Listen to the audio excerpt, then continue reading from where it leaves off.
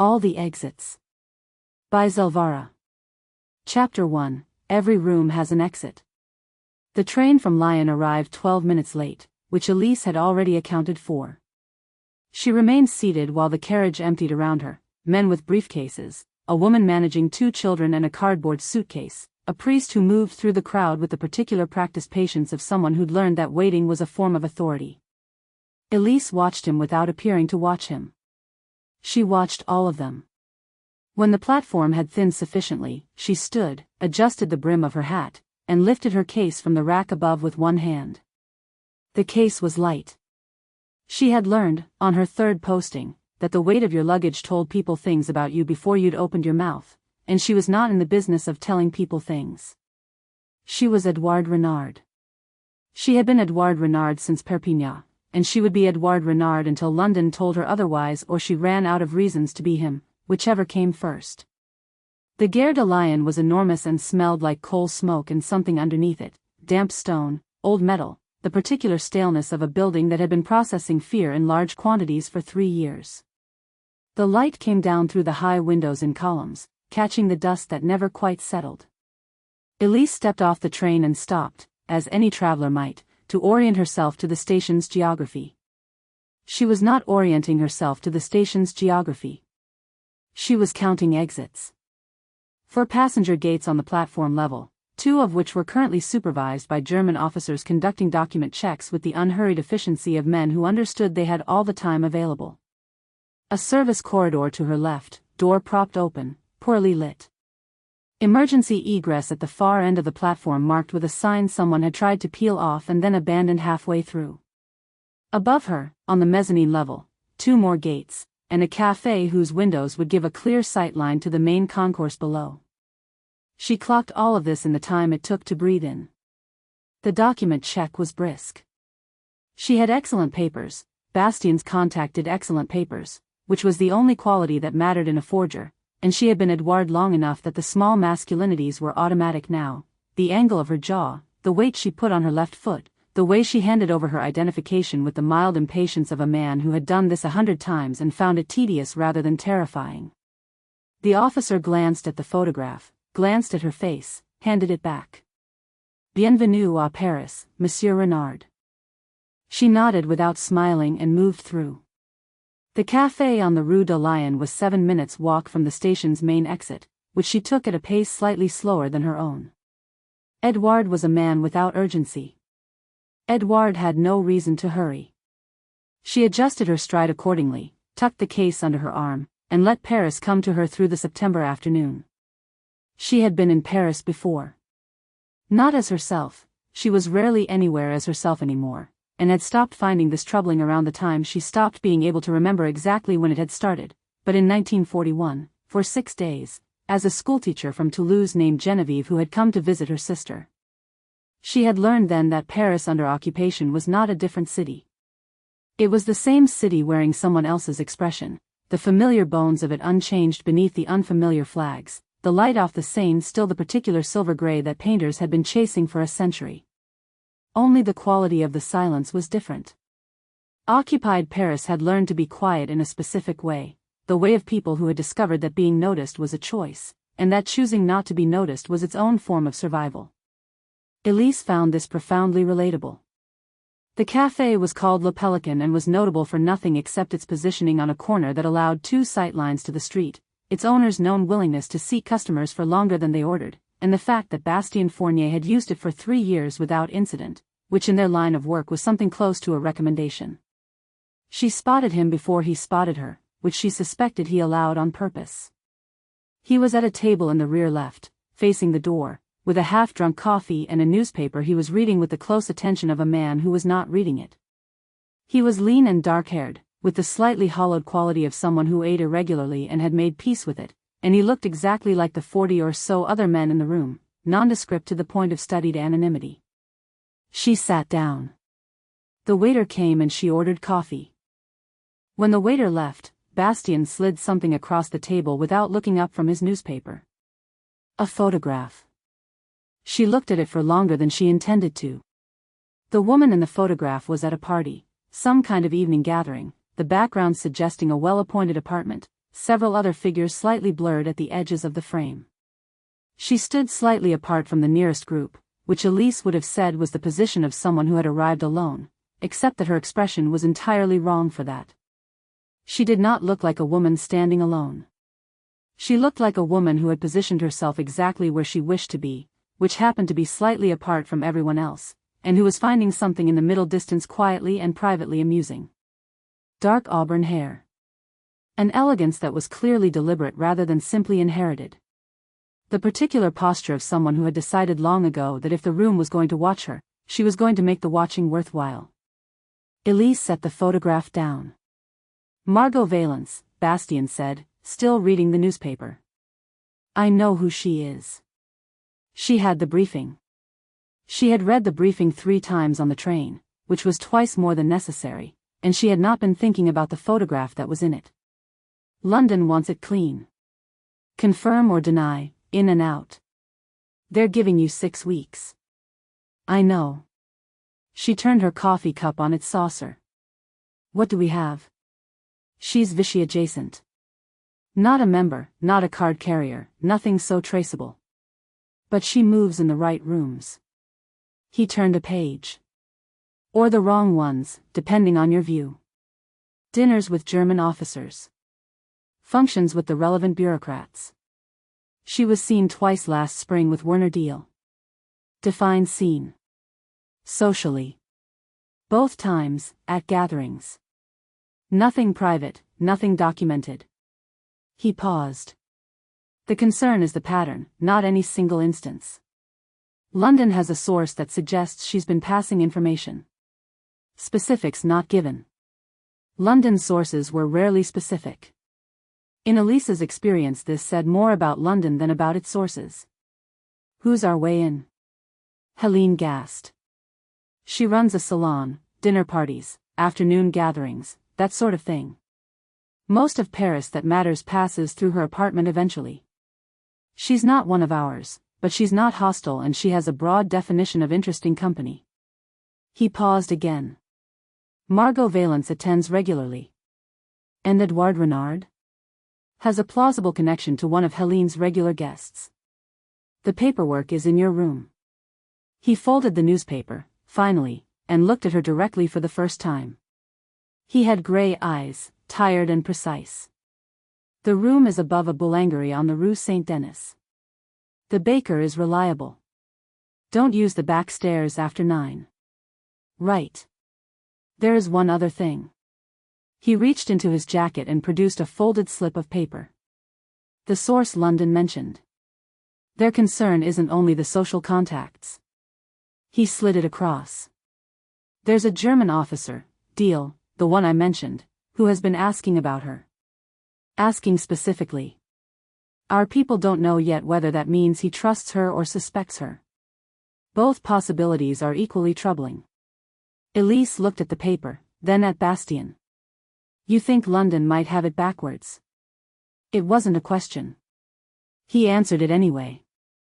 I think the situation is more interesting than London's briefing suggests. He picked up his coffee. I think you'll want to be careful. She thought about the woman in the photograph, the position she'd chosen, the expression that was not quite amusement, and thought about the word careful, and what it was supposed to mean when applied to a woman who looked like she had calculated every sight line in the room. I'm always careful, she said. Bastien looked at her for a moment. Then he said, as he always did, take care. She understood, as she always did, that these were not the same thing. She left the cafe 4 minutes after he did, by a different route, and walked back toward the Rue Saint-Denis through the particular September light of a city that had learned to hold its breath. Paris spread out around her, its familiar bones, its unfamiliar silence, its flags she did not look at, and she counted the exits she passed without meaning to, which was the problem with exits. Once you started counting them, you never really stopped. Above a boulangerie on the Rue Saint-Denis, a room was waiting. In 6 days, she would attend her first gathering at Helene Gast's apartment.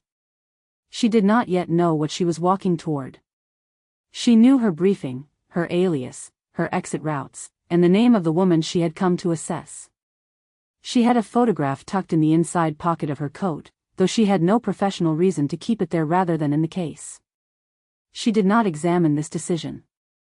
She walked on, and the city breathed its occupied breath around her, and she was already, without knowing it yet, somewhere she would not entirely leave. Chapter 2, The Woman in the Good Dress. The gathering at Helene Gast's apartment began, as all of Helene's gatherings began, with the understanding that you were being assessed. It was not stated. It was not even implied, exactly. It was simply present in the quality of Helene's greeting, in the way she took your coat and your measure at the same time, in the particular fraction of a second she allowed her gaze to rest on your face before deciding what kind of guest you were going to be. The apartment on the Rue de Varenne managed to be both generous and slightly formal in the way of rooms that have seen a great deal of history and have opinions about the people who walk through them. The furniture was pre-war in the truest sense, not old, but chosen before anyone had been required to choose carefully, and therefore carrying that particular ease of the unconsidered good life. Good rugs, good light, a painting above the mantelpiece that Margot suspected was worth considerably more than Helene would ever confirm. Margot arrived at 5:15, which was neither the first nor the last, which was exactly as she intended. She handed her coat to Helene's housekeeper, a small, exact woman named Genevieve who had been managing the apartment's comings and goings since before the occupation and showed every sign of intending to outlast it, and moved through the entrance hall into the main salon, where perhaps 20 people were already arranged in the particular configurations of a party that had found its early social geometry and was waiting to see what the next hour brought. She read the room in 30 seconds. She always read rooms in 30 seconds. Theodore Varen was already installed near the fireplace, wine in hand, holding forth to a couple Margot didn't recognize, Belgian, she thought, from the cut of the woman's coat, with the expansive authority of a man who believed that volume and confidence were essentially the same thing. He saw her over the Belgian woman's shoulder and his face did what it always did when he saw her, which was to arrange itself into something between welcome and relief, as though her presence resolved some ambient uncertainty. She gave him a smile calibrated to encouragement without invitation and turned away before he could extract himself. Vivien Marchand was near the window in something dove-gray and deceptively simple, talking to two men Margot recognized as belonging to the comfortable Vichy-adjacent world that Helene's salon attracted without quite endorsing, men who had found ways to be useful to the new order without getting their hands visible. Vivien was laughing at something one of them had said, which meant she was working, which was the only context in which Vivien truly laughed. She was very good at it. Margot found this admirable and faintly depressing in roughly equal measure. Their eyes met briefly across the room. Vivien's expression flickered through something complicated too quickly to name, and then she smiled the smile that meant she was glad Margot was here and wanted her to know it and also wanted her to understand that the gladness was not uncomplicated. Margot smiled back the smile that meant she understood perfectly and also intended to be impossible to read this evening. This exchange took approximately 2 seconds and communicated everything that needed communicating between them.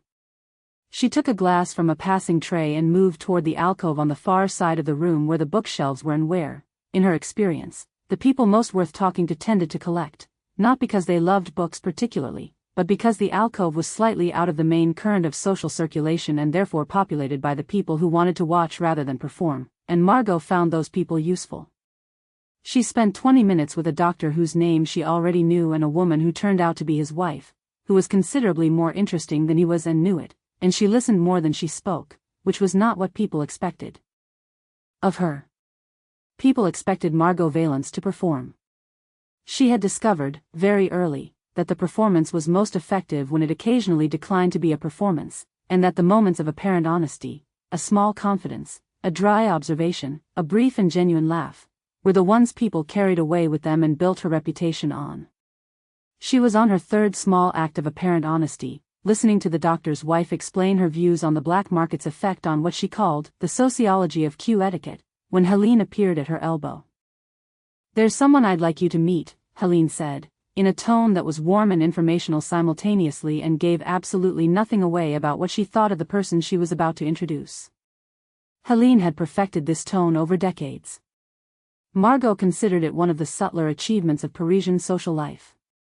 The man Helene steered her toward was standing alone near the drinks table, which in Margot's experience generally indicated one of two things: a person who was genuinely comfortable in their own company, or a person who was performing comfort with imperfect success. She assessed him in the 3 seconds before Helene's introduction. Medium height, not remarkable in build. Brown hair, cut practically. Clothes that were correct for the occasion but worn without apparent interest in being correct.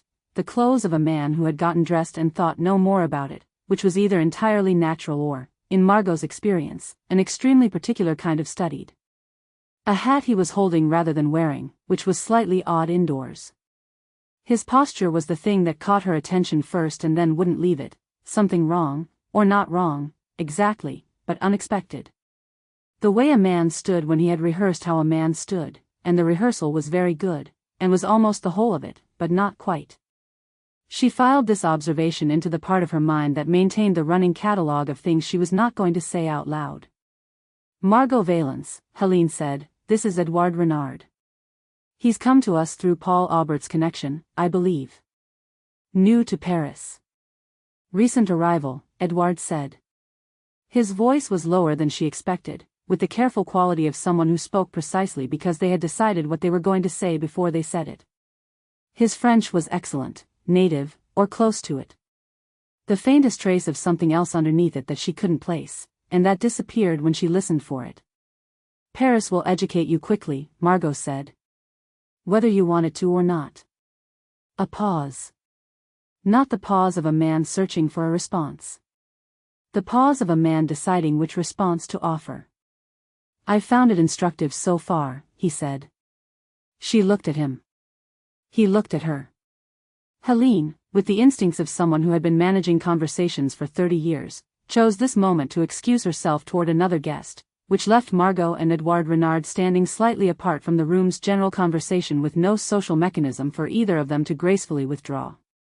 He was looking at her with gray-green eyes that had a quality she found difficult to name, attentive, she thought, in a way that was not entirely the attention one person paid to another at a party, which was to say it was slightly more careful than that, and slightly less readable. She returned the look with the expression she used for new people, politely interested, pleasant, giving nothing. She realized, after a moment, that this was the expression she used when she was not sure what she was dealing with. Are you here through Aubert often? She asked. A small question, social, with a particular use. First time, he said. He mentioned Madame Gast's evenings. Everyone mentions Madame Gast's evenings eventually. She let a small pause develop. Do you know many people here? Not yet.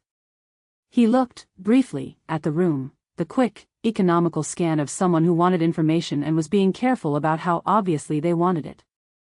I understand you're very well acquainted with Paris.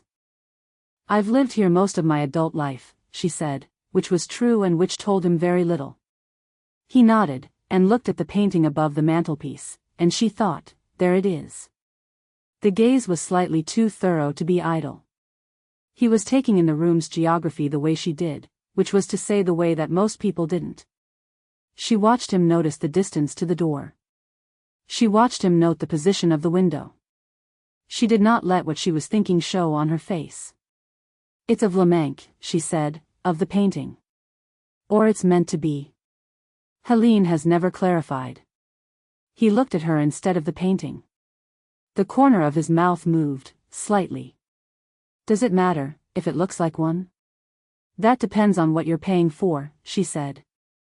The painting, or the reassurance. Another pause. This one was different from the first, not calculation, she thought, but something closer to surprise, which he covered quickly and competently. It was the recovery of a person who was used to being surprised and had made a practice of not showing it, and who had been, for 1/2 second, not quite practiced enough. She liked this. She did not intend to like it, and she filed the information away alongside the observation about his posture. Theodore arrived then, wine replenished, with the unavoidable momentum of a large man who had decided where he was going and was pleased with the destination. Margot, he said, warmly, and kissed her cheek, and turned to Edouard with the expansive sociability that was his natural mode of inhabiting a room. Edouard Renard, yes, Paul mentioned you. Theodore Varin. How are you finding Paris? Edouard said he was finding it interesting. Theodore said that was either very good or very bad depending on what kind of interesting, and laughed at his own observation, and launched into an account of Paris in 1940 compared to Paris now that Margot had heard in several variations and that she understood was not really about Paris at all but about Theodore's own experience of it. She made the appropriate responses. She watched Edouard Renard from the side of her attention. He was listening to Theodore with the patient, pleasant attention of a guest doing his social duty, and his face was entirely correct, politely interested, appropriately responsive, and she thought, he is doing exactly what I am doing. Across the room, Werner Deal stood with two officers Margot recognized from an earlier gathering, his silver head inclined slightly in the manner of a man listening to something he had already decided about. He had arrived in the last 20 minutes, while she'd been in the alcove, which meant she had not seen him enter. She noted this without altering her expression. He had not come to her yet. He would. The evening continued. The room filled. Vivien sang for 10 minutes at Helene's piano, quite beautifully, and accepted the applause with the gracious modesty of someone who had decided beforehand exactly how gracious and exactly how modest to be. Theodore refilled his wine twice more. Margot moved through the room in the careful, social way she had perfected, near enough to things to hear them, distant enough to be deniable, and added 4 names to the tally she maintained in the part of her mind that no one else had access to. She did not speak to Edouard Renard again that evening, but she was aware of him twice more, once near the door, speaking to a man she didn't know, and once across the room while she was talking to Helene's friend, a woman named Suzanne who had opinions about the curfew. When she looked up, his eyes were already moving away. She thought about the posture that wasn't quite right. She thought about the recovery, that half-second of unguarded surprise, and the eyes that looked at a door the way hers did. She thought, new to Paris. She thought, no. She did not let what she was thinking show on her face. She had been not letting what she was thinking show on her face for 2 years, and she was very good at it, and she smiled at Suzanne and said something about the curfew that was just interesting enough to keep the conversation moving, and filed Edouard Renard into the part of her catalogue labeled, pending. Werner Deal appeared at her elbow at 7:20. Margot. He kissed her hand. His lips were dry and cool and his grip was brief and correct. I had begun to wonder if you had abandoned Helene's evenings. I would never abandon Helene, she said. I would simply reprioritize them. He smiled. It was a real smile, which was the most unsettling thing about Werner. The smiles were often real. You look well, he said, and looked at her in the way he had of looking at her, which was attentive and careful and contained something she had spent 2 years trying to identify precisely, because naming it correctly was the difference between management and danger. Curiosity, she thought. Not desire, he was too composed for simple desire. Curiosity, of the kind that a man developed about something he could not entirely account for. You're very kind, she said. How was the concert on Thursday? I heard Carillon was extraordinary. He let her change the subject. He always let her change the subject, which meant either that he was being gracious or that the subject he'd wanted was not the one she'd deflected from, and she had been wrong about which one he was on. She smiled and talked about music and kept him at the conversational distance she had carefully maintained for 8 months, and she did not look at Edouard Renard across the room, and the evening went on around her, a world she had made herself essential to and could not yet afford to leave. Later, in the entrance hall, waiting for Genevieve to return her coat, Margot heard the front door open and felt the particular displacement of air that meant someone had stepped out just ahead of her. She caught a glimpse of a brown hat, a practical coat, through the gap before the door swung closed. She stood for a moment in the entrance hall. New to Paris. She put on her coat, thanked Genevieve, and stepped out into the cold evening air of the Rue de Varenne, which was empty except for the dark and the intermittent light of the street lamps and the sound of her own footsteps, and she thought about the list she had been building for 2 years, and the 4 names she had added this evening, and the man with the wrong posture who looked at doors the way she did, and she thought, not yet. She walked home through the September dark, and she did not look behind her, and she filed everything where it belonged, and she began to wait. Chapter 3, The Art of Being Invisible. Being Edouard was a physical thing, more than people generally understood. It was not the coat, though the coat was part of it, a man's coat, heavier in the shoulder, the collar turned up with a particular carelessness she had learned from observation rather than habit. It was not the hat, though the hat changed the geometry of her face in ways she had tested carefully in mirrors until she trusted what she saw. It was not even the walk, though the walk required the most concentration, a certain weight in the stride, a way of occupying space that said this is mine without saying it, which was the specific grammar of masculinity she had spent 3 postings learning to speak fluently without accent. It was the accumulated small decisions. Not looking away when a German officer came down the opposite pavement. Answering a question with a question, natural in a man, suspicious in a woman. Not apologizing when she moved through a crowd. Taking up her full share of a chair. Buying a newspaper and tucking it under her arm without consulting anyone about whether this was appropriate. These were small things. They were also, she had discovered, the entire substance of it. She had been Edouard Renard for 16 days now, not counting the days in the south before Paris, and the character had settled into her bones the way they always did when she let them, less like wearing something and more like remembering something she had set down. London had taught her to inhabit aliases cleanly, without sentiment or gap. She had been better at this than most of her cohort, which her trainer had attributed to focus and which Elise privately attributed to the fact that she had spent most of her adult life being careful about how much of herself to show and to whom, which was, when you considered it, fairly good practice for the work. Paris was cooperating. Paris was excellent cover in the way that large, complex, dangerous cities always were. Too much was happening for any single thing to require scrutiny, and the particular social density of the occupation had created a population of people who had very good reasons for knowing how to avoid appearing conspicuous, which meant that one more person performing ordinariness was essentially invisible. The second gathering at Helene's was smaller than the first and arranged around a late afternoon that had run, as these things did under Helene's management, comfortably into evening. Elise arrived as Edouard, hat brimmed down, and took a position near a table of books she had no intention of reading and watched the room fill. She was watching Margot Valence. This was professional. She told herself it was professional with the conviction of someone who had told themselves this before and intended to keep telling themselves until it became simply true, which was how she had always handled the places where the personal and the operational overlapped, which in her experience they did, occasionally, if you were doing the job long enough and in close enough quarters and the person you were watching happened to be the kind of person who was very difficult not to watch.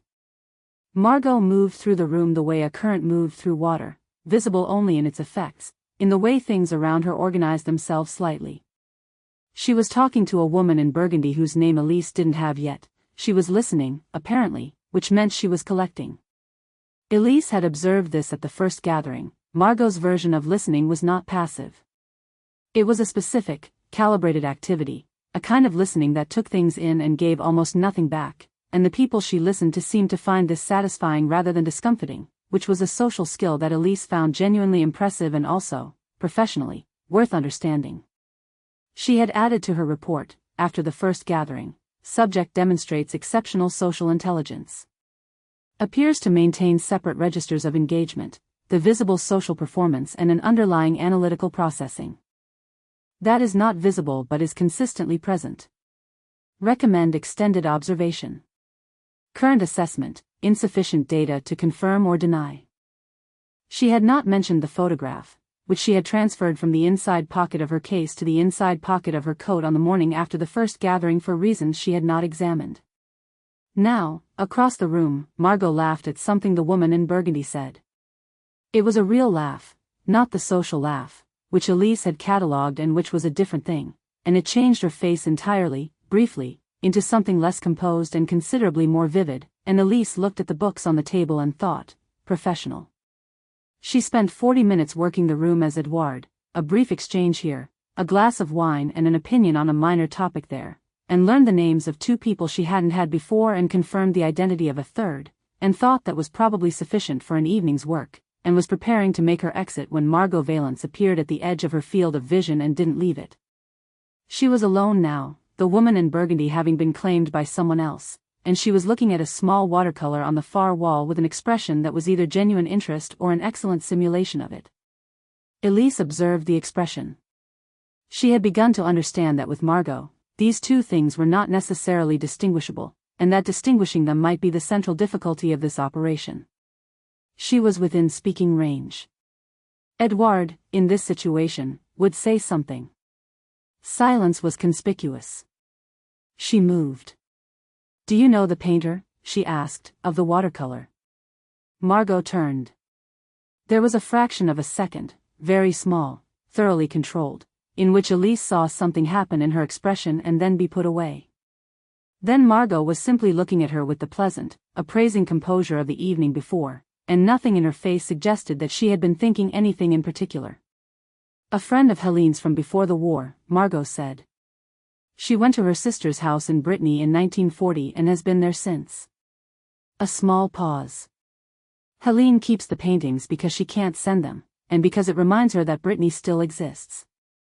The answer was three things at once: information, social warmth, and a small offering, the kind of confidence that invited a response in kind. Elise was aware of this mechanism. She was also aware that she was finding it effective, which was worth noting. "That's a particular kind of hope," Elise said. Margot looked at her. "Yes," she said, and the word was quieter than the rest, and for a moment Elise had the disorienting sense that the space between what Margot was saying and what she meant had briefly collapsed, and then it expanded again and they were simply two people looking at a watercolor. They talked for 11 minutes. Elise counted, a habit, the quantifying of things as a way of maintaining the observer's distance, and then stopped counting because the counting felt slightly absurd. They talked about the painting, and then about Paris in the autumn, which had the particular quality of feeling like a normal city right up until it didn't, and then about a book that happened to be on the table nearby, which neither of them had read but which gave them both something to look at when looking at each other directly required too much explanation. Margot talked the way she did everything, with control that was so complete it occasionally let something through on purpose, as a kind of demonstration. "Here is a real thing," the controlled revelations seemed to say. "I am choosing to show it to you." Elise received these small offerings and gave small ones back and was aware that this exchange was either genuine human contact or two people very good at simulating it, and that she was finding it difficult to be certain which. This was professionally inconvenient. She noted it and moved on. That evening, in the room above the boulangerie, she wrote her nightly report. She wrote, "Subject continues to present as highly capable social actor. Evidence of information gathering activity consistent with intelligence work, though source and direction of intelligence flow remain unconfirmed. Social contacts include Theodore Varon, Vichy adjacent, minor influence, Vivien Marchand, social figure, possible leverage of her own, Helene Gast, salon hostess, appears genuinely neutral. Werner Deal observed at first gathering. Social relationship with subject noted. Nature unconfirmed." She wrote, "Subject is either very careful or very innocent." She paused. She thought about the woman in Burgundy and the real laugh. She thought about, "That's a particular kind of hope," and the fraction of a second in which something had moved across Margot's face before being put away. She wrote, "Recommend continued observation." She sent the report to Bastien through the agreed channel and sat for a moment in the room above the boulangerie, which smelled like fresh bread and old plaster and the particular cold specific to Paris apartments that had never been properly heated, and she looked at the window and thought about 11 minutes, and thought, professional. She thought it again, with somewhat less conviction, and went to bed. The third gathering was a dinner at a house on the Isle St. Louis belonging to people she'd been introduced to as the Marchand cousins, though Vivien seemed at ease in the way that suggested familiarity rather than family, and the company was perhaps 30 people in a dining room that had been built for 20 and was managing the excess with Parisian grace, which was to say that everyone was slightly too close together and had decided to find this intimate rather than inconvenient. She was seated between a man who worked somewhere in the supply administration and a woman whose name she didn't catch and who spent the evening studying her wine glass with the focused contemplation of someone who had made a decision about how the evening was going to go. The supply administrator talked about shortages with the proprietary detail of a man who was adjacent to the problem and found this gave him authority over it. Elise listened and asked questions and gave Edouard's mild, undemanding attention, and learned 3 things that went into the report later, and was conducting a professional evening. Then she heard Werner Deal, from across the table, say something about the Eastern Front, a brief, confident appraisal, the words Kursk and strategic reorganization deployed in the smooth tone of a man who had access to information and thought this gave him standing over it, and she felt the thing happen in her jaw before she could stop it. She stopped it. She had stopped it. Her face was entirely still. But something in her had clenched, briefly, and she had felt it, and she was aware of the possibility that she was not the only person in the room who was watching for these things. She kept her eyes on her wine glass. She stayed Edouard, mild, undemanding, professionally present. She let the conversation wash past. It was only later, as the table reorganized itself around dessert, that she lifted her gaze across the room. Margot was standing before a painting on the far wall, a formal portrait of someone's ancestor, the general major who had arrived as the third course was cleared, gesturing at it with the pride of a man who was not certain it was his to be proud of but was managing this uncertainty with confidence. Margot was listening and smiling and saying something about the quality of the subject's expression, her gloved hand resting lightly on the painting's gilded frame. Elise watched the gloved hand on the frame. She watched Margot's gaze move, briefly, to the left, not at the painting, but past it. The window. The distance to the door. The angle of the room. Back to the portrait. There she is, Elise thought, and was not ready for how certain it felt. She looked down. She looked back up. Margot's eyes, across the crowded room, were already moving somewhere else, and her expression had not changed, and she was still talking about the portrait with precisely the right degree of interested admiration, and nothing in her manner suggested she was doing anything other than attending a dinner party. But Elise knew what she had seen. She had seen it because she had been looking for it. She had been looking for it because she did it herself. She thought about what this meant for the report. She thought, she's not passing information to Werner Deal. Or she is, but that's not all she is, and it might not even be the largest part of what she is, and London's version of this woman is, not wrong exactly, but insufficient, a photograph of a thing that is also in motion, and motion changes everything. She thought all of this in the space of a breath, and then she looked at her wine and she was Edouard again, and she stayed Edouard for the rest of the evening, and she did not look at Margot again, and both of them left the dinner earlier than was quite expected. She wrote the report that night and sent it to Bastien and lay awake for a while in the room above the boulangerie listening to Paris be quiet in its particular occupied way, and she thought about exits, and about a woman who counted them, and about the difference between knowing something and knowing what to do about it.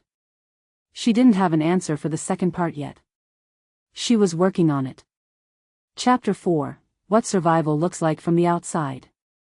The apartment on the Rue du Bac had been in Margot's family since before she was born, which meant it had outlasted a great deal and could be expected to outlast this too. She had thought this often in the last 3 years. She had found it useful, in the way that a fixed point in the distance was useful when you were walking through difficult terrain, not because you could reach it quickly, but because its existence gave you somewhere to direct yourself, and direction, in her experience, was the thing that mattered most when everything else was in motion. The apartment was large by wartime standards, which was to say it was large in absolute terms, and she had not allowed herself to feel guilty about this, because guilt was a luxury she could not afford, and because the size of it had a purpose: rooms for the kind of gathering she needed to host, a study with 2 exits, a view of the street that she had mapped in enough detail to know, by the quality of a parked car's position, whether this was an ordinary morning or not. The furnishings were good, not ostentatious. Her mother's taste, mostly, and then her own, and the distinction between these two influences had become less clear over the years she had lived alone here. She sat at the writing desk in the small hours before dawn, which was her working hour, the only hour that was reliably her own, when the social machinery was stopped and the apartment was dark and she was simply herself, or whatever version of herself she had access to at this stage. The list was kept in her head. It had always been kept in her head, which was the only place she trusted. She went through it, names, dates, the connections between them. The general major from the dinner last week, whose name she now had and whose conversation had given her 3 more. Theodore's dinner on Tuesday, useful almost despite itself. Theodore had a gift for saying more than he meant, and his dinner guests tended toward the kind of men who found his company reassuring in ways that loosened them, and Margot had sat through the fish course and the lamb course and the cheese and heard a great deal that she suspected no one present had intended her to hear. She was very good at being underestimated. She had cultivated it as deliberately as a garden. 2 years. She had been building the list for 2 years. She had begun not with a plan but with a decision, the decision that if she was going to survive this occupation by making herself useful to the people who had decided to be comfortable within it, she was going to find a way to make the survival mean something. Not atonement. She was clear-eyed enough about what she had done, what she had smiled through and attended and facilitated, that she had no interest in the word atonement, which implied a moral debt she could settle. What she was doing was not settling a debt. It was more like the accumulation of a resource that might, eventually, in the right hands, do something irreversible in the right direction. She had no particular faith in particular hands. She had been waiting for the right ones to appear. In the kitchen, something shifted, a small sound, the specific creak of the second floorboard from the door that she had memorized long ago. She looked up. "You should sleep," Renaud said, from the doorway. He had appeared soundlessly, as he generally appeared, with a glass of water she hadn't asked for and the expression of someone who had no intention of making a point of anything. He set the glass on the corner of the desk and looked, briefly and without comment, at the small oil lamp she was working by, and at the expression she had been wearing, and then at the wall above her head, which was where he tended to look when he was giving her the courtesy of not watching her too closely. "I'm working," she said. "You're always working," he said. "That's the part that concerns me." Renaud had been with the family since Margot was 6.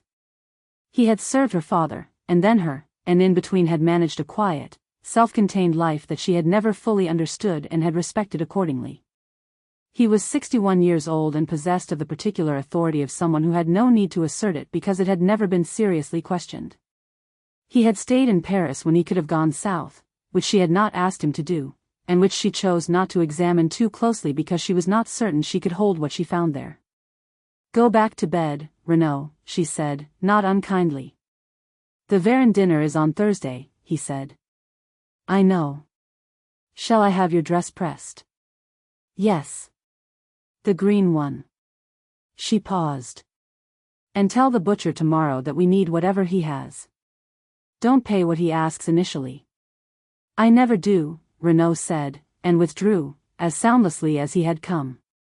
She sat for another hour, turning the list over in her mind, adding, revising, connecting, and then she covered the lamp and went to bed, and lay for a while in the dark looking at the ceiling and thinking about nothing she was prepared to name.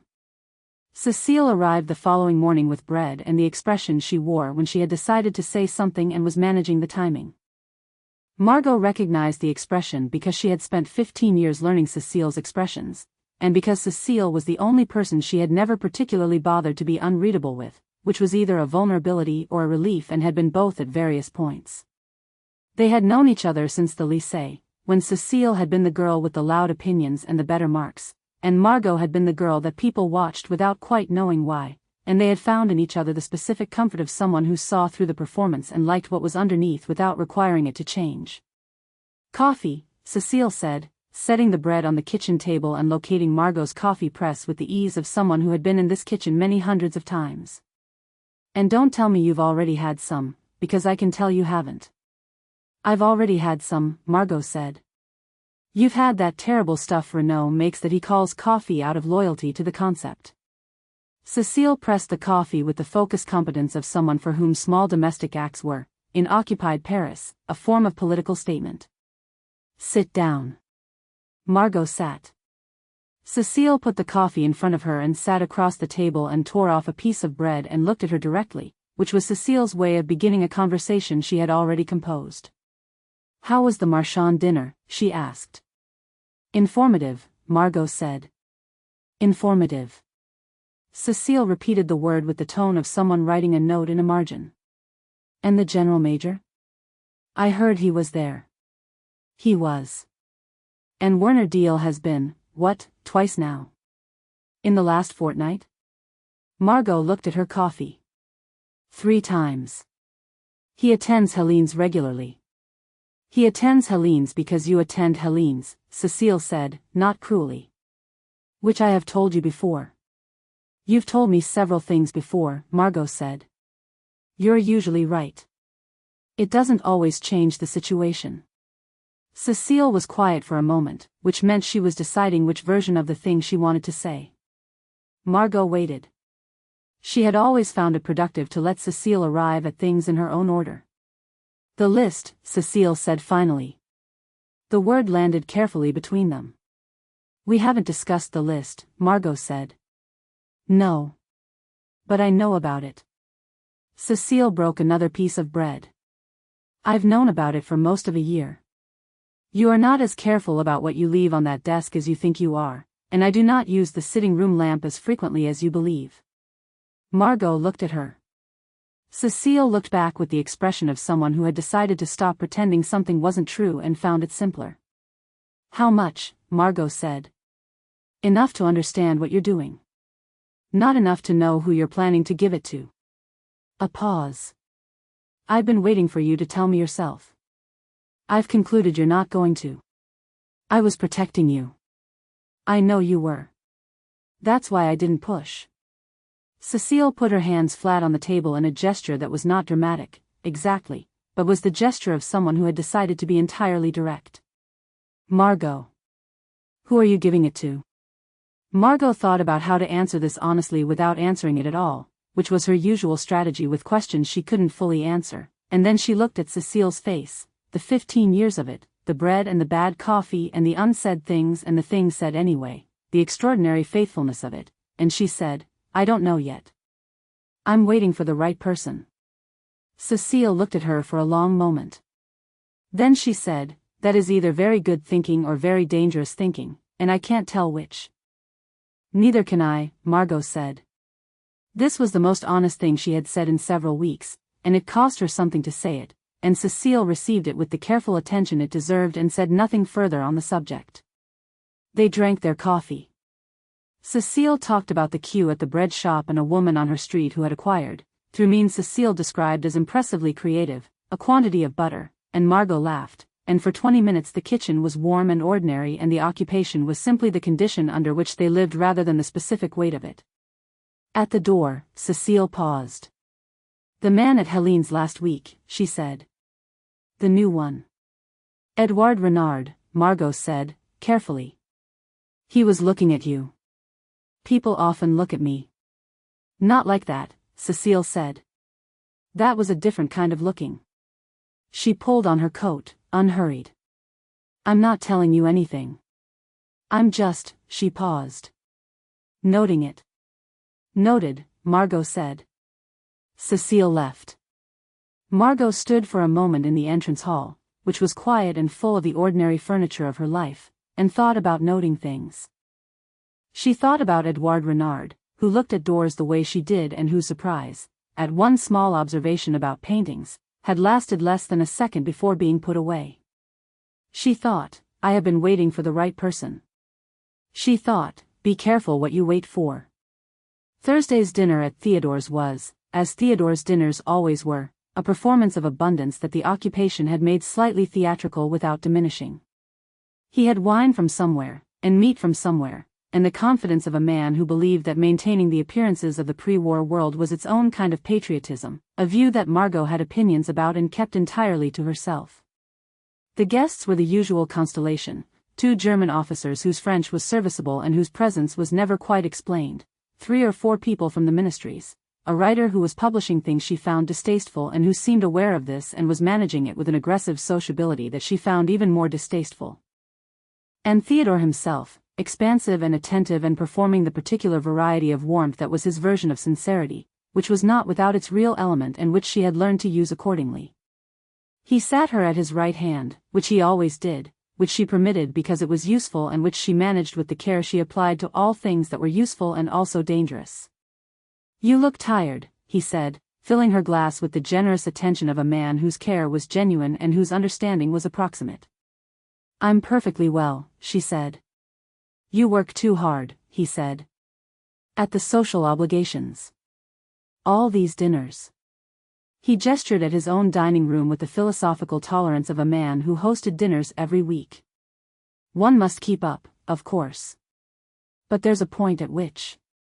Who is the gentleman on your left? She asked, which redirected him efficiently and gave her 4 minutes of information about a man she had seen before but not placed, and who turned out to be exactly what his clothes suggested. Minor ministry, access to transport routes, a particular nervous quality around the subject of the East that told her he knew something he hadn't wanted to know, and she added him to the list. and smiled, and let Theodore refill her glass. She counted 3 new names that evening. She revised 2 existing entries. She ate well and laughed at the appropriate moments and left at a respectable hour and walked home through the dark, adding it all up in the careful interior architecture of her mind, and thought, 2 years. She thought, the right person. She was beginning, very quietly, to think she might know who that was. She did not let herself think it clearly. Thinking it clearly would require acting on it, and she was not yet ready to act on it, because acting on it would change everything and she needed to be certain before she changed everything. She had been certain before and had been wrong, and wrong had consequences, and she had learned to prefer the discipline of uncertainty to the luxury of premature conviction. She would wait a little longer. She would watch. In the meantime, she walked home through the September dark, and the city kept its occupied quiet around her, and she kept her list the only safe way it could be kept, in the vault of her, where it had always been, where nothing and no one had access to it. Not yet.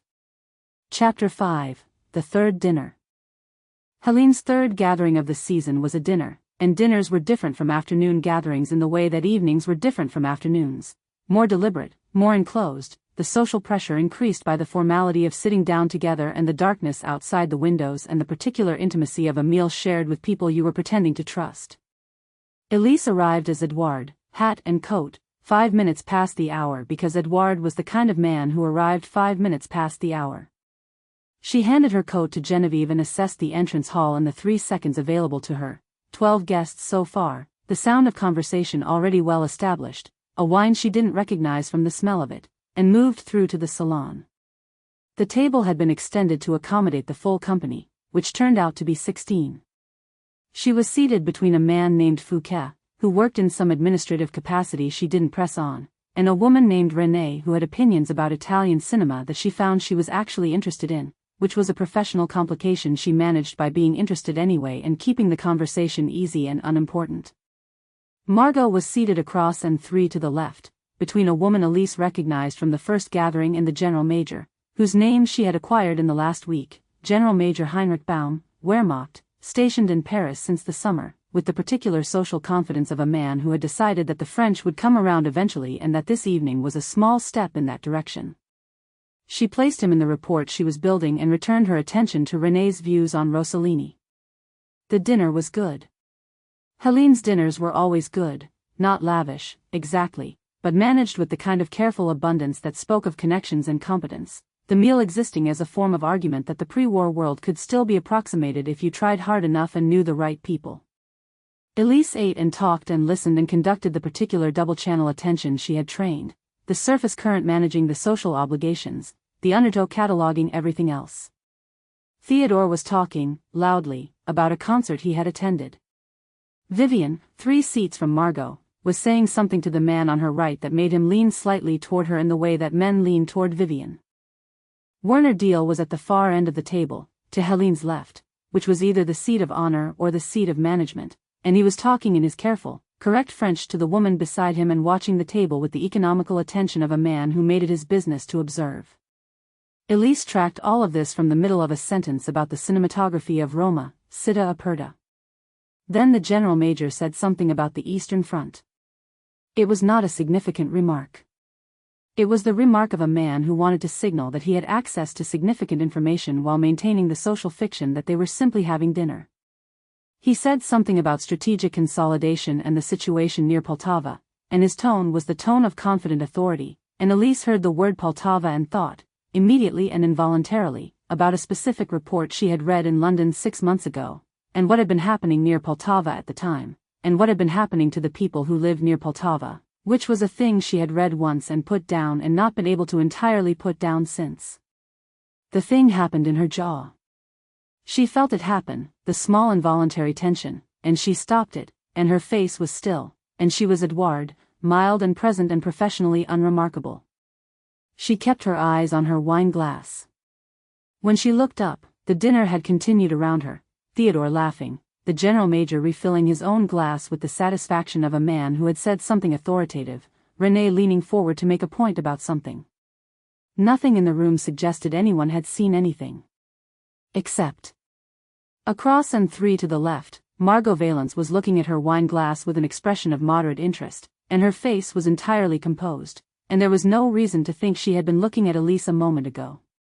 There was no reason to think this.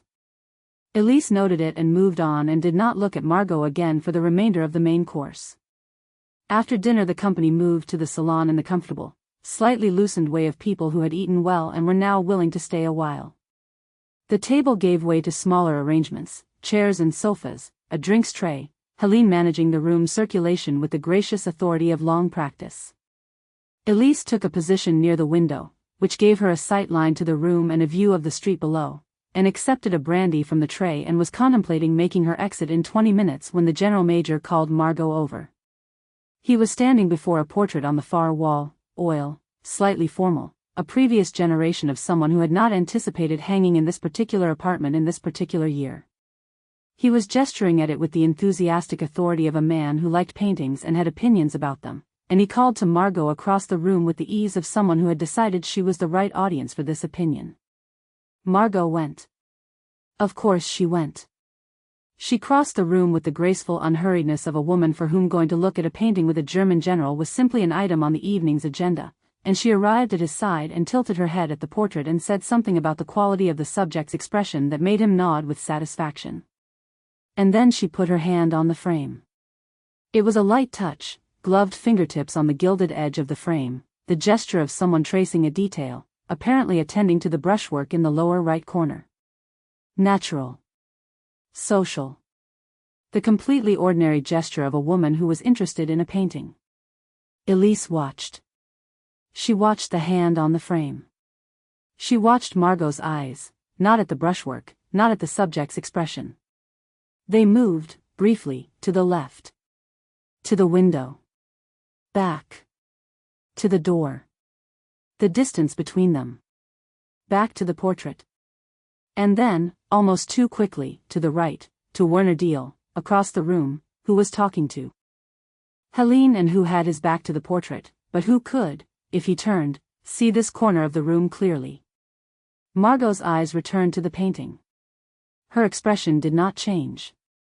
She had done it in perhaps 4 seconds.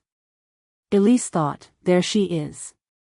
The thought arrived with a clarity that was entirely out of proportion to the moment, sharp and sudden and not quite professional in character, the kind of recognition that was less like acquiring information and more like placing something that had been misplaced for a long time. There she is. The thing underneath the performance. The woman who counted exits. She looked away. She counted her own exits. The window, locked, 2nd floor, possible. The door to the entrance hall, clear, 20 feet. The service corridor off the kitchen, she had located it on her first visit and had been glad of this habit twice in her career, and she was glad of it now for a different reason, which was that she needed a moment to be somewhere that wasn't this room. She did not go to the service corridor. She stayed where she was and she finished her brandy and she left at the appropriate time, 22 minutes later, with the appropriate goodbyes, and she was Edouard all the way to the door and down the stairs and into the street. The night air was cold and slightly damp, the particular cold of Paris in September when it remembered it was going to become Paris in October shortly. She walked toward the Rue Saint-Denis and she was already composing the report in her head, the Generalmajor's remarks, 2 other items of intelligence from the dinner, the evening's social catalogue, and she was being professional about this, and she was doing her job. She was not thinking about Margot's hand on the painting's frame, or the 4-second calculation, or the thought that had arrived with such clarity and such inconvenient completeness. There she is.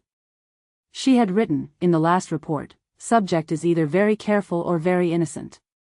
She crossed out the second possibility. She had crossed it out before, tentatively, and then restored it as intellectual discipline, as professional caution. But now she crossed it out in the finalized way, the way that was a conclusion rather than a working hypothesis, and she understood that the conclusion had consequences she was not yet ready to name. In the room above the boulangerie, she sat at the small desk and opened the cipher book and began to write. She wrote, *3rd gathering. Evidence of active intelligence gathering confirmed. Subject's social behavior consistent with ongoing collection operation. Assessment revised, subject is not a collaborator. She is a collector. Source of intended transmission remains unidentified. Recommend, *. She stopped. She sat for a while looking at the sentence she had not finished. Recommend. She wrote, recommend extended observation. Source and destination of collected material must be established before any action is taken. Current assessment, situation more complex than original briefing suggested. She sent it. She sat in the dark for a while longer. She thought about the phrase more complex than original briefing suggested, which was the bureaucratic language she used when she meant, London has this wrong and I have a problem. She thought about the dinner party portrait and the 4 seconds in which she had watched someone do what she did, in the same room, without anyone else in the room seeing it. She thought, professional. She thought about the photograph in her coat pocket. She took it out. She had been carrying it for 10 days, which was 9 days longer than was professionally justified, and she looked at it now in the dim light of the room above the boulangerie, the party, the slightly blurred edges, the woman positioned exactly where she had decided to be, finding something in the middle distance privately amusing. She thought, who are you giving it to? She thought, I'm waiting for the right person. She put the photograph away. She did not sleep for a long time, and when she did, it was the light, watchful sleep of someone who had understood something and was waiting to understand what to do about it, which in her experience was the most wakeful kind of sleeping there was. In the morning she wrote to Bastien that she needed more time. He said, how long? She said, I'll know when I know. He said, after a pause that she felt even through the remove of the agreed channel, take care. She thought about exits, and about the dinner, and about the conversation she had not yet had, could not yet have, had no operational justification for having, and she thought, I will. She thought, I need to. She folded the letter and went to find her hat. Chapter 6, London wants an answer. The message came through Bastien on a Wednesday, which Elise had come to think of as London's preferred day for inconvenient communications. There was no rational basis for this. It was simply a pattern she had noticed, and she was a person who noticed patterns, and the pattern was, Wednesdays. She was in the room above the boulangerie when Bastien arrived, which he did at the agreed hour, which was 2:30, which had the quality of the city's quietest hour, the lunch service finished, the afternoon not yet underway, the particular Parisian pause that the occupation had preserved because certain habits proved resistant even to occupation. He knocked in the agreed way. She let him in and put the kettle on the gas ring, which mostly worked, and he sat at the table and looked at the ceiling in the way that meant he had something to tell her and was deciding how. She had come to read Bastien's ceiling looking the way she read other people's expressions. In another context she thought she might have found it charming. London, he said. How impatient. Fairly. He accepted the cup she handed him and looked at it rather than her. They've had a communication from their source. The one who raised the original concern about Margot Valence. What kind of communication?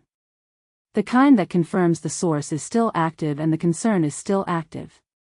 He turned the cup in his hands. They want the assessment by end of fortnight. They used the word inconclusive in a way that suggested they found the word descriptive rather than procedural.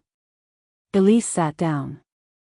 She looked at the window, which gave onto a narrow courtyard and, beyond it, the back wall of the building on the next street, which had at some point acquired a painted advertisement for a soap that no longer existed. She had been staring at this advertisement for 3 weeks and had begun to find it restful. Who is the source? She said. They haven't told me. No. She'd expected this. London kept sources tight, which was proper tradecraft and also, she had noticed, occasionally convenient when the source was producing information that served a particular conclusion. Did they give any specifics this time? 1.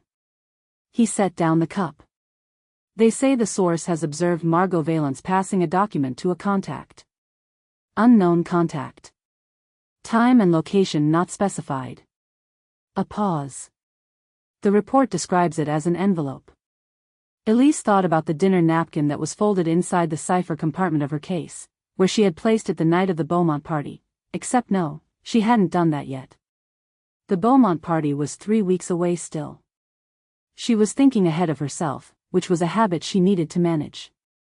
She thought about what she had observed over 5 weeks and 3 gatherings. A woman who collected information with the quiet, systematic efficiency of someone who had been doing it long enough to have made it invisible. She thought about the exit counting and the 4-second portrait calculation and the list that Margot was building in her head, which Elise knew was there because she recognized the weight of it, the way a person held themselves when they were carrying something that mattered, the particular quality of alertness that came from having a purpose you couldn't speak out loud. She thought, an envelope. She thought, to whom? It doesn't confirm collaboration, she said.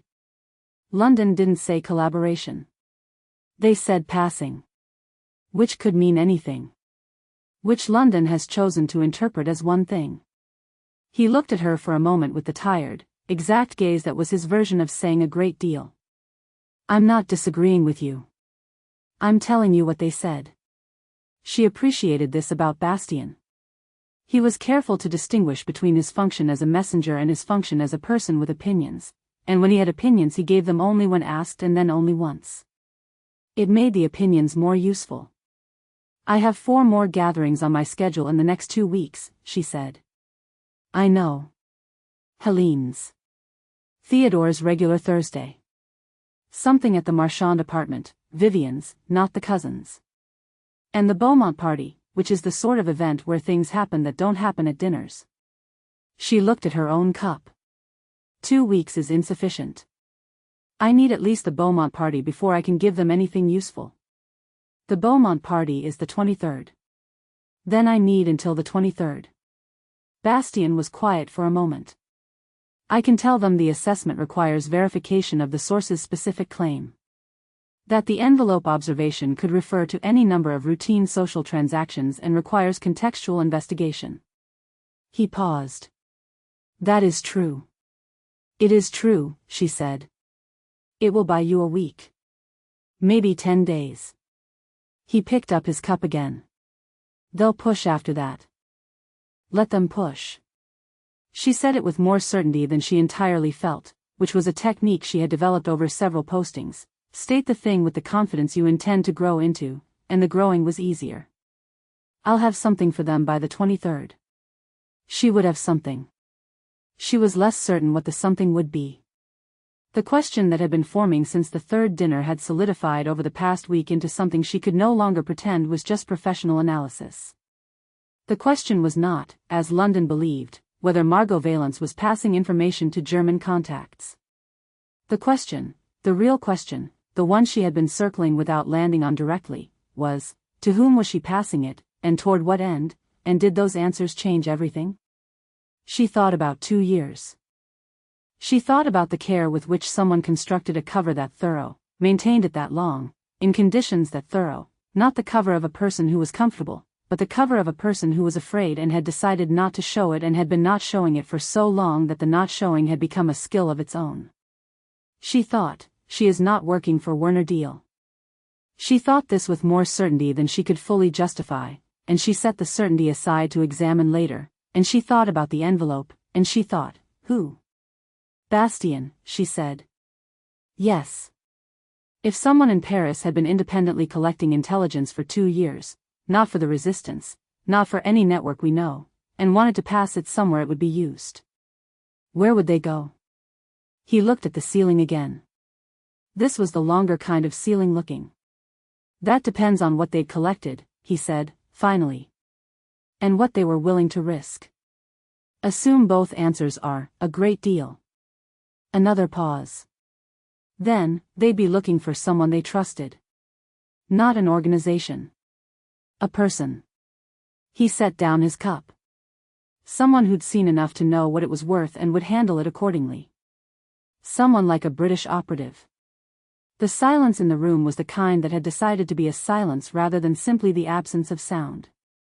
That's one possibility, Bastien said. Elise thought about this for a long moment. Then she said, I'm going to need more time than the 23rd.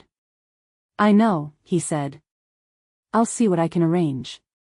He rose, unhurried, the movements of a man for whom economy was not efficiency but something closer to self-preservation, the habit of taking up very little space in a room so there was less of him to be noticed. At the door he paused. The source London is relying on. Whatever they observed, if it's being interpreted to serve a conclusion that was already reached, the assessment you file is the only correction available. She looked at him. I'm not telling you what to write, he said. I'm telling you what an accurate report might accomplish. He left. The door closed with the sound of something that was not quite a click and not quite silence, and she sat for a while looking at the soap advertisement on the back wall, which persisted in its faded advocacy for a product that had been unavailable for years, and she thought about accurate reports and their uses. She thought about what she had observed, specific, careful, accumulating. She thought about what she had not yet observed, everything that would make it make sense. She had 4 gatherings before the Beaumont party. She had 10 days, maybe 12, before London stopped waiting. She took out her cipher book and wrote the response to London's message, assessment ongoing. Source claim under investigation. Contextual verification required. Recommend extension to end of fortnight minimum. She ciphered it. She set it aside for Bastien's channel. She looked at the window. She had 4 gatherings, and one of them would tell her something. She was nearly certain of this. She was basing the certainty on the same evidence she was basing everything else on, which was the portrait, the 4 seconds, the thing in Margot's face when she had said that's a particular kind of hope and briefly meant it, and the accumulation of these small things into a shape she recognized. She had been wrong before. She noted this as due diligence and then set it aside, because the alternative, proceeding without conviction, navigating purely on caution, had its own costs, and she had learned to prefer calculated risk over the risk of waiting too long. She went downstairs and bought bread from the baker, who was named Auguste and who asked no questions and gave slightly more than the ration in a way that he managed with such ordinariness that she had never been certain whether it was deliberate or simply the result of an imprecise scale. She thought, as she always did, that she would miss Auguste when this was over. She thought, when this is over. She held the bread and walked back up the stairs and sat at the desk and read the cipher book and thought about 12 days and everything she still needed to understand, and outside, the city went on in its occupied way, and the soap advertisement faded imperceptibly in the afternoon light, and she was not thinking about the photograph in her coat pocket. She was almost completely not thinking about it. She opened the cipher book and got back to work. Chapter 7, What She Actually Knows. The Beaumont party occupied the 3rd floor of a building on the Avenue Kleber, which had the specific grandeur of the kind of money that had been large enough to survive one war and was in the process of discovering whether it was large enough to survive another. The Beaumonts were not collaborators, precisely. They were the kind of family for whom the word collaboration suggested an active choice, and what they had done felt to them more like continuation of the dinner parties, the wines, the particular rhythms of a life conducted in rooms this size, which could not simply be suspended because of a political situation, however regrettable. Margot had opinions about this that she kept precisely where she kept all her opinions. She arrived at 8:30 in a dress she had chosen for its pockets, which were invisible from the outside and useful for a specific purpose. She carried nothing else. She had left her evening bag at home, which she had explained to Cecile, who had arrived that afternoon to do her hair, as a misplacement, and which Cecile had received with the expression of someone who did not believe this and had decided not to say so. The rooms were full. The Beaumont parties always drew a particular density of the cities occupying and occupied, the line between these categories having become, over 3 years, less a division and more a gradient that people moved along without always noticing how far they had traveled. There were officers she recognized and officers she didn't. There were French people she had known since before the war who were managing their presence at this kind of evening in various ways, some of them better than others. There were 2 women near the window whom she had never seen before and who had the look of people who were also doing a kind of noticing. She moved through the first hour with the practiced fluency of a woman for whom rooms like this were a professional environment. She talked to 3 people she needed to talk to, 2 people she was supposed to talk to, and 1 person she hadn't planned on talking to at all but who turned out to know something she had been trying to find for 6 weeks, which she collected quietly and added to the architecture she maintained in the vault of herself. Theodore was there, predictably, navigating the evening with the cheerful obliviousness of a man who found all parties essentially the same and therefore equally comfortable. He found her at 9 o'clock, as he reliably found her wherever she happened to be, and she allowed herself to be found and talked to him about nothing that mattered for long enough to maintain the geometry of their arrangement, and then she maneuvered him toward a group that would keep him occupied for the remainder of the evening. Vivien was there in something yellow and ambitious, talking to a man with good epaulets and the expression of someone who was finding her interesting in a way he hadn't anticipated and wasn't certain how to handle. Margot watched them for a moment and thought, she is so very good at this, and what a waste. Werner Deal arrived at 9:30. She saw him come through the main doors and tracked his entry from the other side of the room without turning her head, using the mirrored surface of a large pier glass that some ancestor of the Beaumonts had placed in a position that had probably been intended to create the illusion of more room, and that tonight was doing something more useful. He paused at the threshold, as he always paused, one moment of assessment, unhurried, the particular stillness of a man who took in a room the way other people took in air, automatically and without appearing to notice. Then he moved, and she watched his trajectory in the mirror, and she thought, not yet. Not tonight. He would find her eventually. He always found her. But tonight she had something to do first. She had been watching Edouard Renard for 40 minutes. Not steadily, that would have been conspicuous, and she was never conspicuous. She watched in the way she watched everything, obliquely, in increments, building the picture from peripheral details rather than direct observation. He was here, which had not been certain, the Beaumont parties were by invitation, and she had been curious whether his network extended to this level, and it apparently did, which told her something. He had been working the room for the better part of an hour with the low-key, pleasant competence that she had come to recognize as his professional mode, talking to people at the edge of the more significant clusters, listening, collecting, using Edouard's mild social gravity to draw people slightly off their guard. She thought, 5 weeks. He had been in Paris 5 weeks and he moved through this room as though he had done it for years, which was either very good preparation or something in his character that knew how to be invisible, and she had come to suspect it was the second thing.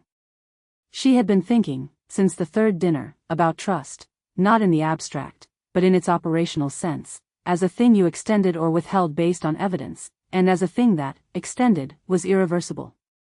She had been thinking about 2 years and about the list that was living in her memory and would live there until she found somewhere else to put it, and about what it meant to find that somewhere else, and about the risk calculation involved in being wrong. She thought about the portrait, and the jaw, and the French that was perfect and wasn't quite entirely French, and the 5 weeks that moved through a room like 5 years. She had made her decision 3 days ago and had been carrying it since, examining it from different angles, looking for the place where it would fail. She had not found it.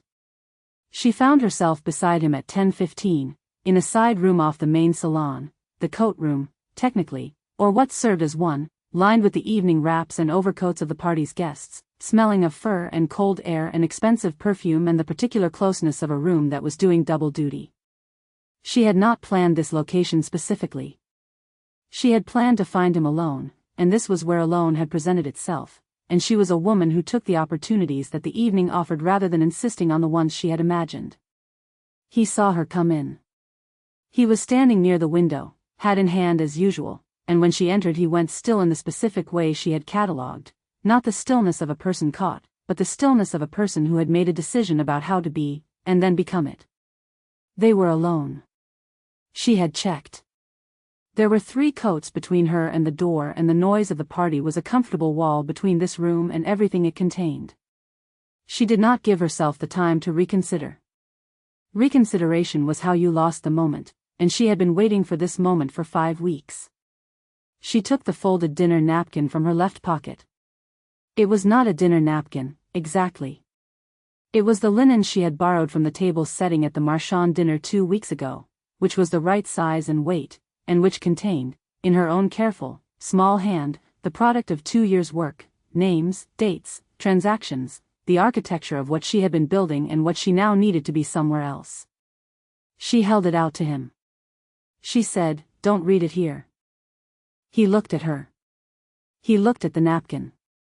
He looked at her again, and she watched him understand what she was offering, and watched him understand what it meant that she was offering it, and watched the professional composure do its work over whatever was happening underneath. He took it. His fingers were careful and she noticed this, the care with which he took it, as though it mattered how he held it, which it did. "Don't read it here," she said again, because it seemed necessary to have said it twice. He nodded once. She left the room. She returned to the party and collected a glass from a passing tray and found Helene near the fireplace and talked to her about nothing for a pleasant 7 minutes, and she was entirely composed, and nothing in her manner suggested that she had just done something irrevocable and was already on the other side of it and could not go back. She did not feel like she was on the other side. She felt like she was in the middle, in the suspended moment between the decision and its consequences, which was the only place she had ever found that was entirely honest, not the before, with all its careful managing, and not the after, with whatever the after would turn out to contain, but the suspended present of having done the thing and not yet knowing what it would mean. She talked to Helene about a concert she had attended and a mutual friend who had moved to Lyon and the question of whether it would be a cold winter, and she held her glass, and she waited. She did not look toward the side room. She left the party at 11, somewhat earlier than she usually stayed, which she explained to Theodore as a headache and to Helene as a prior engagement, neither of which was convincing but both of which were adequate. She retrieved her coat and went downstairs and stood for a moment on the pavement outside the building on the Avenue Kleber, where the air was cold and very still and the street was empty in the way of occupied Paris after dark, not peacefully empty, but pointedly so, the emptiness of a city that had learned what being visible at the wrong hour could cost. She thought about what was in the napkin. She thought about 2 years. She thought about the names and what they meant and what they could be used for, and about the person she had given them to and what would happen now. She thought, I could be wrong. She thought it clearly and without flinching because she had been wrong before and survived it, and she thought, I don't think I'm wrong. She walked home. In the room above the boulangerie, Elise sat at the small desk with the dinner napkin spread flat under the lamp. She had waited until she was off the street, then waited until she was in the room, then waited until she had checked the door and the window and the stairs, and then she had unfolded it and looked at what was inside. It took her 4 minutes to read. She was a fast reader, but she read it 3 times. Names, 31 of them. German officers, Vichy administrators, contractors, a journalist. Dates spanning from late 1941 to the present month. Transactions described in the compressed shorthand of someone who had been living with the information long enough to reduce it to its essential components: who, what, when, and what it had cost. 2 entries she recognized from London's own files. 6 she did not, which was the more significant fact, because London's files on Paris were thorough, and 6 entries London didn't have meant 6 things that hadn't come through any channel she knew about, which meant 2 years of independent collection that had not been reported, was not known, and was entirely Margot's own. She sat for a long time looking at the napkin. She had been sent to confirm a traitor. She had found something considerably more complicated than that, which was a woman who had been conducting a one-person intelligence operation in the middle of occupied Paris for 2 years without a network, without backup, without anyone who knew the full picture. Without anyone who could tell her it was worth it. She thought about the list and the woman who had built it. She thought about what it cost to do what Margot had done, the dinner parties, the careful management, the faces she had worn and the things she had smiled through, and then to hand it to a stranger in a coat room and say, "Don't read it here," and walk back into the party as though nothing had changed. She thought, London's version of this woman is wrong. And she thought, my version is incomplete. She thought, what do I do now? The answer was clear and the clarity was uncomfortable. She had to report what she had found. She had to send London the assessment.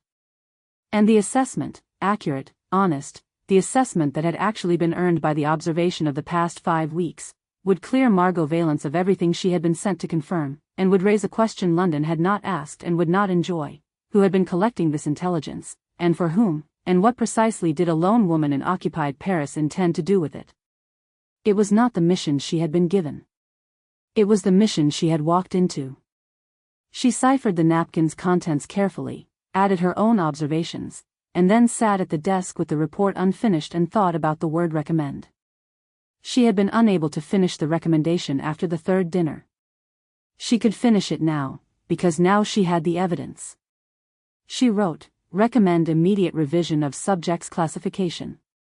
Assessment, subject is engaged in active collection operation. All evidence suggests collection is directed against German and Vichy interests, not toward them. Original briefing classification should be considered erroneous. Subject represents a significant intelligence asset. Recommend protection and extraction planning be initiated. She sat with the word protection for a moment. She had written it in the language of the operational report, which was the only language she had for what she meant, and it was approximately what she meant, and it was also not entirely what she meant, and she let the approximation stand. She sent the report. She sat in the room above the boulangerie with the smell of bread working its way up through the floorboards and the night outside very quiet, and she held the fact of what had just happened in both hands, which was, the mission was over, and a much more complicated problem had just begun. She thought about Margot, back in the apartment on the Rue du Bac, who had just handed a stranger 5 weeks of trusting her judgment and 2 years of her life, and who was presumably sitting somewhere quiet thinking about something she was not letting herself name directly. She thought, I know that feeling. She held the thought for a moment, carefully, and then she put it down and went to bed, and she lay in the dark above the boulangerie and listened to Paris, and she thought about what it meant to be seen, really seen, the thing underneath the performance, by someone who was also performing, and who knew what that cost, and had reached across that cost anyway. She thought about protection. She thought about what she was going to do about this. She did not have the answer yet. She thought she might have the beginning of one. Outside, Paris held its breath. She was already planning. Chapter 8, The Report She Doesn't Write. The blank page had been on the desk for 2 hours. This was not precisely true. The page was not blank. She had written 3 versions of the report and they were stacked beside the cipher book in the order she had written them, the first version, the second version, the third version, and none of them was the thing she needed to send. The first version had been straightforward, assessment complete. Subject confirmed as active collector of intelligence against German and Vichy interests. Collection indicates 2-year operation of significant intelligence value. Recommend extraction and debriefing. She had read it twice and understood that it was honest and correct and would result in London deciding what to do with Margot Valence, which was their prerogative as her handlers and the people who had sent Elise here to confirm exactly this kind of finding. The problem was not that the report was wrong. The problem was that she did not know what London would do with the information, and she knew enough about how London worked to know that what they would do with significant intelligence asset might not be the same as what she would do with it, and that the difference between those two things was, potentially, very significant. The second version had attempted to embed caveats. Circumstances require careful handling. Source has operated independently. Trust must be built over time. Recommend controlled approach. She had read this version and thought, this is a report written by someone trying to manage London's response, which London would recognize as such, and which would make them less inclined to follow any recommendation attached to it. The third version had been honest about the caveats and had therefore been long, too long, and had tried to explain too much, and she had looked at it and thought, this is not a report. This is an argument, and an argument tells London that the person making it has a stake in the outcome. Which she did. She set all 3 versions aside. She looked at the ceiling. The problem was not the report.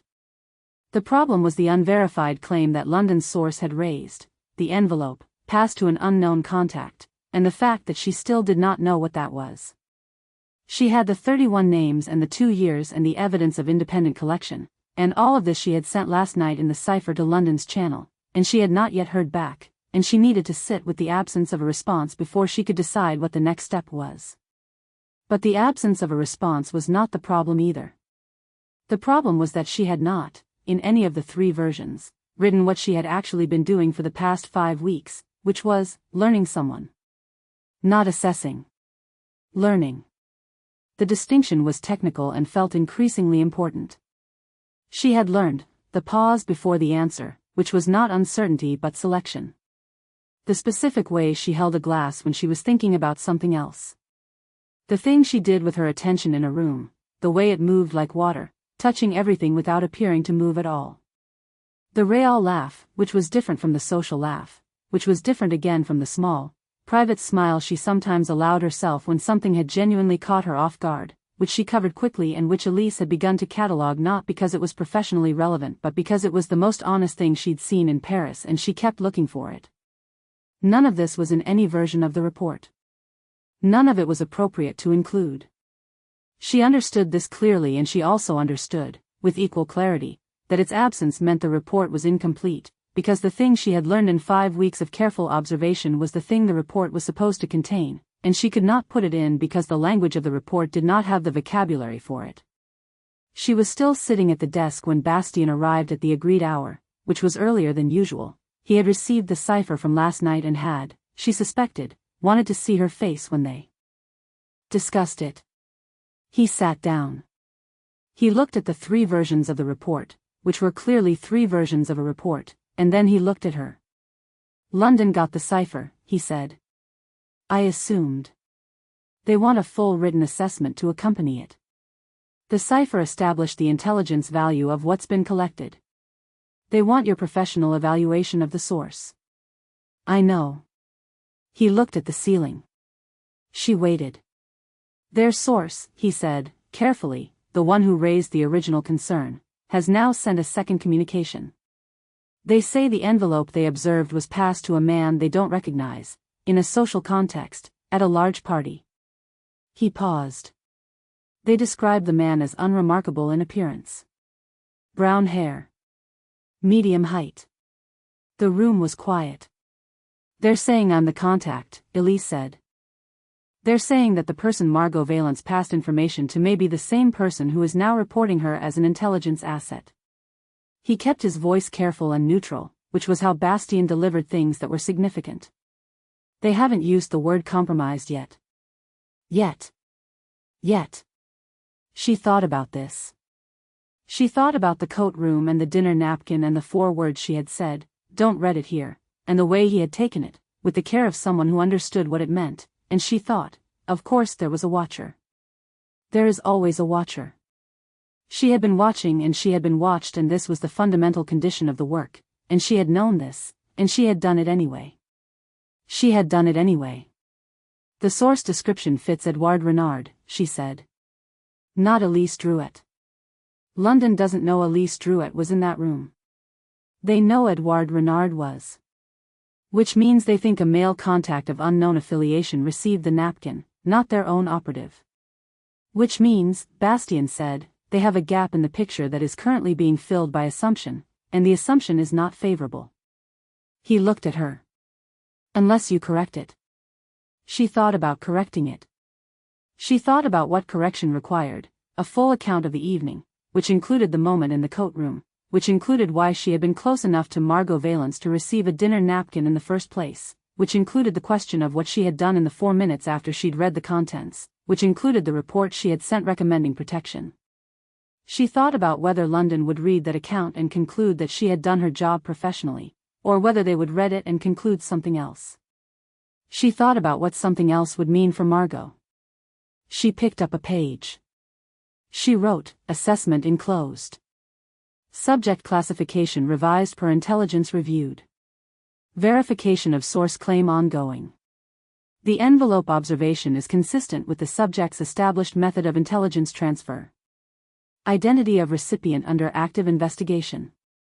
Current recommendation stands, subject represents significant asset. Full assessment to follow." She looked at it. It was not a lie. Every sentence was technically true.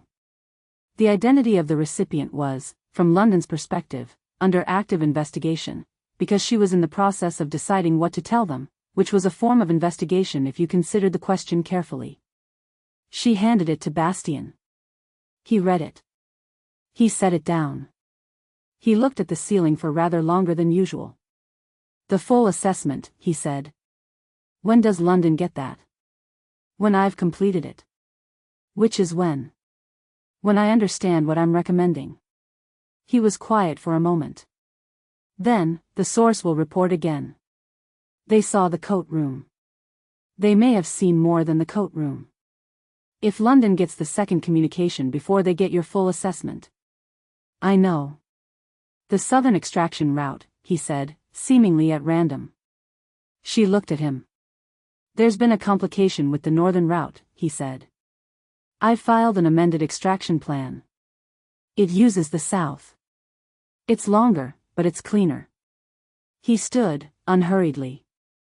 "Takes an extra 4 days minimum." Possibly 5. He picked up his coat. I filed it this morning, before I came here. It seemed prudent. She looked at him. He looked at the door. There was no complication with the northern route, she said. There was, he said, a complication with the northern route. He buttoned his coat with the methodical attention of a man who was not going to say anything further about it. Take care.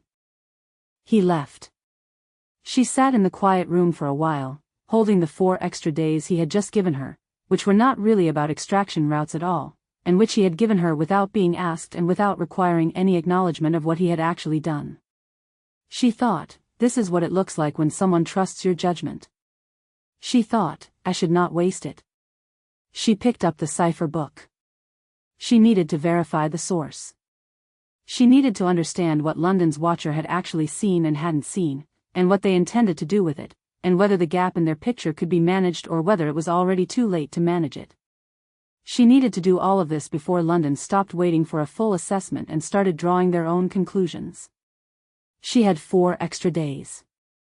She had the beginnings of an understanding, and a woman who had just handed her everything, and the growing and inconvenient conviction that the mission she had been sent to complete was not, in fact, the one she was here to do. She opened the cipher book. She began to plan. Chapter 9, The Architecture of Her. There was a logic to Helene's salon that had nothing to do with the official reasons for attending it. On the surface it was what it appeared, a gathering of the kind of people who had always gathered in rooms like Helene's, educated, cultivated, possessed of the kind of social capital that the occupation had disrupted without entirely eliminating. There were Germans present, usually, because the occupation had made it difficult to maintain the social world without them, and because Helene had decided that her apartment would be a place where people could find each other without getting killed, and that this required a certain breadth of invitation that she had extended with her eyes open and a clear account of what she was doing and why. On the subsurface, which was the level at which Elise operated, it was a room full of people who were variously performing, collecting, managing, or surviving, and the density of these activities in a single social space was remarkable, and she had come to find it useful in a way she hadn't anticipated when Bastien had first described the salon as the point of entry. She had come to find it useful specifically because of Marggo. In the week after the Beaumont party, she had 4 events and a set of observations she needed to make, and she made them with the focused attention she brought to everything, and what she observed, over a Helene afternoon, a theatre dinner, and something at Vivien's apartment that masqueraded as a gathering of friends and was rather more deliberately arranged than that, assembled itself into something she was beginning to think of as the architecture of Margot Valence. The architecture was this: the pause before the answer was not hesitation. She had understood this abstractly since the first gathering, she understood it now with the precision of repeated observation. It was selection, a brief, invisible sorting of possible responses, of which the one delivered was always chosen for reasons that were not entirely social. She gave you the amount of the truth that was useful, no more.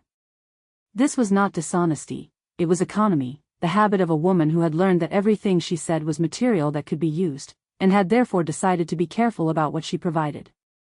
The way she held a glass was not decorative. She held things with a kind of attentiveness, a constant, low-level awareness of what she was holding and where, which was the body's expression of the mind's habit of keeping track. She was always tracking. She was always keeping track. The thing she did with her attention in a room, Elise had tried to describe this to herself several times and hadn't found the right language for it yet. It moved like water, she had written in her private notes, which was approximate. What she meant was that it was never still and never visible.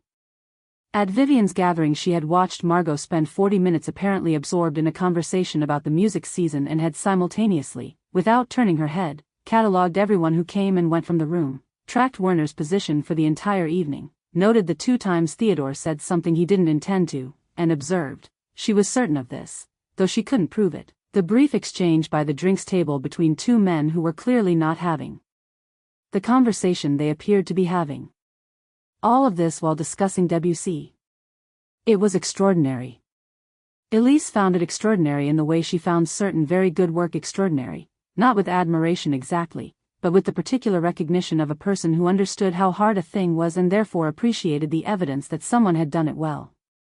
She was cataloguing the architecture of Margot's attention, and she was aware that this was no longer professionally necessary, and she continued doing it because she had discovered that the cataloging was its own kind of honest, that learning a person this carefully was not the same as understanding them but was the beginning of it, and that she had not been this interested in understanding a person since she had been very young and had not yet learned that interest of this kind had costs. At Helene's on Thursday she found herself, at some point in the early evening, standing near the bookshelf in the alcove and engaged in what was technically a conversation about a novel she hadn't read, and was actually an exercise in peripheral attention. Margot was across the room, talking to a woman Elise had not been able to identify yet, and she was watching, from the alcove, the 17 small ways in which the conversation was not what it appeared to be. "You're doing it again," said a voice. She turned. Margot had moved. She had not seen her move, which was either a failure of her own attention or a demonstration of something, and was now standing at the edge of the alcove, holding her glass with the characteristic attentiveness, and looking at Elise with the expression she used when she was going to be direct. "Doing what?" Elise said.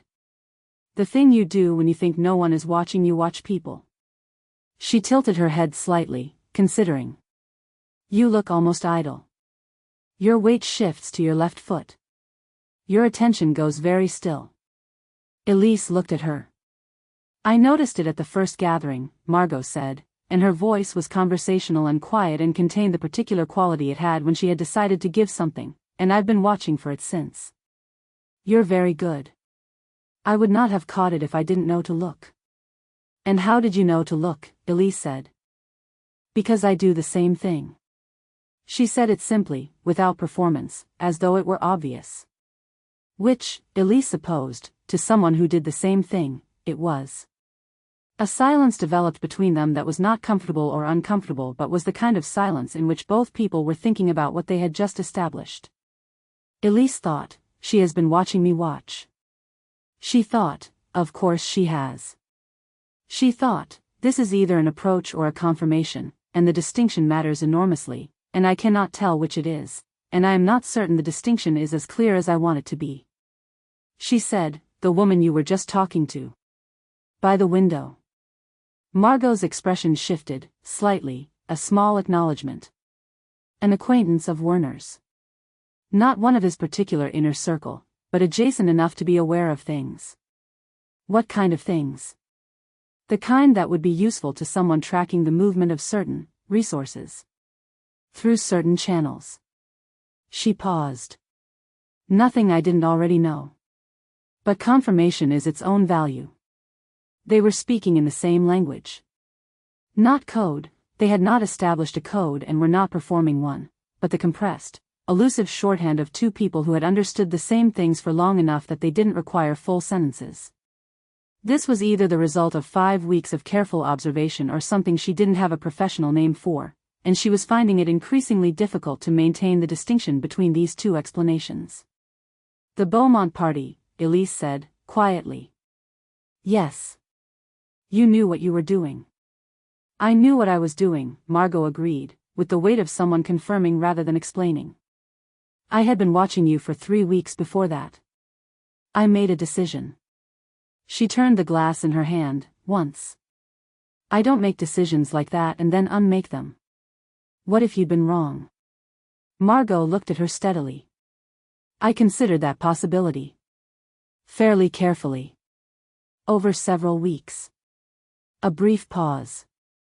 "I concluded that the cost of being wrong was comparable to the cost of not acting, and that I preferred to have been wrong about a choice I made than right about a choice I didn't." Elise thought about this. She thought about the 3 versions of the report and the blank page and Bastien's amended extraction route and the 4 days she had been given for reasons neither of them had named. She thought about London's source and the coat room and the question of what she was going to do about all of this. She said, carefully, "The intelligence you provided. It's in the right hands." "I thought it might be," Margot said. And then, more quietly, "I wasn't entirely certain until just now." Elise looked at her. The alcove was quiet. Beyond it, the salon continued its Helene-managed rhythms, wine and conversation and the particular current of people performing varying degrees of their actual selves. Out there was the room they both had to return to. They had perhaps 3 more minutes before the conversation became conspicuous by its length. "There are things I need to ask you," Elise said. "About the list. About the entries I don't have corroboration for." "I know." Margot set down her glass on the bookshelf with the neat precision she brought to all physical actions. "Not here." "No. Not here. Theodore's is Thursday. I'm always early. It takes me 20 minutes to walk from the Rue du Bac, and I prefer to arrive before him because it gives me the first 10 minutes of the kitchen staff's attention, which is useful." She said this in the tone of practical information, the same tone she might use to discuss the schedule of an inconvenient appointment. "The boulangerie on the Rue de la Paix has a back room they use for deliveries on Tuesday mornings." Elise looked at her. "How do you know about the back room on the Rue de la Paix?" "Because I pay attention," Margot said, and there was something in the way she said it, the slight, dry edge of it, that was close to the Real laugh, and Elise was aware of the specific quality of that nearness, and was aware that she was aware of it, and thought, professional. "Tuesday," she said. 10 o'clock. 9, Margot said. "The delivery is at 10. We should be finished before then."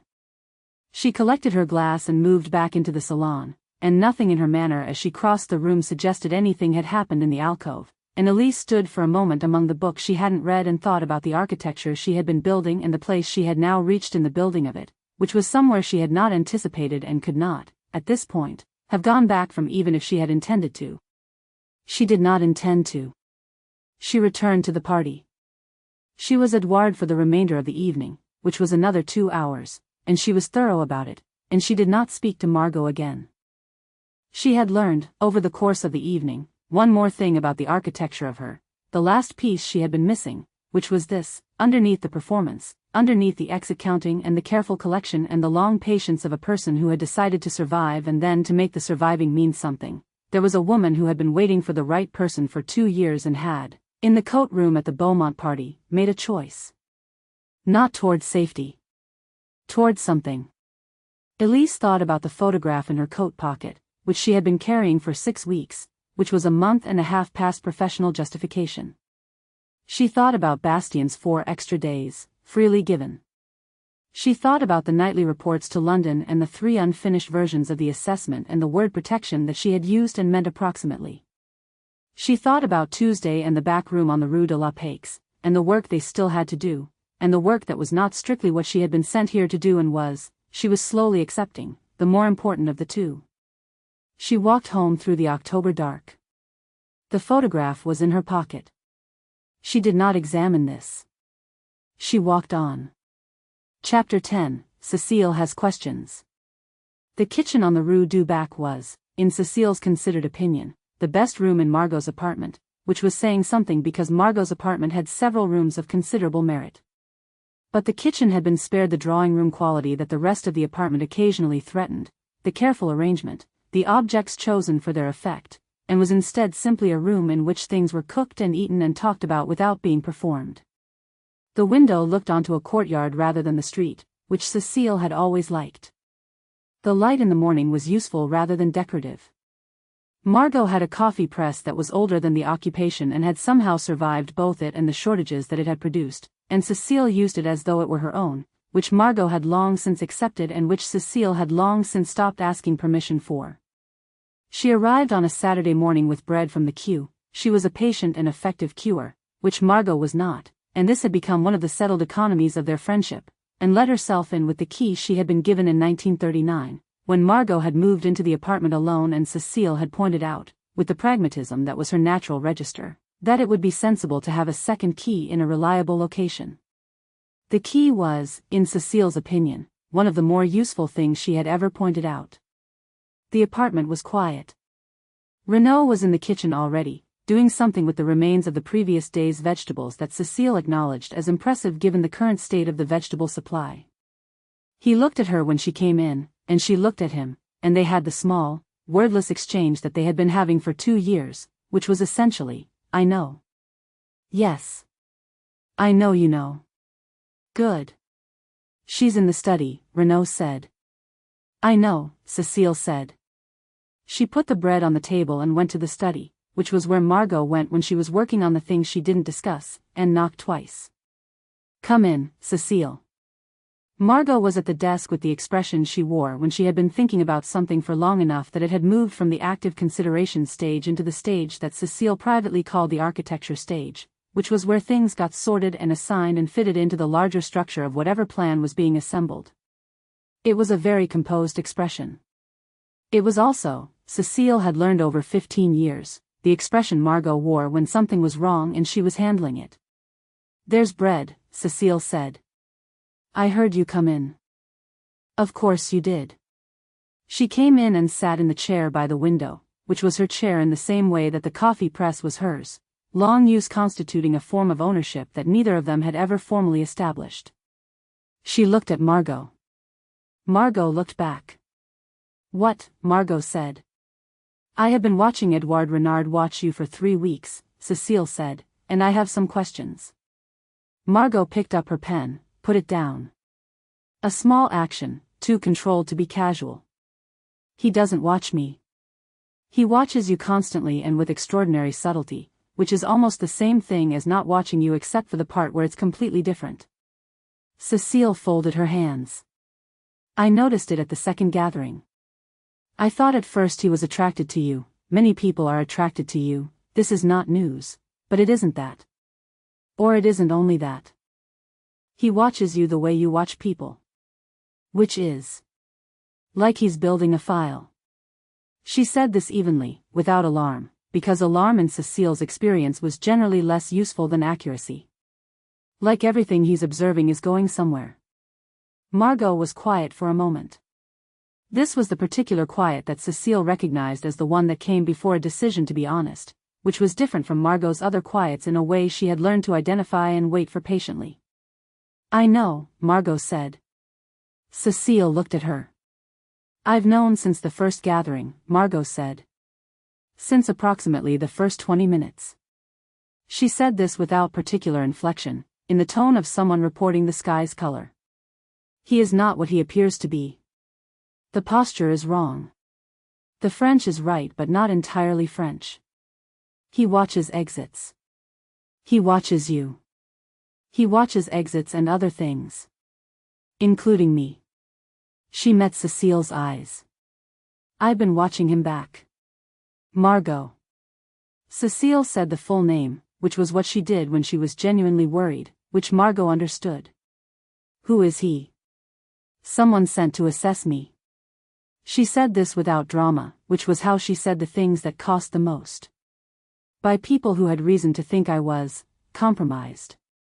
In the wrong direction." The kitchen sounds from the other end of the apartment continued quietly.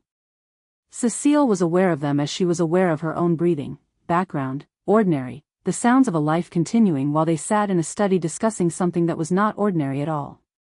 "You're sure?" Cecile said. "I've been sure for 3 weeks." "And you gave him the napkin anyway?" A pause, the measured kind.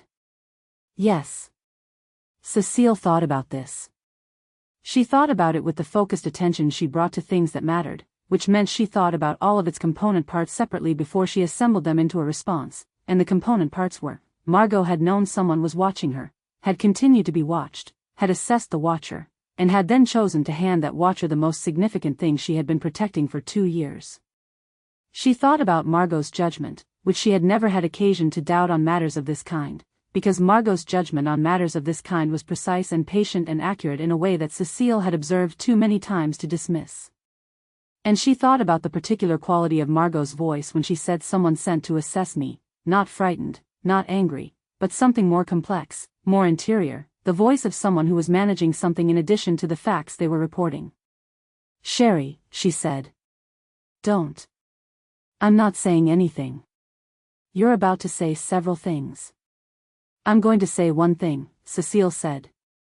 "Which is that you are the most careful person I know, and you gave someone the napkin after 3 weeks, and you have not given anything to anyone in 2 years, and those 2 facts together mean something that I want you to be honest with me about."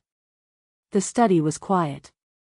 Outside the window, the courtyard held its occupied Paris silence, the kind that was not peaceful, only careful. Margot set down the pen again. She looked at it. He could be wrong about me, she said. His assessment of me. It could be wrong. Is it wrong? No. He's been accurate. About most of it. She paused. He's been more accurate than I expected, which was itself information. And him.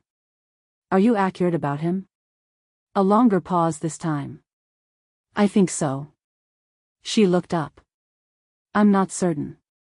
There are things I don't have yet. But what I have, she stopped. Started again. What I have is consistent. With someone who understands what it costs. What it has cost.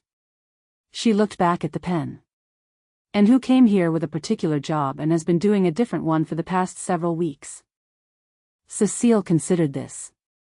She considered the weight of the word costs and the very careful way Margot had used it, and she thought about 15 years of watching Margot be extraordinary and exhausted and alone in a specific way that had nothing to do with the people around her and everything to do with the performance she maintained even for them, even for Cecile, almost, except for the kitchen and the coffee press and the bread. How long, Cecile said. Since approximately the first gathering. Margot's voice was careful and dry and contained the absolute minimum of what she was not saying. Which is inconvenient. Inconvenient, Cecile repeated. Professionally. Margot. I know what I'm doing. I know you know what you're doing. I'm asking whether what you're doing and what you want to be doing are the same thing, because in my experience they are often not the same thing and you have a consistent tendency to treat them as though they are. Margot looked at her for a moment. The expression was the one she used when she had been accurately read and was deciding whether to acknowledge it. Tuesday, she said, finally. We're meeting to go over the list. There are entries he'll need corroboration for and I have it. She paused. It's work. It's important work. It is, Cecile agreed. And the rest of it, a pause. The rest of it I'm managing. You're always managing, Cecile said. That's the part that concerns me. She stood, and smoothed her skirt with the practical decisiveness that ended conversations she had finished with. Come and eat the bread while it's still warm. Renaud has done something optimistic with the carrots and I want to know whether it works. Margot followed her to the kitchen. Renaud had indeed done something optimistic with the carrots, which turned out to work reasonably well, and they ate at the kitchen table with the morning light coming in from the courtyard and the city's occupied sounds outside, and Cecile watched Margot eat the bread and thought about what she had said and what she hadn't, and thought about Edouard Renard and whatever he actually was underneath that, and thought, it had better be something worth the cost of it. She did not say this. She said, you should come for dinner this week. I have an extra ration of the cheese and it won't keep. Thursday, Margot said. Thursday, Cecile agreed. The bread was good.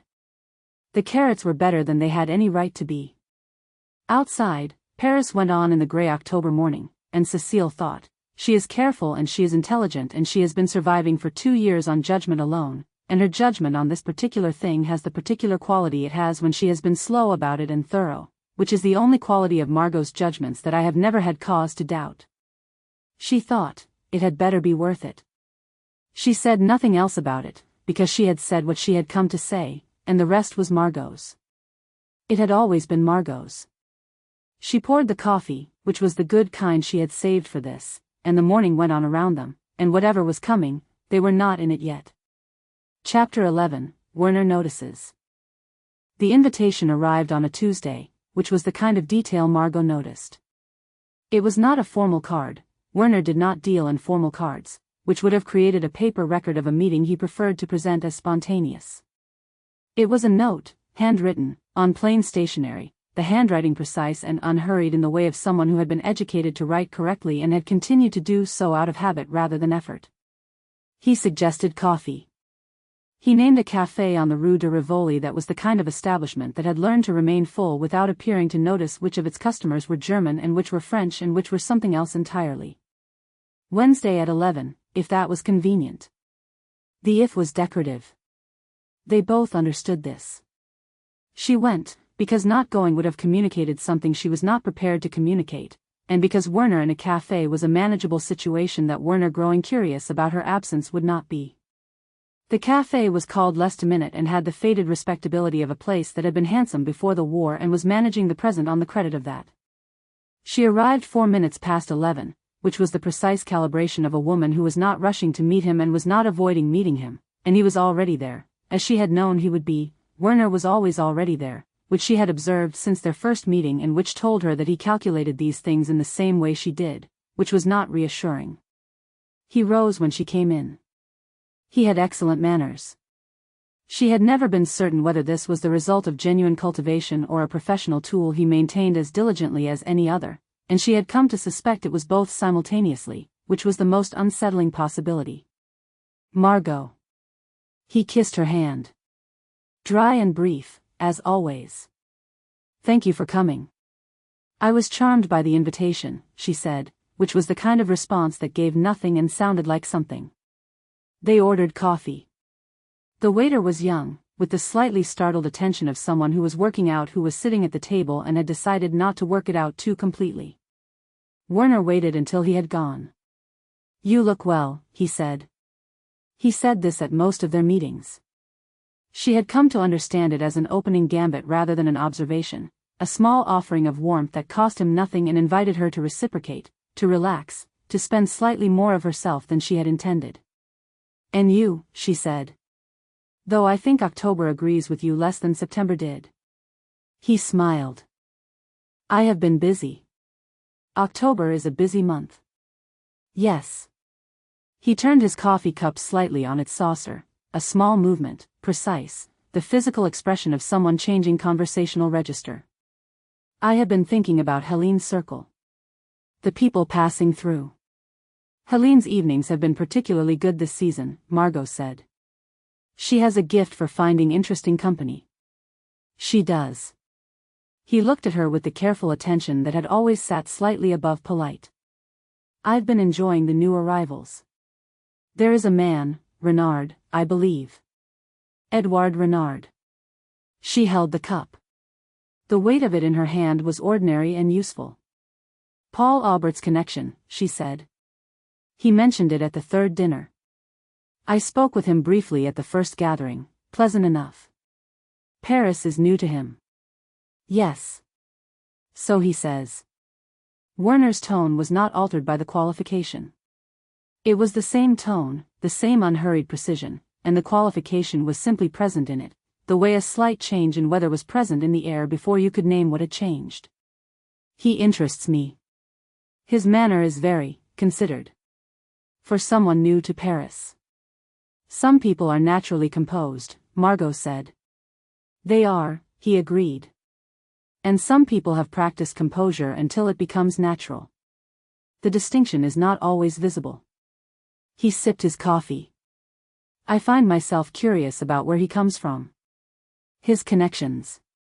His reasons for being in Paris at this particular time. She met his eyes over the rim of her cup, briefly, and then looked at the cafe's far wall, which had a painting she could see was mediocre without looking at it carefully, and she thought, he has noticed. He may have noticed weeks ago. He is telling me he has noticed, which is itself a kind of question. Paris is full of people with reasons for being here, she said. Most of the reasons are not particularly interesting. No, Werner said. But Monsieur Renard's, I think, might be.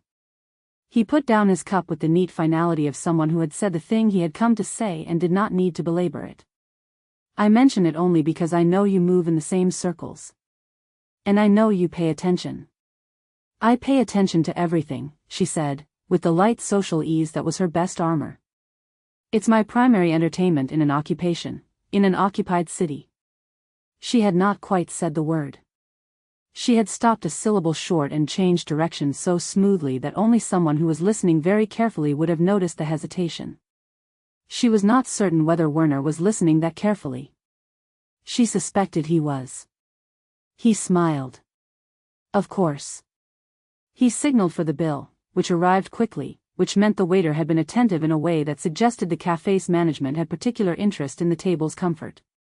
I hope the coming weeks are as pleasant as the last. Helene's November program is, I understand, very promising. I'll look forward to it, Margot said. She did not leave before he did.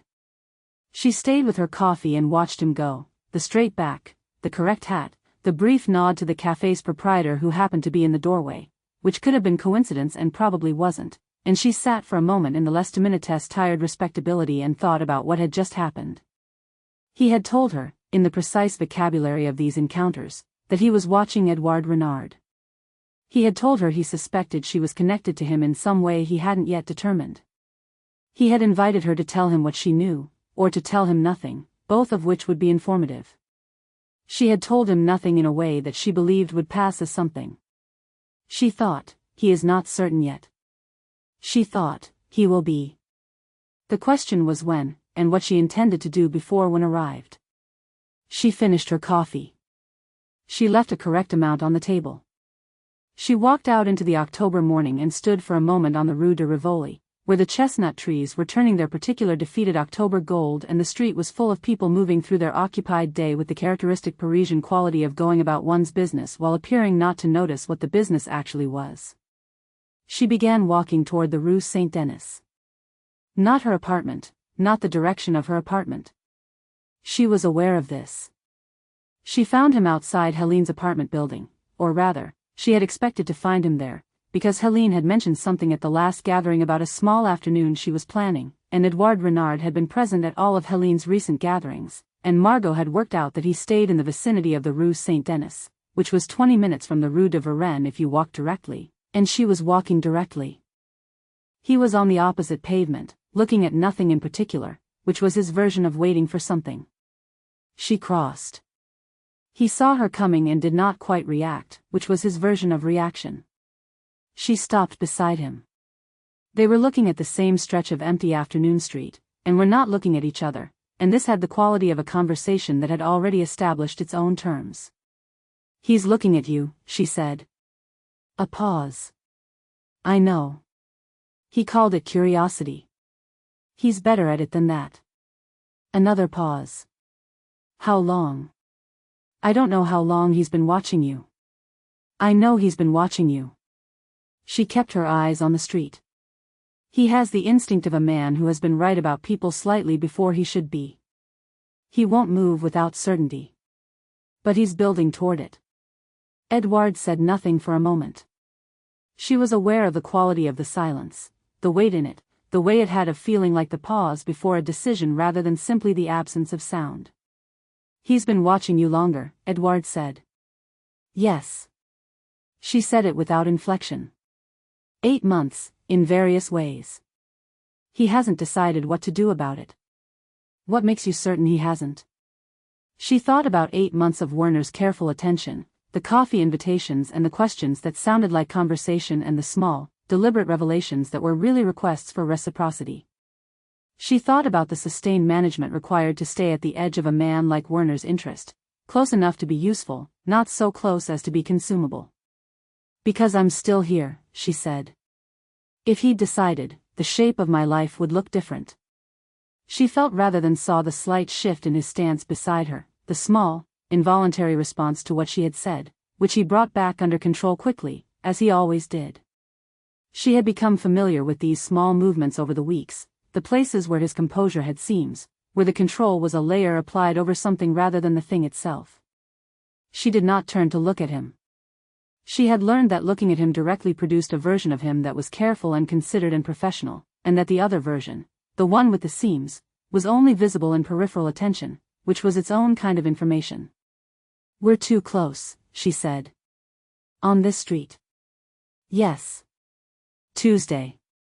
She had already decided this. The boulangerie on the Rue de la Paix. Before the delivery. 9 o'clock, he said. She walked. She did not look back.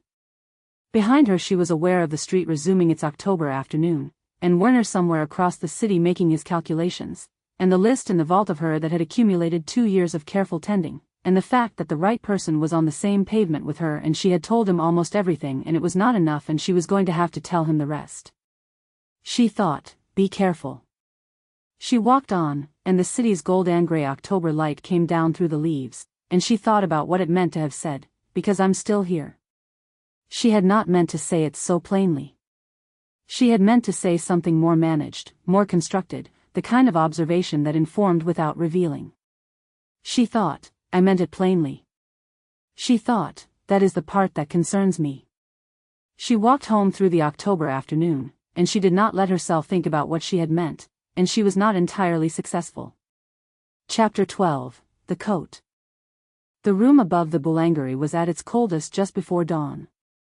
This was a fact of the building's particular construction: old stone, a north-facing window, a gap in the shutters she had stuffed with a folded newspaper on her second week, and which still admitted enough of the October air to make itself known. She had learned the rooms cold the way she learned everything about a place she was living in, not with comfort, exactly, but with the precise, practical familiarity of someone who has accounted for all of the conditions she is operating in and filed them accordingly. She was not sleeping. She had not been sleeping for the better part of an hour, which meant it was somewhere between 2 and 3 in the morning, which was the hour she had come to associate with the particular quality of thought that was too direct to be useful and not direct enough to be actionable. Bastien had passed word that afternoon through the agreed channel. He had written, "London is running out of patience. They want the assessment by end of week." The phrasing had been his, "London is running out of patience," which was code for something more urgent, something that had a deadline that wasn't being stated because stating it would require acknowledging that the deadline had implications. She sat at the small desk. The lamp was on. The room smelled like bread from below and old plaster from everywhere and the cold that came in through the newspaper-stuffed gap, and she had the cipher book open and a page beside it, and she was not writing the assessment. She had been trying to write the assessment for 3 days.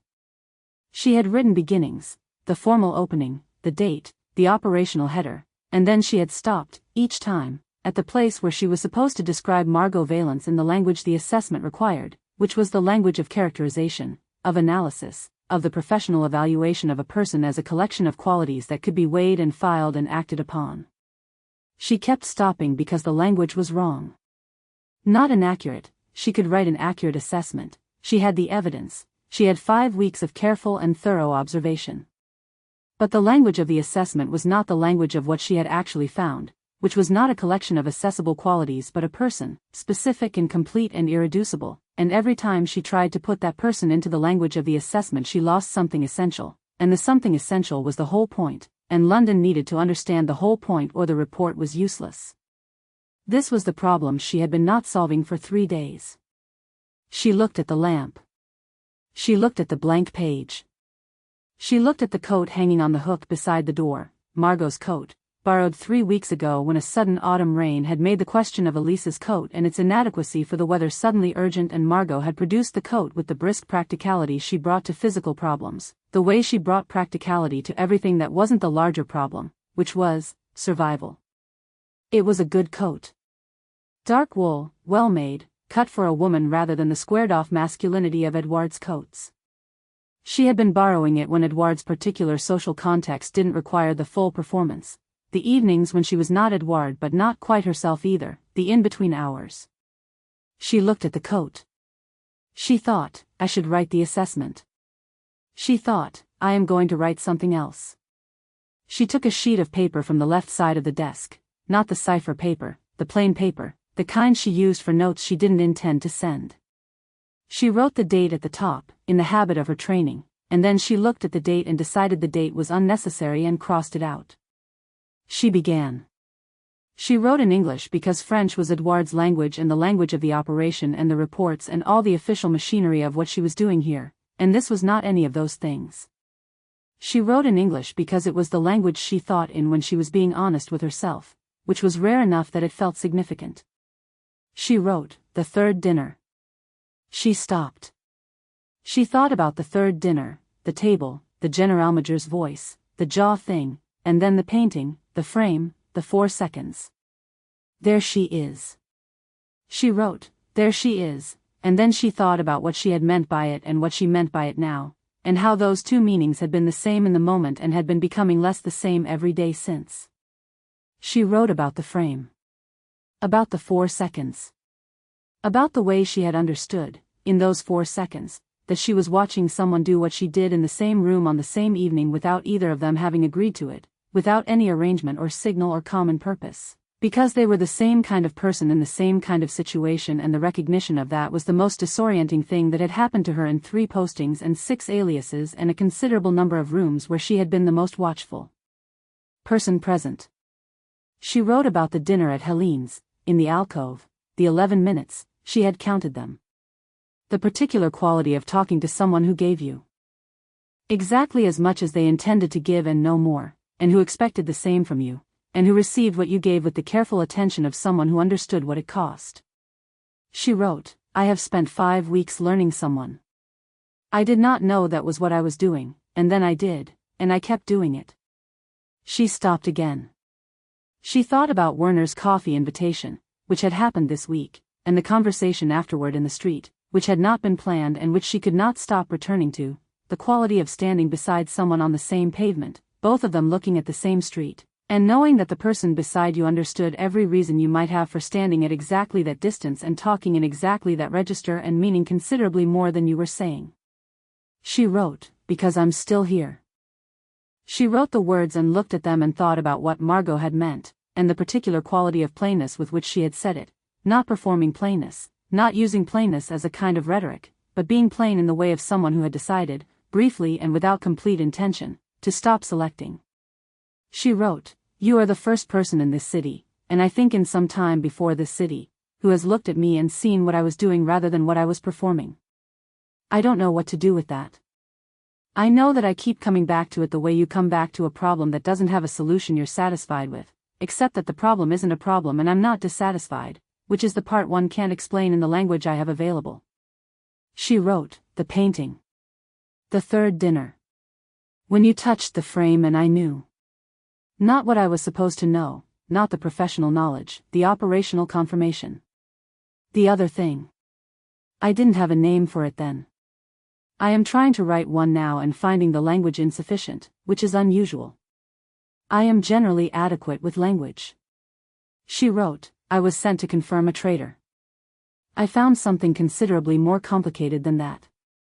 I found someone who has been doing the work I was sent to do, alone, for 2 years, without a network or a handler or anyone who knew the full picture.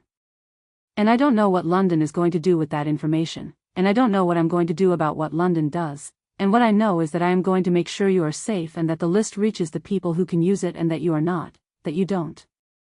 She stopped. She looked at the lamp. She had been writing for perhaps 40 minutes. The room had the particular quality of the hours she kept when she couldn't sleep, the bread smell, the cold, the quiet city outside doing its occupied nighttime things, and she had been more honest in those 40 minutes than she had been in the entirety of the operational reports she had filed to London over 5 weeks. She could not send this. This was obvious. She had understood it while she was writing it, had understood it the way you understood something that you were going to do anyway, because the understanding and the doing were separate activities and one did not necessarily stop the other. She had written it because she needed to have written it, because there were things she couldn't say in the language of the reports and couldn't say aloud and needed to be somewhere, and the page was where they could be without doing any damage. She folded it. She folded it again. She looked at the coat on the hook beside the door. She stood. She went to the coat. She put her hand in the inside pocket, where there was a slight warmth from the lamp, the particular warmth of a pocket that had held things, receipts, gloves, whatever Margot had left in it before lending it, and she put the folded paper in the pocket. She told herself she would retrieve it in the morning. She told herself she would burn it in the morning, which was what she did with things that couldn't be kept, which was most of what she wrote in these rooms at 2 in the morning when the cold came through the newspaper gap. She went back to the desk. She opened the cipher book. She wrote the assessment, the real one, the final one, 3 pages of careful and accurate professional evaluation that said, this woman is not a traitor. She is a one-person intelligence operation and she has been running it for 2 years, and the list she has assembled is the most significant piece of independent collection London has received from Paris since the occupation began. She is a significant asset. She requires protection. The original briefing classification was in error. She wrote recommend extraction planning. She ciphered it. She set it in Bastien's channel. She went to bed. In the morning she was Edouard by 6 and out of the room by past and on the Rue Saint-Denis with her hat brim pulled down against the grey October drizzle by 7, and she was thinking about Tuesday and the boulangerie on the Rue de la Paix, and about the amended extraction route Bastien had filed with its 4 extra days, and about what she needed to understand before London stopped waiting. The coat was still on the hook. She did not go back for it. She was Edouard. Edouard did not wear that coat.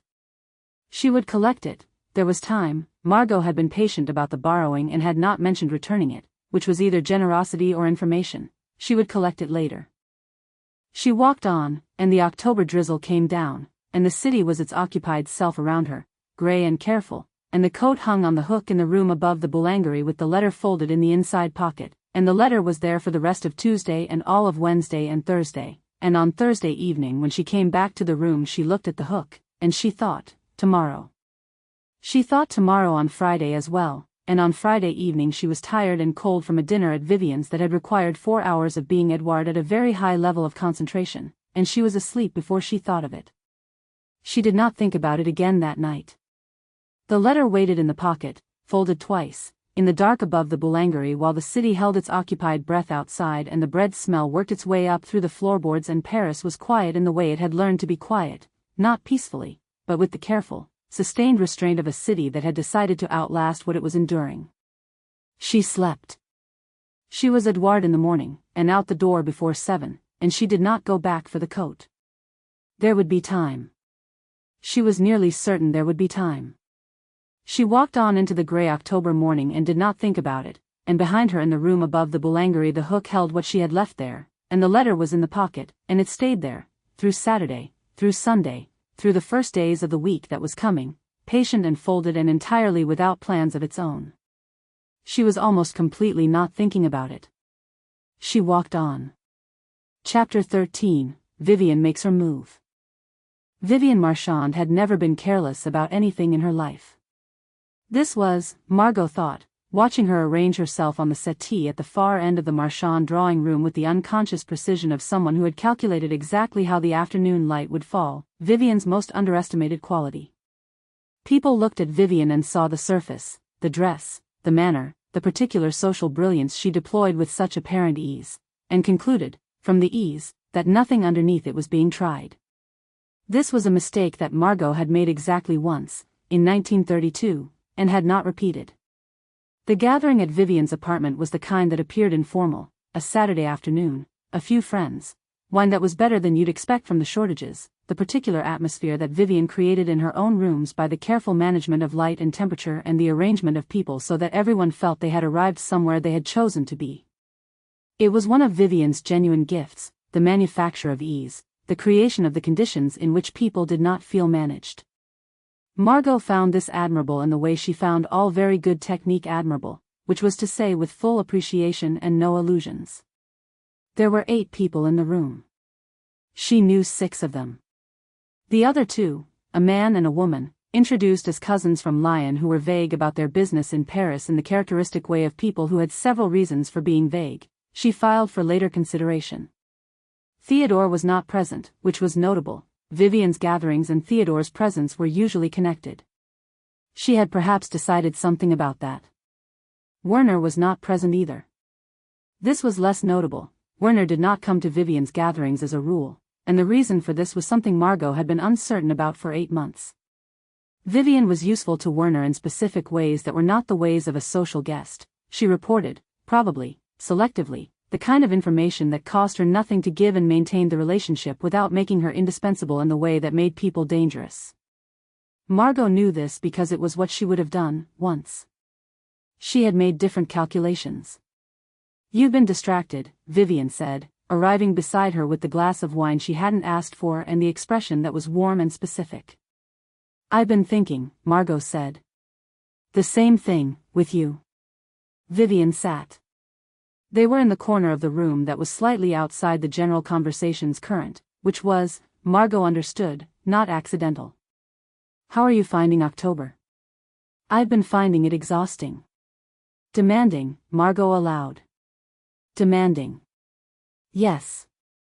Vivien looked at her with the attention she used for conversations she was actually interested in, which was different from the attention she used for the conversations that were useful. The difference was subtle, and Margot was one of perhaps 3 people who could have identified it. Werner has been attentive this month. Margot turned her glass. He has his periods. He does. A pause.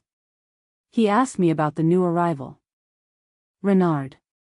He seems to find Edouard Renard interesting, Margot said, in the tone of someone who had heard a piece of mild social gossip.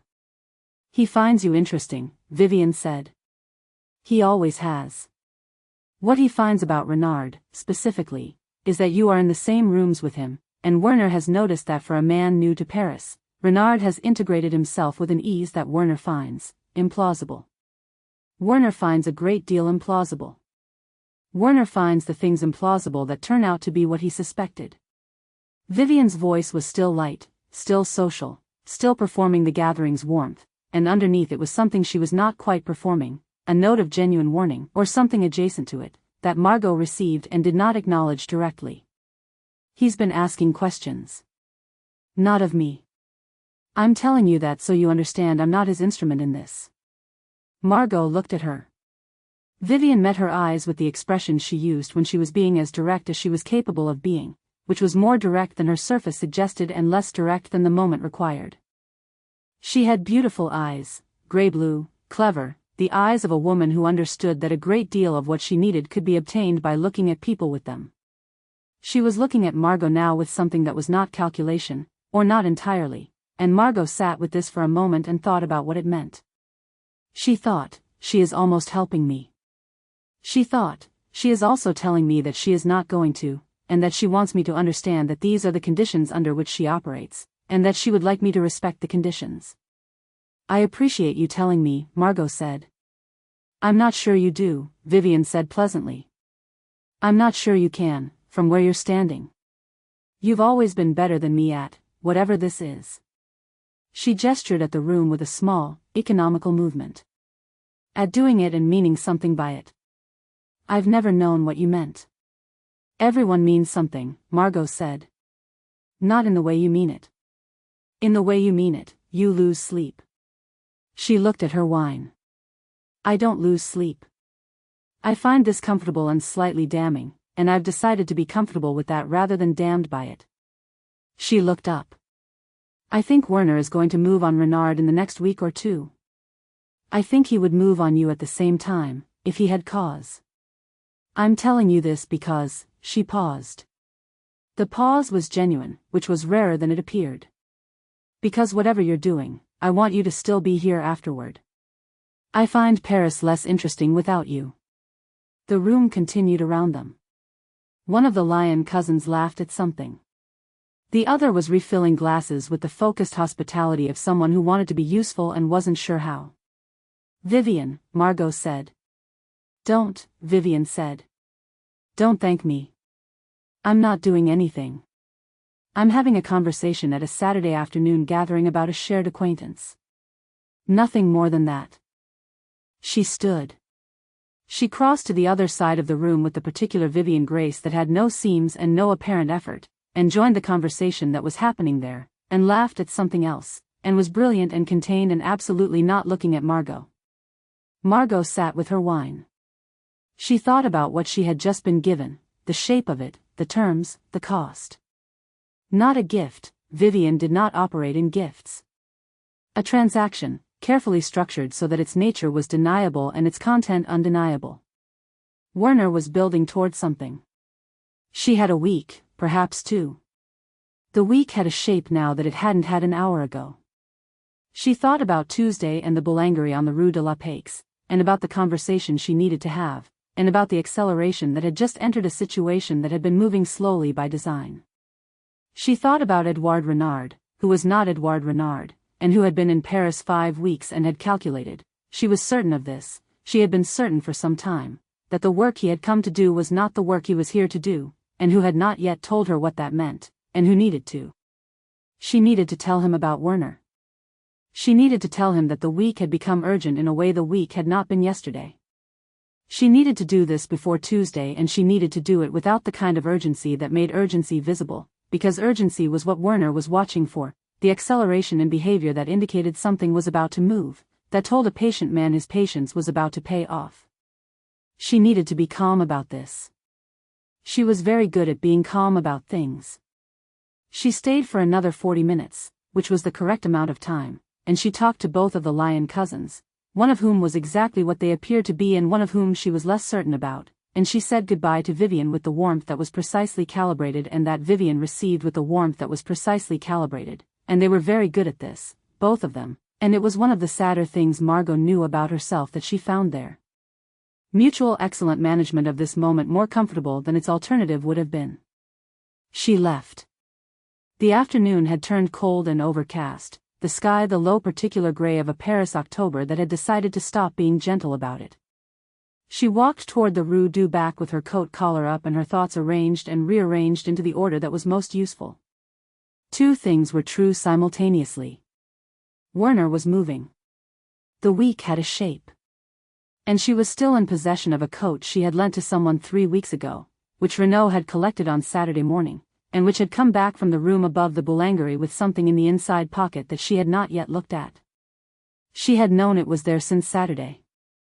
She had felt it when Renaud handed her the coat, the slight stiffness in the breast lining, the folded paper, the weight of it. She had put the coat in her wardrobe and she had not taken it out again, and she had not examined why she had not taken it out again because the reason was the kind of reason she preferred not to examine directly. The coat was in her wardrobe. She was going to go home and she was going to make the necessary plan for the rest of the week and she was going to find a way to reach Edouard Renard, a way that Werner could not trace, could not follow, could not read anything useful into, and tell him what Vivien had said. She walked home through the gray October afternoon. She thought about exits. She thought about the week in its shape, Werner building towards certainty, a fortnight at most before he reached it. Vivien's careful non-help and what it had cost her to offer even that. The Tuesday meeting in the back room on the Rue de la Paix, and what needed to be said there, and how little time remained in which to say it. She thought, it had better be enough. She unlocked the apartment door. She went to the writing desk. She began to work, and she was methodical about it, and the evening came on around her and the city settled into its occupied dark, and she worked until the plan had a shape she could trust and then she went to bed. She lay in the dark and thought about nothing she was prepared to name. She slept. Chapter 14, What Bastien Knows. The agreed location was a courtyard on the Rue du Temple, accessed through a passageway that had the specific character of the Paris passages that survived from the previous century, narrow, slightly damp, lit by a single wall lamp that had not been changed since before the occupation and was managing the present on the credit of the past. The courtyard beyond it held 3 parked bicycles, a large potted plant that had decided to stop being alive but hadn't been removed, and a doorway to a workshop that produced, sporadically, the sounds of metal on metal at intervals too irregular to be rhythmic. Bastien was there when she arrived. He was always there when she arrived, which she had stopped finding pointed and had started finding reliable, which was a distinction she thought said something about the nature of trust over time. He looked at her face. He said nothing. She said, "London's source has reported again." Yes. She waited. He was looking at the dead plant in its large terracotta pot with the focused attention he brought to things that were not what he was actually attending to. She had learned to read the objects of Bastien's apparent attention as indicators of the weight of what he was about to say. "The second report," he said. "It came through this morning. They describe further observations consistent with the first." He paused. "They're no longer using the word passing. They're using the word handler." The courtyard was quiet except for the irregular metal sounds from the workshop. "Handler," she said. "Their current interpretation is that Margot Valence is running an asset. That the man she passed the napkin to is not a contact, he's her operative. That the napkin was a transfer of instructions, not of intelligence." He looked at the plant. "They're proposing that she is a German agent running a British operative." Elise thought about this. She thought about it carefully, which required holding the structure of the claim alongside what she knew, which was Margot's 2 years of independent collection, the 31 names, the entries that London's own files didn't have, the 4 seconds in front of the painting, The particular quality of a woman who had been surviving by making herself useful to powerful men and had decided that survival was not enough and had done something about it. She thought, London's source is watching a transaction they don't have the context for, and they are building an explanation that fits what they can see, and the explanation is wrong. It is coherent. It is wrong. They want me recalled, she said. It was not quite a question. They want the situation resolved. They believe, he stopped. Restarted.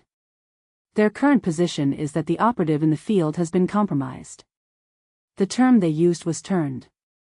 The word landed in the quiet courtyard with the particular weight of a word that had been deployed in full knowledge of its weight. Turned, she said. They have not yet committed to this position. There is a period, a small period, in which a contrary report would still be considered. He looked at her, finally, directly, with the tired, precise gray eyes that had seen most of what she was thinking and had made a decision about it before she arrived. I told them the assessment was nearly complete. I told them you had verification of the source's claim under active investigation and that the field situation required another 4 days minimum. You already told them this. This morning. Before I came here. He put his hands in his coat pockets, the unhurried movement of a man who had done the thing that needed doing and was now reporting it. They gave the 4 days. They did not give them warmly, but they gave them. She looked at him for a moment. She thought about what it meant that he had filed the report, and said the things he had said, without being asked, without knowing exactly what she was going to tell him when she arrived, and she thought about what it cost a man with Bastien's particular careful relationship with London to say, the field situation requires more time. Bastien, she said. Don't, he said, in the tone of someone who found acknowledgement of this kind professionally inconvenient. I need to tell you something. You don't, he said. You need to tell London something. What you tell me I will be required to either include in a report or omit from a report, and I'd prefer to know what I'm omitting before you tell me, rather than after. She thought about this. She thought about the parameters of it, what he was offering, which was not complicity exactly but something adjacent, the space of not knowing that kept his hands clean enough to continue doing the work. She had been in the position before, the other way around. She understood the offer. She said, the source London is relying on is real. They observed a real event. Their interpretation of the event is wrong. In what way wrong? In the way that watching a transaction without knowing the context of the transaction produces a description of events that is accurate and meaningless. She looked at the dead plant, which was large and comprehensively dead and had been there long enough that its deadness had become part of the courtyard's character. The napkin was not instructions. It was intelligence. Direction of flow was from subject to operative, not from operative to subject. A pause. You, Bastien said. Edouard, she said. As far as the source knows. As far as the source knows, he repeated. And as far as London knows, assuming you don't correct them. As far as London knows. He was quiet for a moment. He looked at the courtyard's wall, which had a small patch of lichen growing in the upper right corner that was the greenest thing in the view. He looked at it with the careful attention of a man who was thinking through the implications of something and not rushing the thinking. The southern extraction route, he said. She waited. I filed an amended extraction plan this morning. Before I came here. I told them the northern route had encountered a complication. He did not look at her. The southern route requires an additional 4 days. The planning is more complex. There may be further complications. It's difficult to predict the timeline precisely. She understood what he was doing. She understood that he had done it before she had arrived, which meant he had made the decision without knowing exactly what she was going to say, which meant he had made it based on what he already knew and what he had read in her face over several weeks and what he understood about the situation that he was choosing not to require her to explain. There was no complication with the northern route. I see, she said. The amended plan, he said, can accommodate 2 people on the southern route without any significant increase in risk. The logistics are slightly more complex but manageable. He paused. In the event that the extraction became a matter of urgency for more than one individual. She looked at him. He was still looking at the lichen. He had the expression of someone who had said a thing he was not going to say again and was waiting for the world to proceed on its understanding of it. She said, "Thank you." "There's nothing to thank me for," he said. "I filed a route report. It's administrative." He finally looked at her, and his eyes had the quality they had when he had decided to be direct, which was not often and which she had learned to receive accordingly. "You have 4 days. The 4 days I told them, and the 4 from the route complication." He paused. "After that, London is going to send someone to retrieve you regardless of the assessment. That someone will not have your context and will make decisions accordingly." "I know. You also know," he said, "what I think about the situation without me having said it. And you know what I think you should do." "What do you think I should do?" "I think you should write the report that's accurate." He said it simply, without emphasis, in the same tone he used for everything. "And I think you should take 2 extra days at the end of the route complication period to ensure the extraction is clean." Another pause. "Both extractions." She looked at him. He bent and picked up something from the courtyard, a pebble, or a scrap of something, the automatic movement of someone who found aimless objects unsettling. He turned it once in his fingers and then set it on the edge of the dead plant's terracotta pot. A small act, unhurried. "Odette is available," he said. "She's reliable. She knows the lion route better than I do at this point, which is how it should be. If you need a second courier for documents, papers, exit permits, the sort of thing that requires someone who doesn't look like they're doing anything, she's the right person. You've already spoken to her." I mentioned the possibility of additional work on the southern route. He pulled his coat closer, not against cold but in the way of someone who was concluding something. She said, "All right." That's the full extent of the conversation. She thought about Odette, whom she had met twice and who had the particular quality of people who moved through dangerous situations with the cheerful efficiency of someone running ordinary errands, unhurried, unremarkable, possessed of a quality of mind that treated the specific danger of each situation as a logistical problem rather than a source of fear. She was 26 years old. She remembered everything and wrote down nothing. "I'll need to brief her on the lion address," Elise said. "Tell me the address and I'll tell her." "Better if I tell her myself."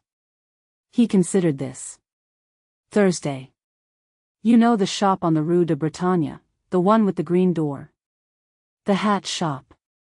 They closed the hat shop in August. It's a repair shop now. Thursday at noon, Odette is there for 20 minutes. She nodded. They were quiet for a moment. The metal sounds from the workshop continued their irregular rhythm. Above the courtyard's roofline, the October sky had settled into the particular gray of an afternoon that was not going to improve. "Bastien," she said. "Yes. If the report I write doesn't satisfy them. If they send someone before. Then the extraction moves on Thursday," he said. "Not Tuesday. Not the week after. Thursday." She looked at him. "I'm not going to watch London make a mistake because their source is wrong and their timeline is shorter than the facts." He said it with the economy he brought to everything that mattered, no emphasis, no rhetoric, just the fact stated in its true weight. "It won't be comfortable. It will probably end badly for the professional relationship. But I've been in Paris 3 years and I've made choices that cost me things before, and I know how to live with the cost." He met her eyes. "I need to know you know how to live with it too." She thought about the career she had been building. The 6 aliases, the 3 postings, the reports filed correctly, the assessments delivered clean and useful and on time. She thought about London's version of the mission and her version of the mission and the place where those 2 versions had stopped being the same, which had been the 3rd dinner at Helene's, which had been the coat room at the Beaumont party, which had been the room above the Boulangerie at 2 in the morning with the lamp on and the English sentences arriving without her intending them. She thought about protection and what she had meant when she wrote it in the language of the report and what she meant now and whether they were still the same word. "I know," she said. He nodded once. "Take care," he said. He left the courtyard through the passageway, his footsteps quiet on the damp stone, and she stood for a moment in the gray afternoon with the dead plant and the lichen and the irregular metal sounds, and she thought about 4 days and what they contained, and what they cost, and what she was going to spend them doing. She thought about Tuesday. She went back to work. Chapter 15, 5 weeks in, and she knows my name. The boulangerie on the Rue de la Paix had a back room that smelled like flour and cold stone and the particular darkness of a space that was useful rather than inhabited. The delivery entrance was on the eastern side, a narrow door with a latch that required knowing which way to lift the handle, and the room beyond it held sacks and shelves and a wooden table that had been there since before the war and showed no intention of leaving. Margot arrived at 9:07. She had allowed herself the 7 minutes as Edouard's punctuality was not hers, and she was not, in this room, performing anything. She was herself. This was rare enough in the current arrangement of her life that she noticed it as she came through the door, the quality of the cold air in the back room, the absence of anyone else, the particular silence of a space where she had nothing to manage. She sat on the edge of the wooden table and looked at the door. Edouard arrived at 9:12.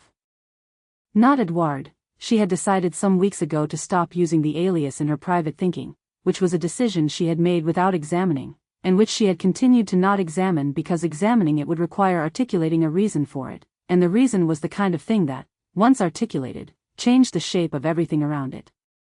She. The operative. The woman behind the coat and the hat and the careful masculine performance that Margot had seen through in 20 minutes and had been watching for the seams of ever since.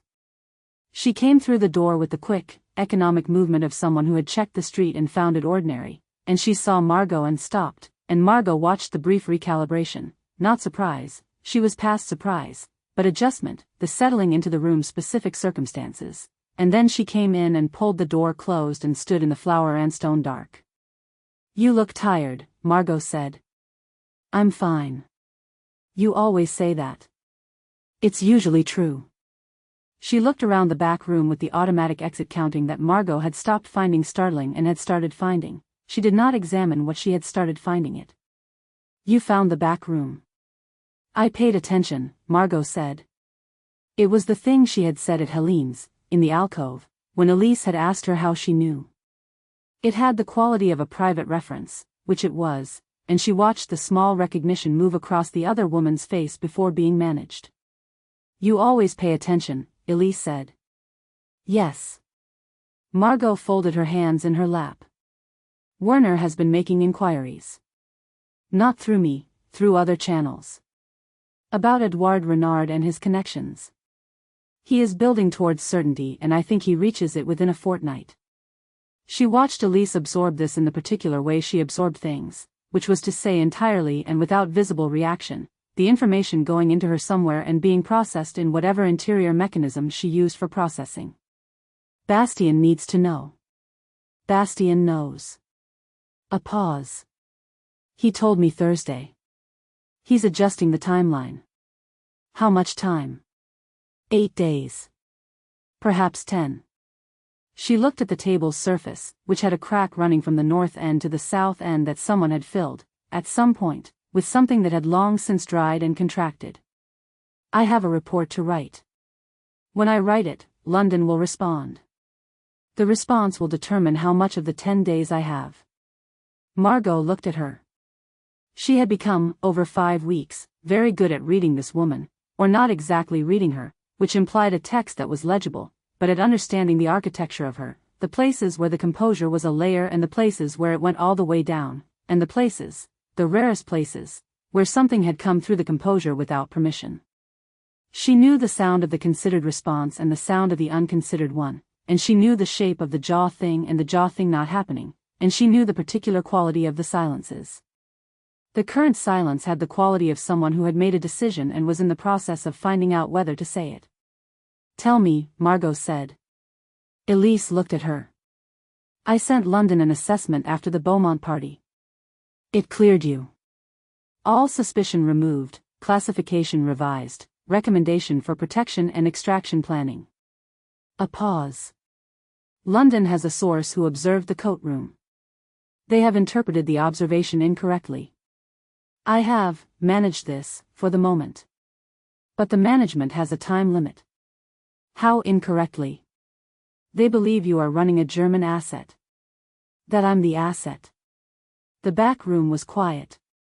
Above them, faintly, the sounds of the boulangerie's morning operations continued, the particular sounds of a kitchen that was doing the work of producing bread, which was one of the things that had continued in Paris regardless of what else had stopped.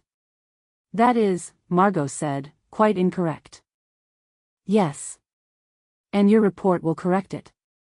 When I file the correct report. A pause. There are complications with timing. Margot thought about this. She thought about the architecture of the situation, London with a source, a misinterpretation, an impatient timeline. The woman across from her with a report she was choosing the moment of and a career that was in the process of becoming something other than what it had been, which was the cost of the Beaumont party and the coat room and everything since, and which she was managing with the same composure she brought to everything, and which was costing her something that the composure was not entirely concealing. 5 weeks ago, Margot said, you arrived in Paris to confirm that I was a traitor. Yes. And then I observed the third dinner. Elise looked at the crack in the table. And then several other things. And then the Beaumont party. And now you have a report that clears me and a London timeline and Werner closing in. Margot paused. And you have Bastien's amended extraction route. Yes. He told me, Margot said, that the southern route could take 2. A silence. Not the usual silence, a different one, with a quality she recognized because she had been carrying the same quality in herself for several days, which was the quality of something that had been decided and had not been said. He mentioned that possibility, Elise said, carefully. He did not mention it as a possibility, Margot said. He mentioned it as an arrangement. He mentioned it to me this morning. Elise looked at her. In the flower and stone light of the back room, the gray-green eyes had the quality she had noted since the first gathering, the quality that was difficult to name precisely and that several people in her acquaintance had described, she had heard, as difficult to look away from, which she had always found simultaneously very accurate and insufficient. He shouldn't have done that, Elise said. He did it because he thought I needed to know. Margot held her gaze. He was right. Another silence. She had been thinking, since the alcove at Helene's, since the particular quality of that 11-minute conversation, which she had replayed often enough to have memorized its shape, about the distinction between knowing something and knowing what to do about it. She had been carrying the distinction for weeks. She had been carrying the recognition of what it meant, and the recognition of what she intended to do about it, and the gap between those two things had been narrowing in the way that gaps narrowed when a decision had already been made and was simply waiting for the conditions to say so. She had been carrying this in the careful interior of herself, in the part where the list lived and the names lived and the architecture of everything she had been building and protecting, and she had been thinking about the distinction between knowing and acting, which she understood very well in the abstract and which had become considerably less abstract in the last several weeks. She thought, Werner is moving. London is moving. Bastien has booked 2 seats on the southern route. The week has a shape. She thought, I have been waiting for the right time and the right time is not going to announce itself. The list, Margot said. There are 6 entries London doesn't have corroboration for. I can provide it, names, dates, the circumstances. I need you to verify that the format is what they need. It's what they need. A pause. I'll write it down for you. No. Tell me. I'll remember. Elise looked at her for a moment, the particular look of someone who had spent 5 weeks understanding a person and had arrived at the part where the understanding required more than observation. Then she told her, the format, the specific requirements, the things that made an intelligence entry corroborated in London's system. Margot listened. She remembered. She had always remembered, it was the thing she was most certain of, the capacity that had made the last 2 years possible, the interior vault where things went in and stayed. The 6 entries, she said. 2 of them require dates I have but haven't given you. The others require names I have and sources I'll describe. She gave them. She gave them precisely, in the compressed shorthand she had developed over 2 years of interior cataloging, and she watched Elise receive them with the complete attention she brought to intelligence, not recording, because there was nothing to write with, but memorizing, which was the same activity done differently and which she was very good at. When she had finished, Elise was quiet for a moment. Then, the second entry. The transport administrator. You said his name twice. I know. The first time I said the name as he gave it to me. The second time is the name Theodore used for him at the Thursday dinner in September, which is different. The discrepancy is the entry. Elise looked at her. You're right. That's the entry. I know I'm right. Margot said it without sharpness. I've been sitting with this for 2 years. I know every entry. Something moved in the other woman's expression, not surprise, she was past that too, but something that was the response to being understood in a specific way and finding the response to that larger than expected. Yes, Elise said. I know you do. They were quiet for a moment. The flower and stone silence had taken on a different quality, not the silence of two people conducting a professional exchange, which it had begun as, but the silence of two people who were, in this back room with the delivery arriving at 10, done with the professional exchange and in the room that was on the other side of it. I need to know, Margot said. She said it carefully, in the register she used for things that were difficult to say, which was the register of plainness, the thing underneath the management. What you're planning to do. About London. About all of it. Elise looked at the crack in the table. Then she looked at Margot, and the look had the quality that was not entirely professional observation, which Margot had been cataloguing since the alcove at Helene's, and which she had been working toward a name for without quite arriving at one, and was choosing not to press on directly because pressing on it would require the kind of courage she was saving for something else. I'm going to write the report, Elise said. The true one. It will clear you. It will also, a pause. It will raise questions about my judgment. London will form their own conclusions. The extraction route Bastien has filed will proceed, and it will take 2, and we will figure out the rest from Lyon. And if London moves before you can write the report, then the extraction moves to Thursday. She said it with the flatness of someone reporting a contingency that had already been decided. Bastien has Odette standing by. The papers are already in motion. Margot thought about Thursday. She thought about what it meant to have a contingency, and a person who had built it without being asked, and 5 weeks of being understood in ways she had not been understood for a very long time. She thought, I could be wrong. She had thought this before. She thought it less often now.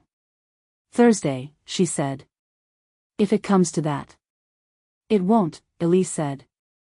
But if it does. Thursday, Margot said.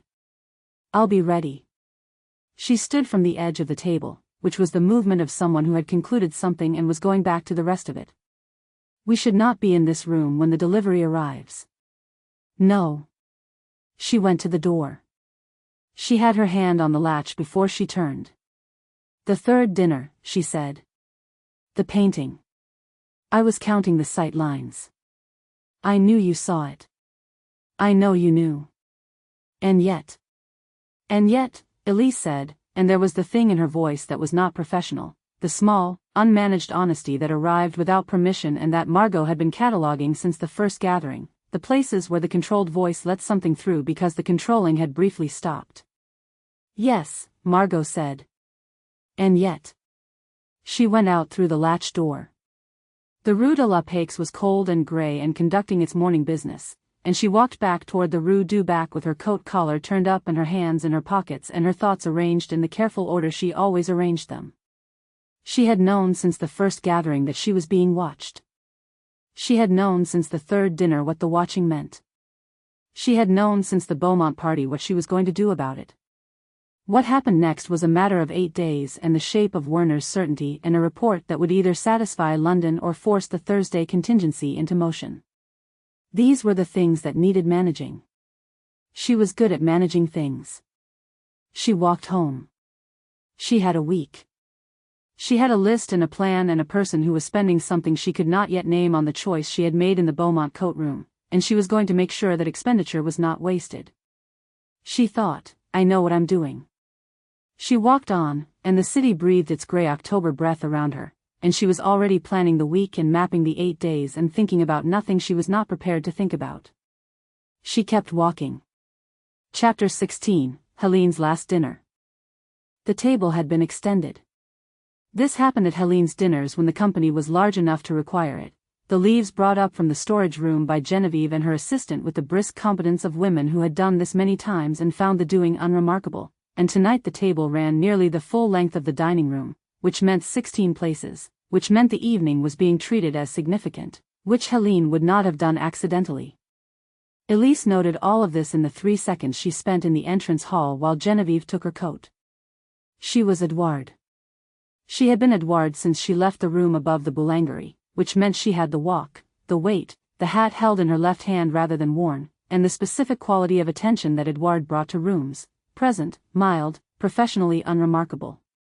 She had been Edouard for 6 weeks and the character sat in her bones now with the settled ease of something she had stopped having to perform and had started simply being, except that tonight it required more concentration than usual, because Werner Deal was already in the room. She knew before she saw him. She knew from the particular quality of the conversations current as she came through to the salon, the slight adjustment in social temperature that accompanied his presence, the way people near him held themselves fractionally more correctly without being aware of it. She had noticed this phenomenon at several gatherings and had come to think of it as Werner's gravitational field, the pull of a man who had never needed to raise his voice because the room had learned to come to attention on its own. She accepted a glass of wine from the tray and did not look for him immediately. She found Fouquet, with whom she had an ongoing and professionally useful acquaintance, and talked to him about a topic she would not have remembered afterward if asked, and let the room arrange itself around her while she quietly mapped it. 16 places. The General Major Baum was present. She had not expected that. 2 officers she recognized from previous gatherings, seated near Helene's end of the table. Theodore, pink and comfortable, already on his second glass. Vivien, in something green that was designed to look effortless and was not. Werner at the far left, Helene's preferred position for guests she wished to manage rather than honor. And Margot. Margot was across the table, 3 seats to the right, between a woman she didn't recognize and a man she did, a minor ministry official whose name she had in her files under 2 cross-references that were beginning to feel significant. She was wearing dark blue, a dress that managed the particular wartime elegance of something that had been excellent before the occupation and had been maintained with enough care to pass for new. She was listening to the woman beside her with the characteristic quality of her listening, apparently total, functionally somewhere else, and she did not look up when Elise entered the room. This was information. Margot always knew when someone entered a room. They took their places. Helene managed the seating with the invisible authority of long practice, and Elise found herself between a woman who worked in some cultural administration she didn't press on and Fouquet, who appeared slightly pleased by the adjacency, which was useful and required management. She settled into Edouard's easy, unhurried sociability and let the dinner begin. It was a good dinner. Helene's dinners were always good, the food managed with the kind of scarcity-era competence that produced abundance from insufficient materials, which was its own form of statement, and the conversation moved in the well-practiced currents of people who had learned to talk about everything except what they were thinking about. Elise tracked both currents, the surface and the undertow, with the double-channel attention she had trained, and ate, and talked, and watched the table from the middle of a sentence about Flemish Baroque painting that Fouquet appeared to have opinions about. The General Major said something about the Eastern Front in the second course. It was not the same remark he had made at the third dinner, not the specific reference to Poltava that had produced the jaw thing, that involuntary small clench she had not quite managed in time. This was a broader remark, the kind of confident strategic assertion that men with access to certain information made when they wanted the table to understand they had that access. She heard it. She absorbed it. Her face was still. She kept her eyes on Fouquet's wine glass. Across the table, she was aware, peripherally, in the oblique attention she had trained, that Margot was looking at her. Not directly. Not with anything that would have been visible to another guest. But Elise had spent 6 weeks learning the architecture of Margot's attention and she knew its quality in the corner of her vision, the slight orientation, the particular quality of not quite looking that was its own kind of looking. She had been watching Margot for 6 weeks. The awareness of being watched back had become familiar enough that she knew. Longer found it startling. She found it something else. She was choosing not to examine what. The dinner continued. The third course was cleared. The table moved into its post-dinner looseness, the slight softening, the wine doing its work, the conversations becoming more personal and less careful in the way of people who had eaten together and decided provisionally to trust the room. Elise watched the loosening and catalogued what it produced, which was 3 things she hadn't had before and 1 revision to a previous assessment, and she thought, professional. Then Werner spoke, from his end of the table, in the measured and pleasant way he had of entering a conversation as though he had been in it all along. Monsieur Renard. He looked down the length of the table with the easy authority of a man who occupied whatever end of a table he sat at. I believe we haven't spoken properly. You came to Paris through the Aubert connection, I'm told. The table did not fall silent. It would have been too visible. But there was a quality of attention that oriented, very slightly, toward this end, and Elise felt it. That's right, she said, in Edouard's easy register. Paul was kind enough to facilitate introductions. And you find Paris hospitable? He used the word with the precision of someone who understood its multiple registers simultaneously. Very much so. I've been received with great warmth. She let Edouard's mild, appreciative manner carry the sentence. Madame Gast's evenings in particular. Werner nodded pleasantly. You were educated where, Monsieur Renard? I can't quite place, he paused, as though searching for the word. Your formation. The word formation was doing considerable work. It was the kind of question that sounded like social interest and was structural interrogation, and she had prepared for it. Edouard's background was thorough, layered, the product of Bastien's network's careful attention, and she answered it without hesitation, with the mild confidence of a man recounting facts about himself that were simply and unremarkably true. She was watching Werner while she answered. She was also, in the peripheral attention she maintained like a second instrument, watching Margot. Margot was not watching Werner. She was looking at her wine glass. Then, as Elise finished the sentence about Edouard's schooling in Lyon, the plausible detail, the specific year, the name of the institution that existed and could be checked and had been checked, Margot looked up. Not at Werner. Not at Elise. At a point slightly above the table between them, as though something in the middle distance had become briefly interesting. She said, into a small pause in the general table conversation, I believe the College Saint just had an exceptional record in the sciences in those years. My cousin attended briefly, a different year, but he spoke very highly of it. She returned her gaze to her wine. The mathematics faculty in particular. The detail was plausible. The detail was specific. The detail could only have been known if someone had researched the institution in advance and found a real, verifiable fact to attach to it, not a general endorsement but a particular one, a corroborating footnote that turned a claimed fact into a supported one. Elise had not put the mathematics faculty in Edouard's background. There had been no reason to go that deep. Margot had put it there. In the space of a breath. As though she had been carrying the research for a specific contingency and the contingency had arrived and she had deployed it with the economy of someone who did not need to be thanked for the thing they had just done and would not acknowledge having done it. Werner looked at Margot. Margot was looking at her wine with the composed, faintly bored attention of a woman who had said something minor at dinner and moved on. Of course, Werner said. His voice gave nothing. He turned the full register of his attention back to Elise for one more moment. The assessment, the careful measurement, and then he nodded, pleasantly, and said, I understand the faculty has maintained its reputation. Paris has benefited from such connections. And he returned to the conversation at his end of the table. Elise looked at the tablecloth. She looked at her own hands, which were entirely still. She picked up her wine glass. She did not look at Margot. She had spent 6 weeks learning someone. She had learned the exits counting and the real laugh and the 11 minutes in the alcove.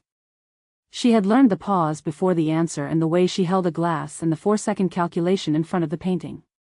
She had not, until this moment, understood the specific character of what it meant to have someone doing the work alongside her, not observing, not cataloging, but actually in it, actually there, filling the gap she hadn't known she'd left with information she hadn't known she needed, and doing it so cleanly that it left no seam.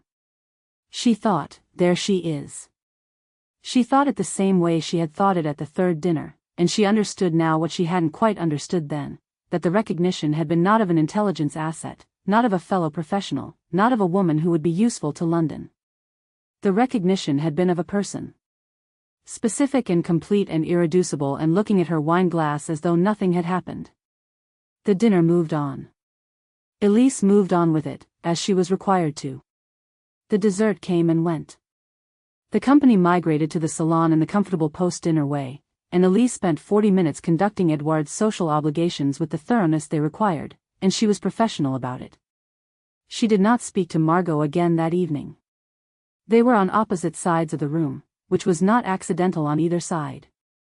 Vivien played something at the piano, shorter than usual. She was tired, apparently, which was the only explanation Vivien would have permitted herself. Theodore refilled his glass. Werner said his goodbyes to Helene at the appropriate moment and left with the correct, unhurried timing of a man who had gotten what he came for or had decided he hadn't, and in either case was not going to show which. Elise watched him leave. She thought about what he had gotten.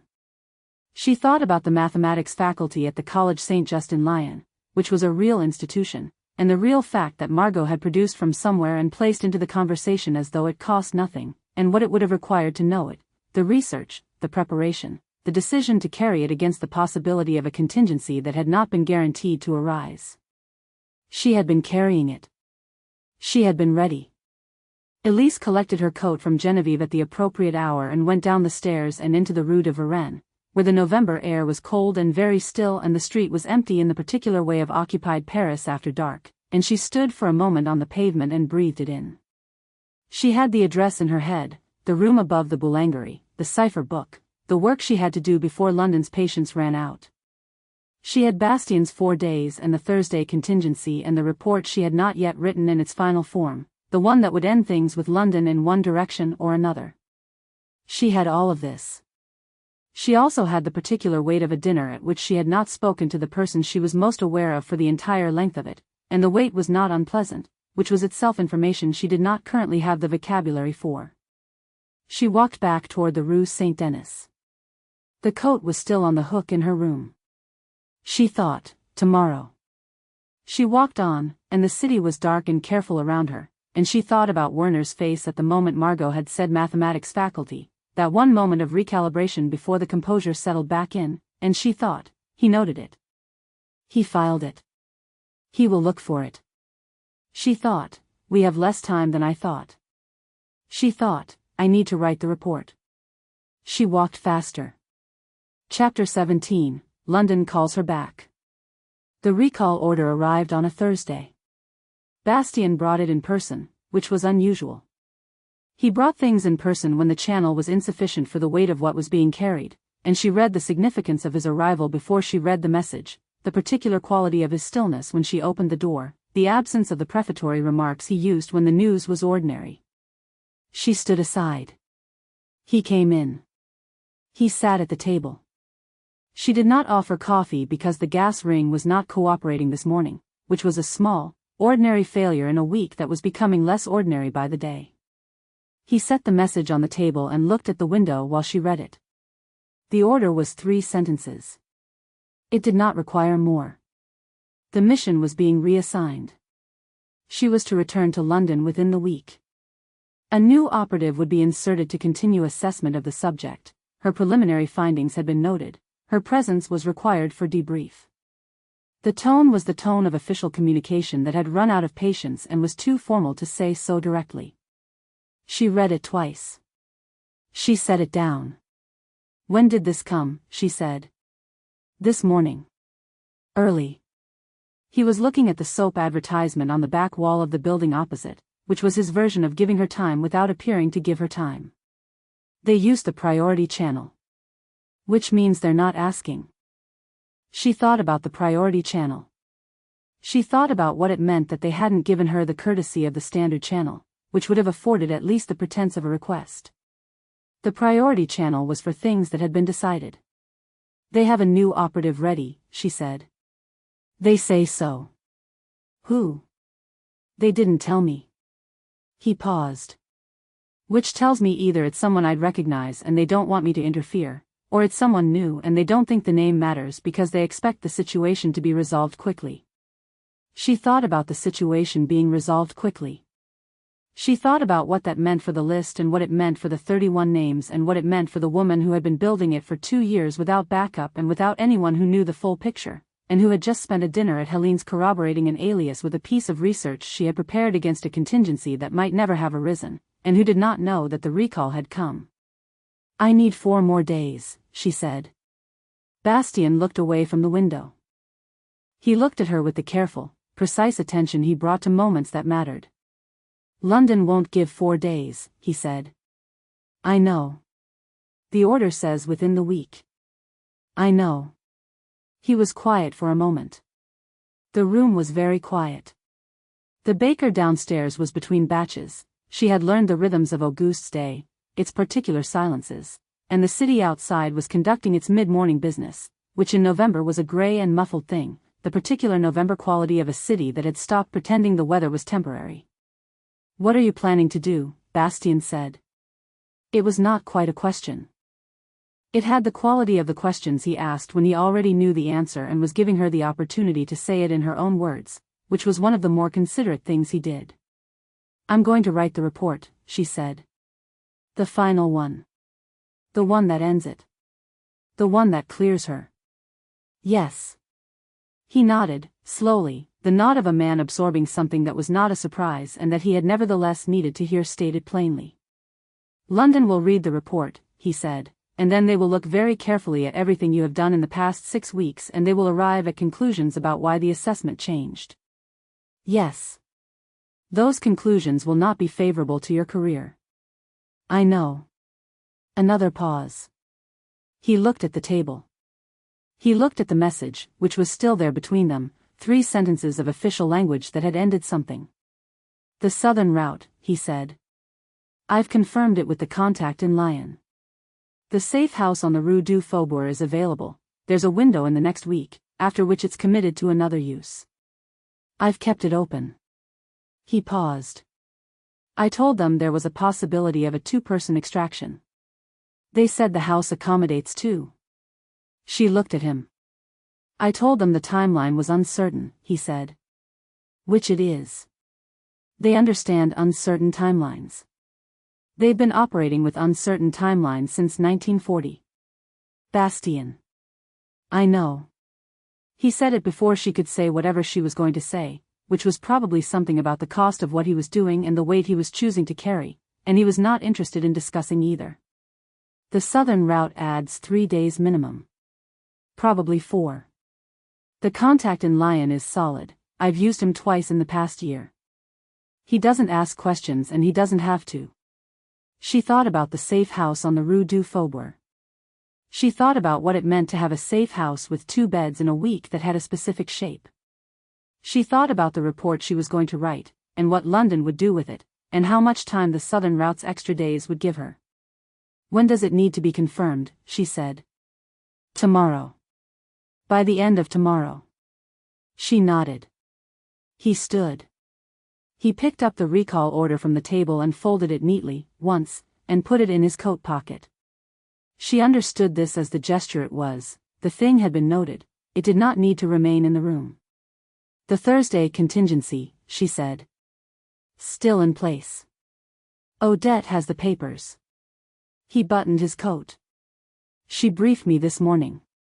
She's ready when you are. I need to tell Margot. I know. He looked at her. How? She thought about this. She thought about the channel they had been using, the careful, indirect paths that left no trace, and she thought about the fact that Werner had been at last night's dinner and had heard Edouard Renard's educational history and had looked at Margot when she corroborated it, and the look had been the look of a man adding something to a calculation. The Rue du Bac, she said. This afternoon. I'll walk past. She'll see me. She'll know. Bastien considered this. That's not much to carry. She's been carrying a great deal with very little. She'll know. He accepted this. He moved to the door. "Take care," he said, and the weight behind the words was the weight they always had with him, which was the weight of a man who had spent 3 years saying them and meaning them and knowing that the meaning was not always sufficient. "I will," she said. He left. She stood in the empty room for a moment.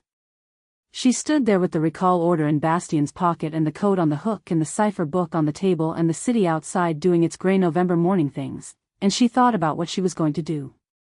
She was going to write the report.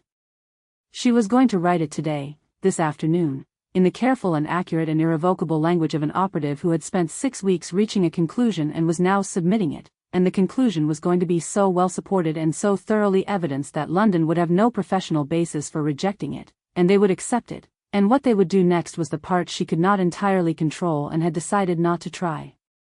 She was going to confirm the southern route. She was going to confirm the safe house. She was going to walk down the Rue du Bac this afternoon and not stop and not look and trust that the person she was not stopping for and not looking at understood what the walk meant.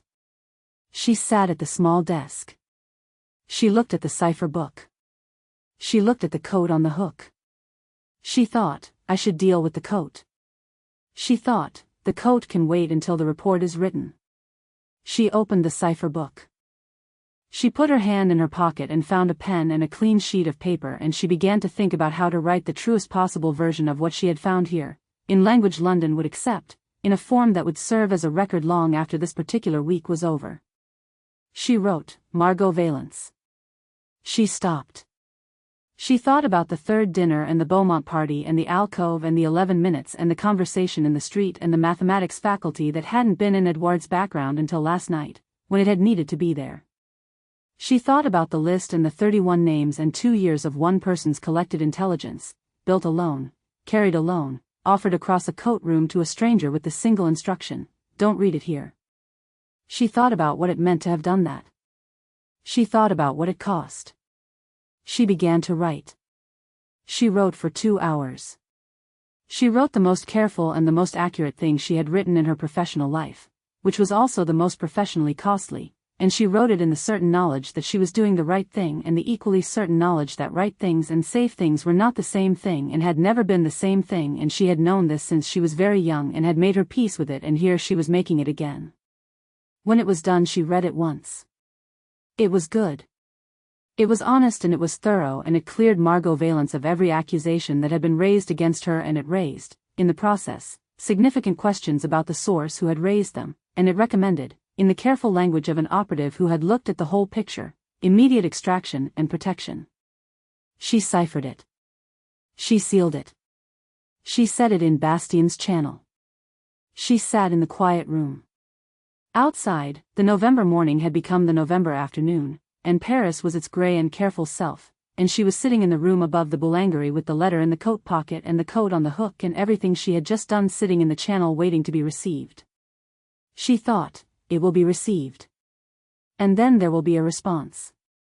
And the response will be the thing that determines what the next days look like.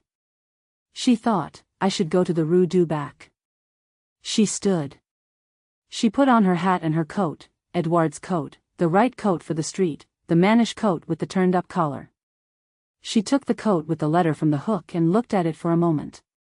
Then, because there was no more time for tomorrow, she reached into the inside pocket. The letter was there. She had folded it twice. The paper had taken on the cold of the room, which meant it had been there long enough to stop being warm. She took it out. She sat back at the desk. She unfolded it. She read what she had written, which she remembered but which, landing differently in the November light of a day on which the recall had come and the final report had been sent and the southern route had been confirmed and everything was in motion. She read, I have spent 5 weeks learning someone.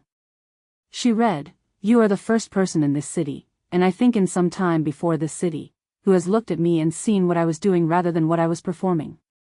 She read, the painting. The third dinner. When you touched the frame and I knew. She picked up the pen. She wrote, at the bottom of the page, in the same English, in the same hand, they are recalling me. I'm not going. The southern route takes 2. I should have said this sooner and in a different way. I am saying it now in the only way I have available. The answer, if you are asking, is yes. She folded the letter. She folded it again. She put it back in the pocket of Margot's coat. She stood. She put on Edouard's coat. She took Margot's coat over her arm. It was borrowed. It needed to be returned. This was a normal and ordinary thing. There was nothing remarkable about returning a borrowed coat to its owner, and she went downstairs and out into the November afternoon. She walked to the Rue du Bac. She did not stop. She did not look up at the windows of the apartment building as she passed, because there was nothing to look at. She was simply returning a coat to its owner's household, and she handed the coat to Renaud at the door with the brief, unremarkable exchange of two people completing a small and ordinary domestic transaction, and she walked on, and she did not stop. She was Edouard the whole length of the street. She was something else entirely underneath it.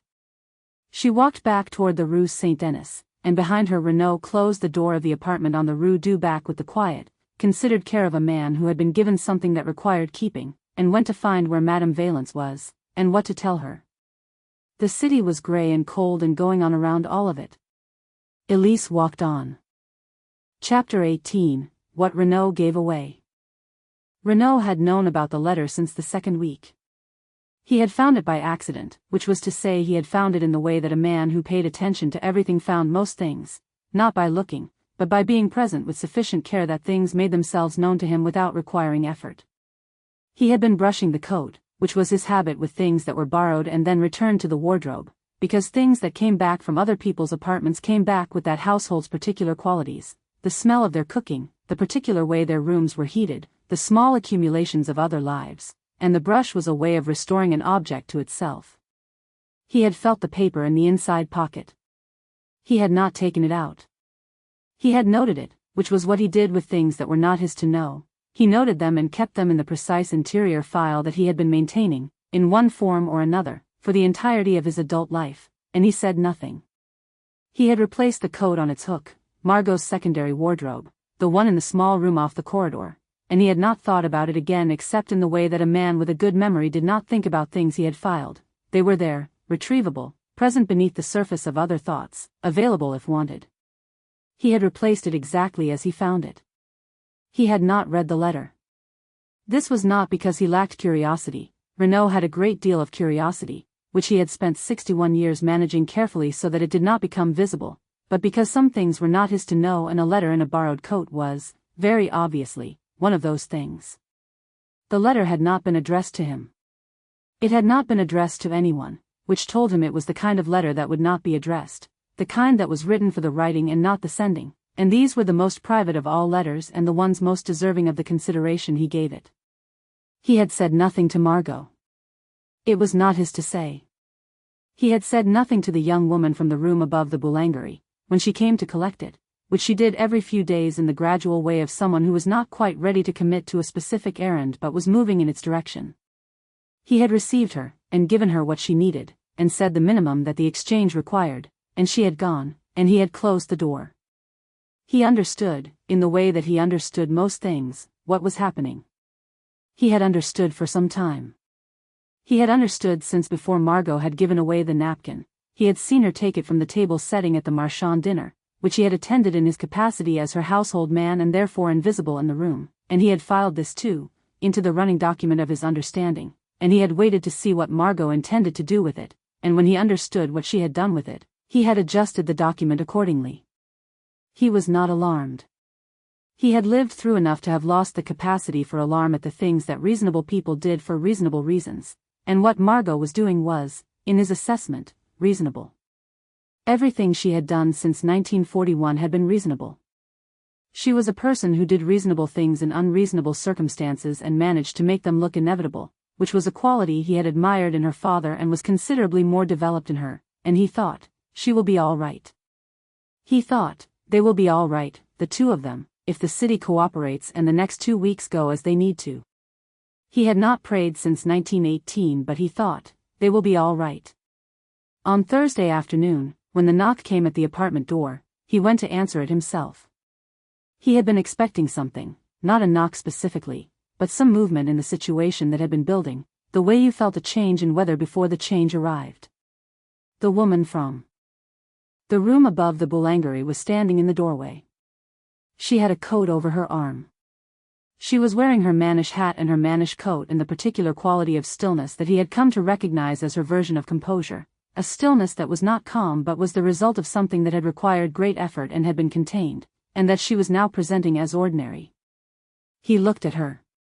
She held out the coat. "Madame Valence's," she said, in the careful, unremarkable French of someone who had prepared the sentence in advance. "Borrowed some weeks ago. I should have returned it sooner." He took the coat. He looked at it for a moment. He looked at her. He said, "Of course. Thank you, mademoiselle." She nodded. She turned. She walked back down the Rue du Bac, and he watched her go, the careful stride, the hat brim, the deliberate and controlled pace of a woman performing an ordinary errand and performing it very well, and he closed the door. He stood in the entrance hall for a moment. He put his hand in the inside pocket of the coat. The letter was there. He could feel its weight, the slight stiffness of folded paper. He took his hand out. He did not take out the letter. He found Madame Valence in the study, which was where she had been all afternoon, working at the desk with the focused intensity she brought to the things that required the most careful handling. She looked up when he came in.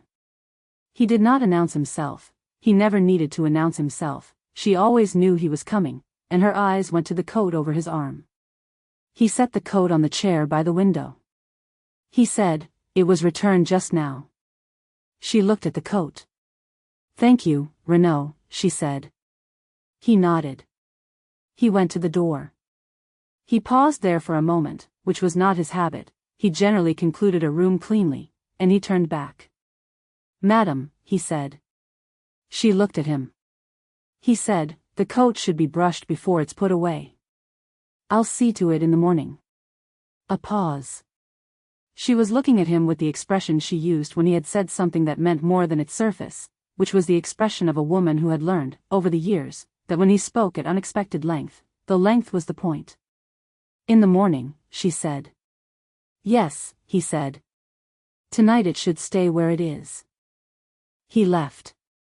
He went back to his room at the end of the corridor and sat in the chair he sat in the evenings and did not read the book he sometimes read.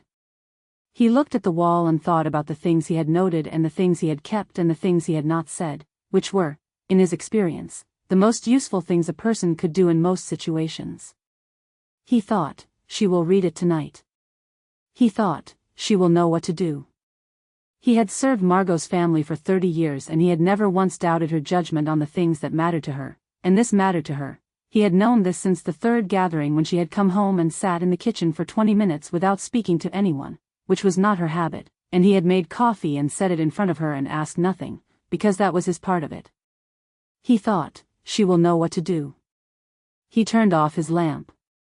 He lay in the dark and listened to the apartment settle around him, its old bones, the particular sounds of a building that had stood through one war and was standing through another and had opinions about this that it expressed in creaks and expansions, and he waited to hear, from the direction of the study, the specific quiet of someone reading something that required being alone to read. He heard it. The quality of the apartment changed, the particular shift in a space that occurs when something that has been held for a long time is finally set down, and he thought, "Good." He slept. In the study, Margot sat with the coat across her lap. She had known the moment Renaud said, "Tonight it should stay where it is." She had known before that, had known from the quality of his face when he set the coat on the chair, which was the quality of someone who had kept something for a long time and was returning it to its rightful place. She had known from the way he had paused at the door, which was not his way.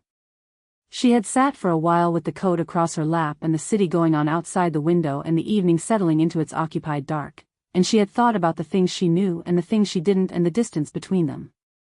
Then she had reached into the inside pocket. The paper was folded twice.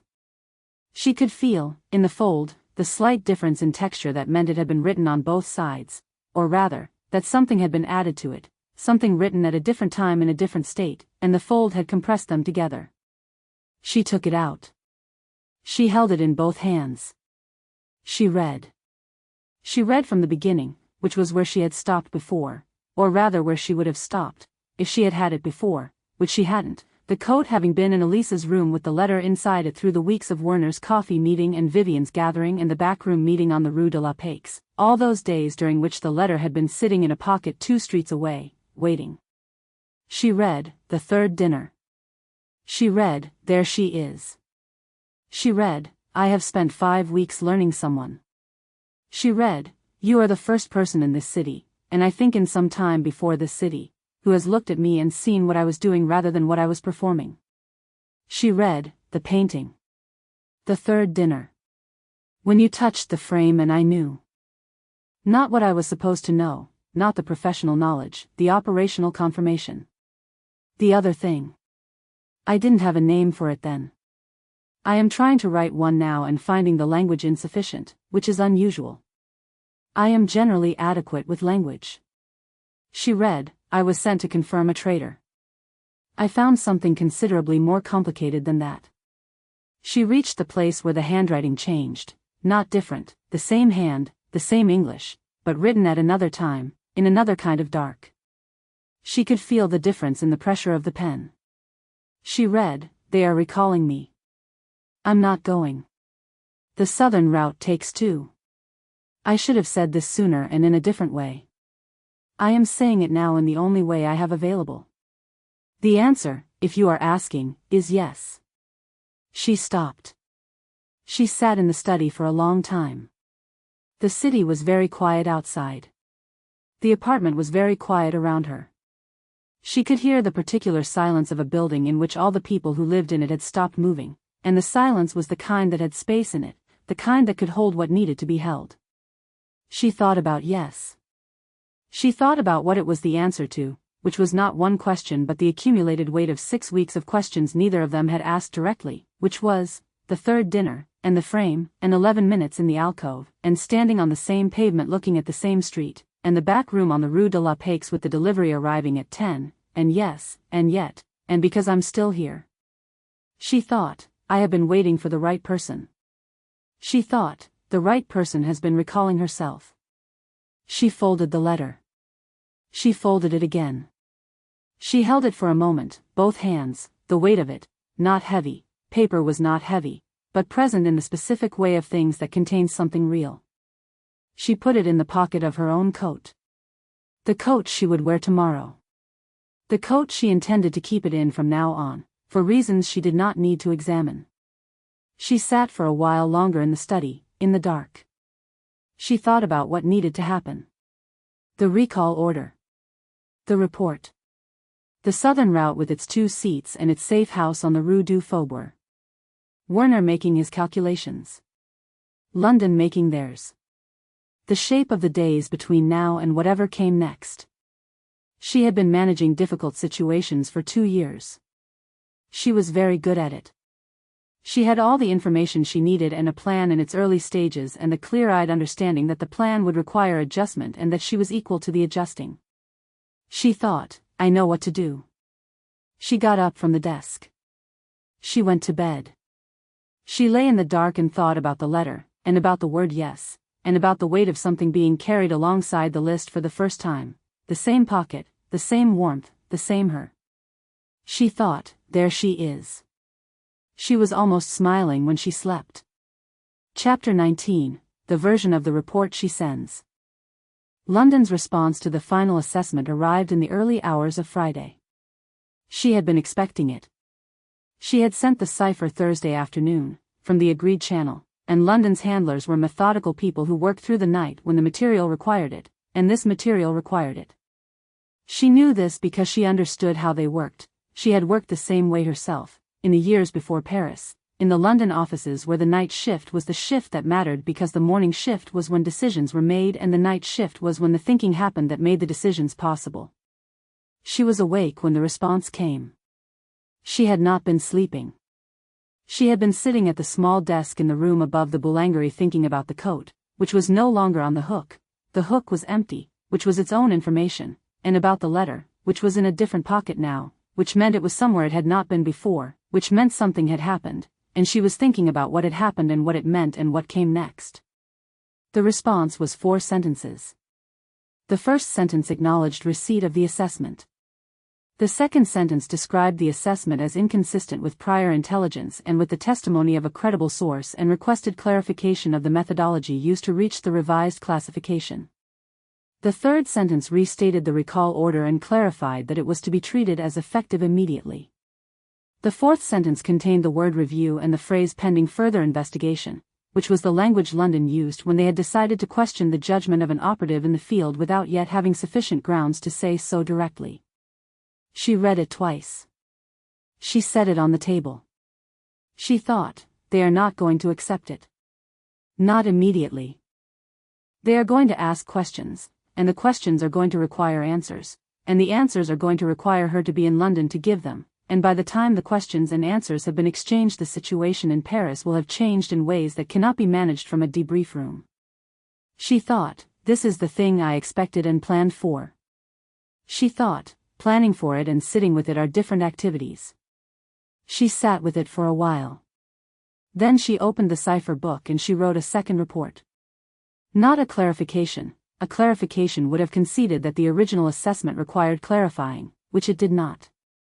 A second report, complete, independent, standing on its own evidence, requiring no reference to the first report to be understood. She wrote it in the language she had always used for the work she was most certain of, which was the language of precision and specificity, the language that left no room for the kind of doubt that came from ambiguity. She wrote, I have reviewed the source intelligence and the testimony of the credible source referenced in your response. The source observed a real transaction. The source has characterized the transaction incorrectly. The characterization serves a conclusion that was reached before the evidence was examined. This is not intelligence, it is confirmation of a predetermined position. The assessment I have submitted stands on the evidence. I am aware of the implications of this statement. She wrote the implications. She wrote them plainly, in the careful language of someone who had decided to be entirely clear about what they were doing and why. She wrote, I am not returning to London at this time. The extraction I have planned will proceed. The subject of this operation is an intelligence asset of significant value whose safety cannot be guaranteed under the current circumstances, and the circumstances are changing. I have taken the necessary steps to ensure extraction proceeds safely. Full debrief available upon completion of the extraction and return. She stopped. She read what she had written. She thought about her career. She thought about it in the specific way of someone who had built something over a number of years with a particular kind of care, not the care of ambition, exactly, but the care of someone who had understood that the work mattered and had applied herself to it accordingly. The 6 aliases. The 3 postings. The reports filed correctly and on time, the assessments that had been right, the situations she had navigated with the precise and professional competence that had built the record she had. She thought about what she was now doing to that record. She thought about the third dinner, and the frame, and the Beaumont party, and the back room on the Rue de la Paix, and the dinner at Helene's last night with the mathematics faculty produced from nowhere when it was needed, and the letter that was now in a different pocket than the one it had started in. She thought, this is the decision I have been moving toward since the third dinner. I have known for some time that I was moving toward it. The only question was whether I would have the honesty to recognize it when I arrived. She finished the report. She ciphered it. She held the sealed cipher in her hand for a moment. She thought about Bastien, who had filed the amended route and confirmed the safe house and arranged for Odette to stand by, and who had known, before she did, exactly what she was going to decide, and had decided, before she asked him, what he was going to do about it. She thought about take care, and what he meant by it, and what she was going to do with what he had given her. She set the cipher in the channel. The room was very quiet. The boulangerie below was not yet awake, Auguste did not begin until 5, and it was not yet 5, and the city outside was in the particular stillness of the hours before dawn that had always seemed to her the most honest hours, the hours in which the occupation was most visible because there was no social machinery to obscure it, no dinners and gatherings and performances to maintain the fiction that this was simply how Paris had always been. It was not how Paris had always been. It was what was being done to it. And it would end, eventually, because things of this kind always ended, and the evidence for this ending was the list that 31 names had been built into and the woman who had built it, and the report she had just submitted was going to help that ending arrive a little sooner and in a slightly different shape than London's version of the ending, and she was at peace with this. She was. She looked at the empty hook on the wall. She thought, Margot has the letter. Margot has the letter and she has read it and the word yes is in it and now Margot knows. She thought about what Margot would do with knowing.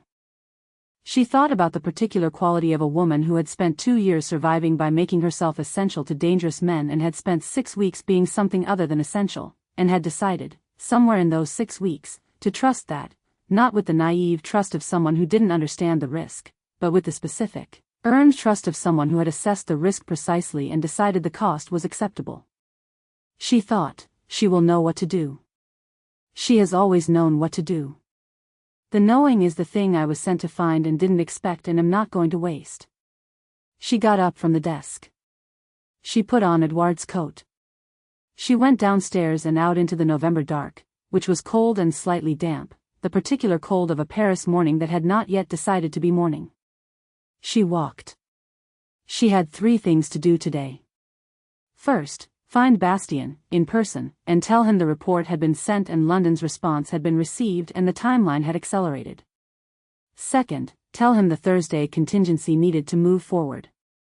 Third, go back to the room and pack what needed packing, which was not much. She had lived light by habit and by training, and the things she needed to take were the cipher book and the papers and the photograph. She had been carrying the photograph in the inside pocket of Edouard's coat since the first week. She had stopped examining this fact some weeks ago. She walked through the November dark and thought about the work that was left to do and about the specific weight of having done the irreversible thing and knowing it was the right thing, which was a particular combination of heaviness and clarity that she had experienced before and that she had learned to trust even when it was uncomfortable. It was slightly uncomfortable. She kept walking. She thought, Bastien will say take care and mean it in the way he always means it, and I will say I know, and we will both understand that we are past the point at which care is sufficient and into the territory where care and luck have to cooperate, and luck is not a factor I control. She thought, I have never been comfortable with factors I don't control. She thought, I am becoming more comfortable with this one. She found a bakery that had opened early, not Auguste's, a different one, a place on the Rue du Temple that catered to the early morning trade.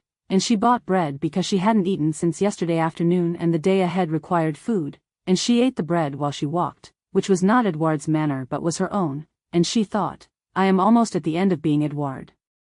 I am almost at the beginning of something else.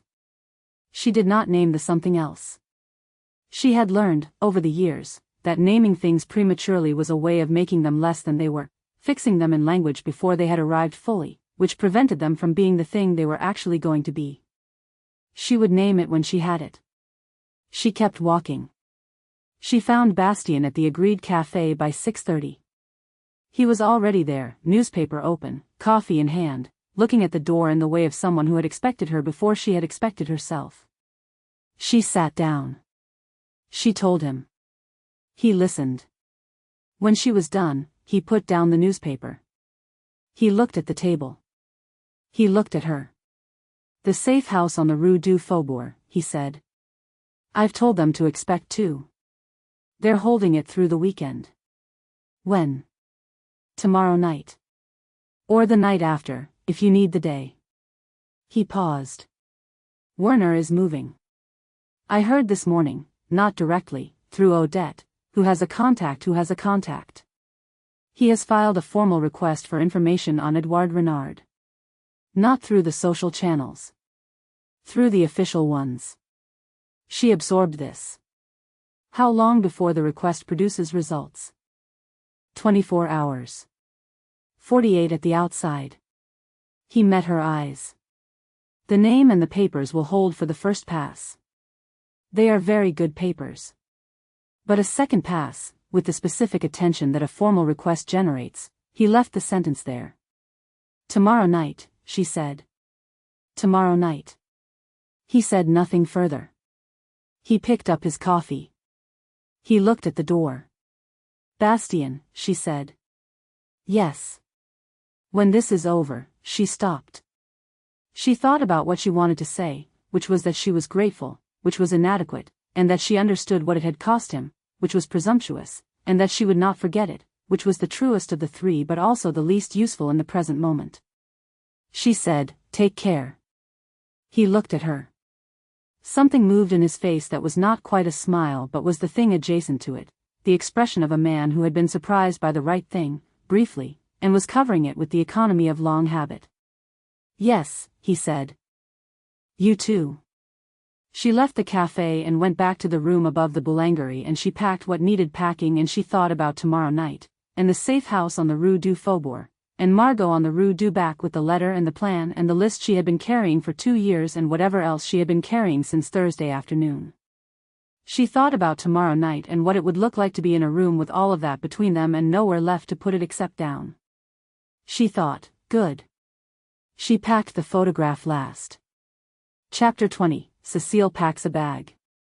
Cecile arrived on Friday morning with bread and the expression she wore when she had not been told something and had decided to wait out the not telling until the other person was ready, which was the most patient of her expressions and also the most pointed. She had been wearing it since Tuesday, when Margot had called on her in the early afternoon, not at the apartment, which would have required explaining to Renaud, but at Cecile's own apartment on the Rue du Church Midi, which Margot never visited without prior arrangement because Cecile's building had stairs that required her to knock twice on the way up to account for the acoustics, and unannounced arrivals in November 1943 were something both of them had learned to handle with care. She had knocked, and Cecile had come to the door with the expression of someone who had already decided not to ask why, and they had sat in Cecile's kitchen for an hour, and Margot had told her the shape of things. Not all of it. Most of it. Enough that Cecile had gone home that evening and sat with her kitchen, which she did when she was thinking about difficult things, and had made a particular assessment about the next 2 weeks, and had gone to bed, and had woken on Friday morning and come here with bread and the patient and pointed expression. "Coffee," she said. "Renaud's already made it." "I know." She found the press anyway and began making it herself, because Renaud's coffee and Cecile's coffee were different things, and this was a Cecile's coffee morning. She worked with her back to the room, which she sometimes did when she was deciding how to begin. "How long?" "Tomorrow night," Margot said. Cecile turned. She looked at her with the full, direct attention she brought to things that mattered. "Tomorrow night," she repeated. "The route is confirmed. The papers are ready. There's a safe house, the first night in Paris, and then we drive south." "We," Cecile said. "Yes." Cecile turned back to the coffee press. She pressed it with the deliberate, focused attention of someone who was thinking about something that had nothing to do with coffee. The kitchen was quiet. Outside the window, the courtyard was gray and cold, the November version of the courtyard, which had always been a little melancholy in November, a quality that had become something else in the last 3 years. "Tell me the rest," Cecile said. "The part you didn't tell me on Tuesday." Margot looked at the table. She looked at the coffee cup Cecile had set in front of her without asking whether she wanted it, which was Cecile's way of saying, "You need this, and I am going to give it to you, and don't argue with me about the coffee." She told her. She told her about the letter and what she had read in it and what had been added to it, and she told her about the recall order and the report and the southern route and the safe house on the Rue du Faubourg. She told her about Werner and the formal request and the 24 hours that Bastien had estimated before the papers would face a second pass that they might not survive. She told her about Yes. When she was done, Cecile was quiet. It was the long quiet, the quiet she used when something had landed with its full weight and she was deciding not to rush the receiving of it. Margot had always found this quality in her the most valuable and the most difficult thing about her, the unwillingness to respond before she had actually thought, which in their world was rare enough to feel sometimes like a gift. Then Cecile said, "The mathematician." Margot looked at her. "The schools in Lyon. The College Saint-Just. The mathematics faculty." Cecile sat down across the table. "You researched that?" "Yes." "Before the dinner?" 2 days before." Cecile looked at her steadily. "You researched the background of someone else's alias to prepare a corroboration for a contingency that might never have arisen?" "Yes." "And Werner was there?" "He was there." "And you used it?" "When it was needed." Cecile was quiet again. She was looking at Margot with an expression that was complex, something that was not quite pride, because pride was not what Cecile felt about the things Margot did that were extraordinary, having long since moved past the stage of finding them extraordinary into the stage of finding them simply Margot, and not quite worry, because worry was something she kept for the things she couldn't predict, and she had known, for some time, roughly the shape of this. She had known since Tuesday. She had known before Tuesday, in the way she had always known the things Margot wasn't saying yet, from the quality of her silences, from the particular arrangement of her composure in rooms where a specific person was present, from the kind of attention she deployed, and toward what. She had known since the second gathering. She had been waiting for Margot to know. "Sherry," she said, and the word had the weight she only gave it when she was genuinely frightened. "I know. Werner is building toward something.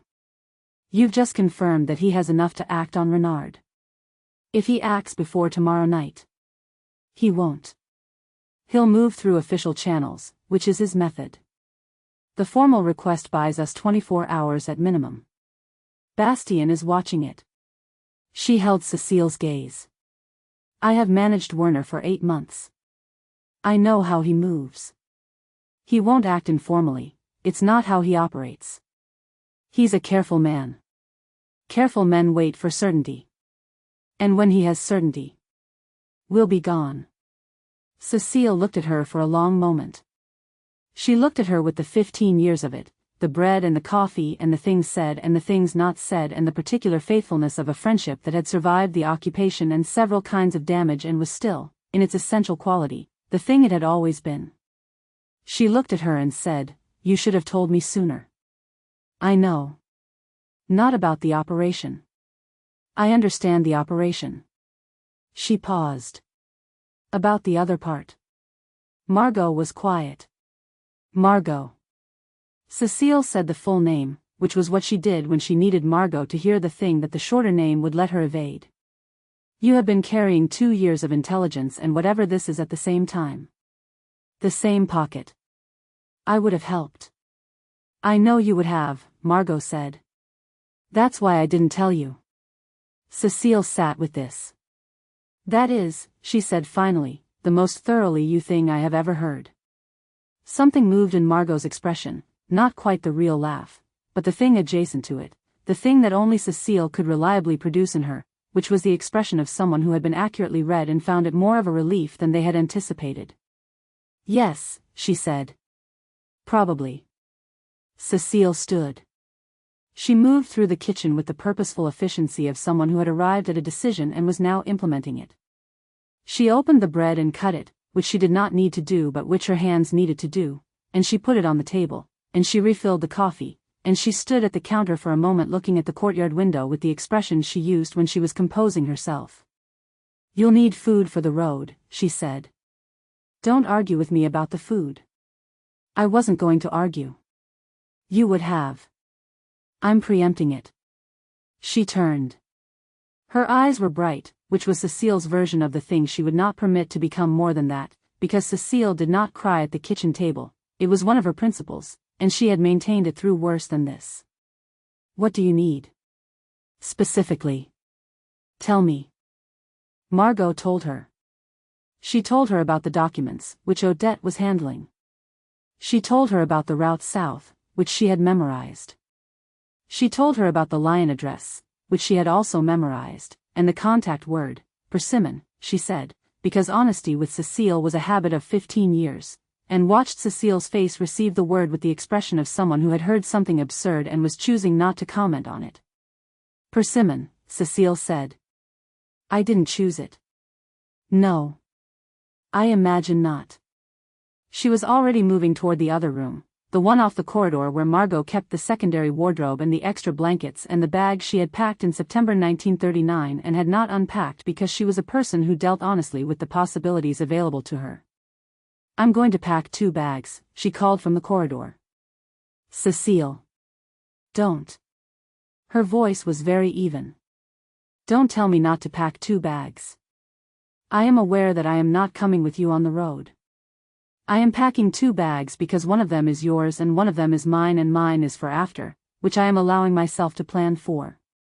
A pause, the sound of the wardrobe opening. I am choosing to plan for after. Don't take that from me. Margot sat at the kitchen table.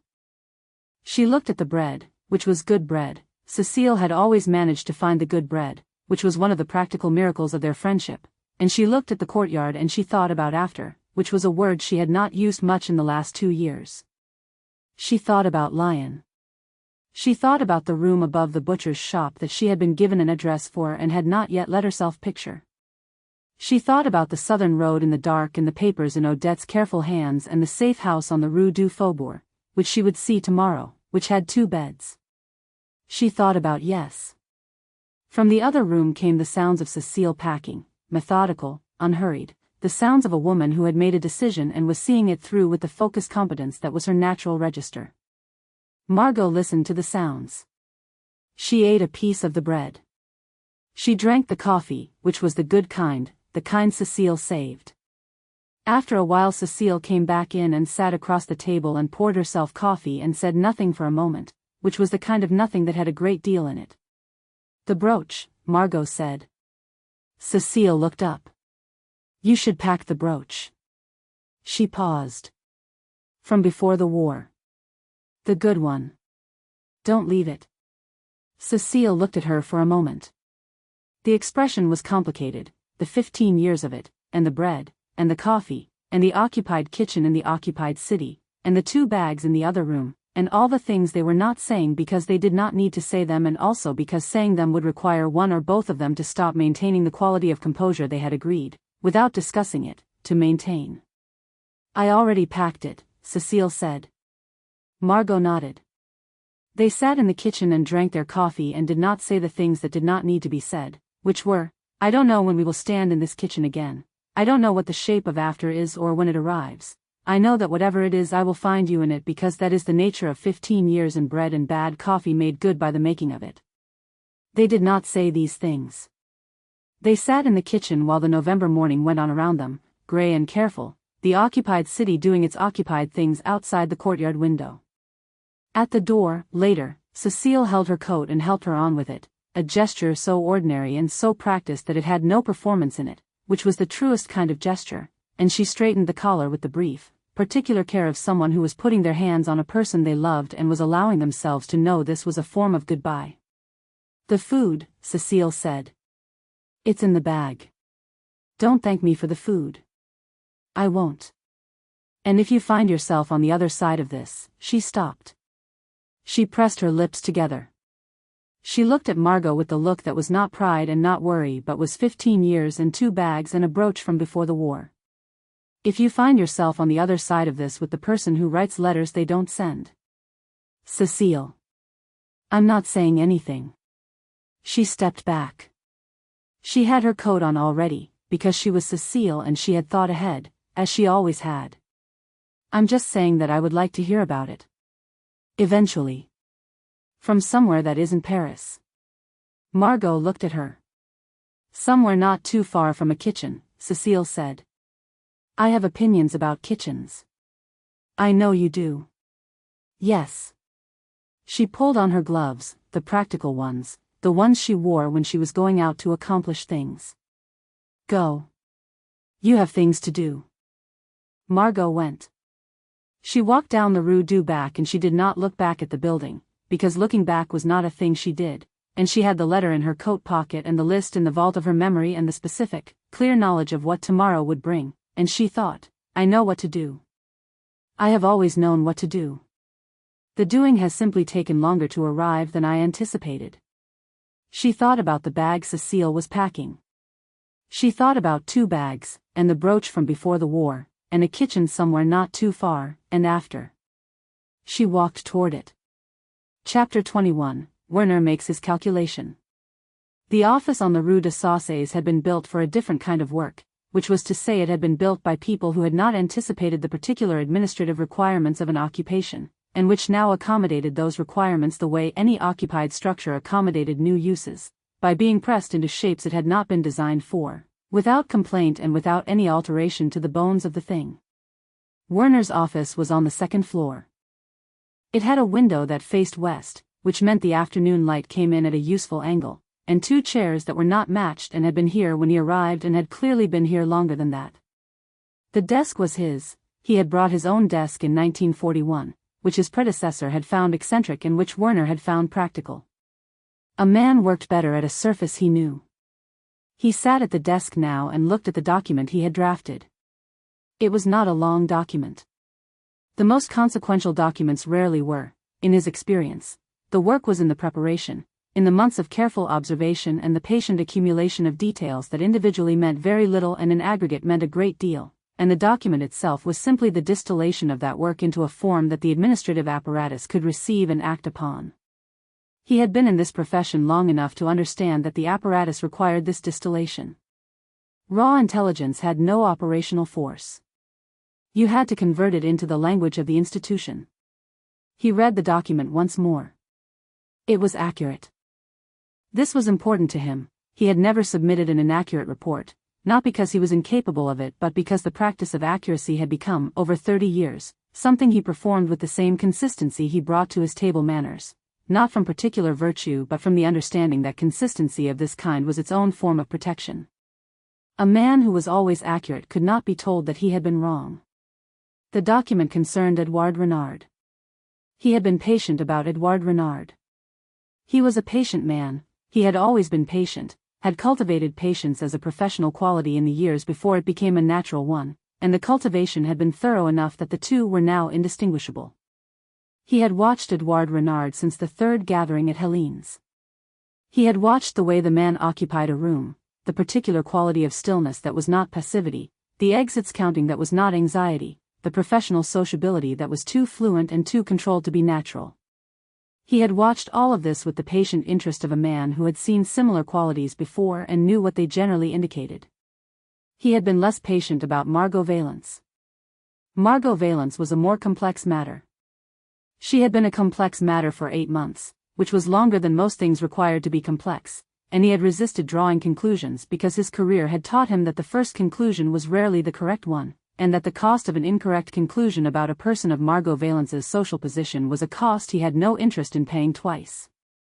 But the dinner at Helene's had been informative. He thought about the dinner at Helene's with the care he brought to information that required placing precisely. Edouard Renard, asked about his education, had answered correctly, fluently, without hesitation, with the confidence of someone who had been prepared. This was notable in itself.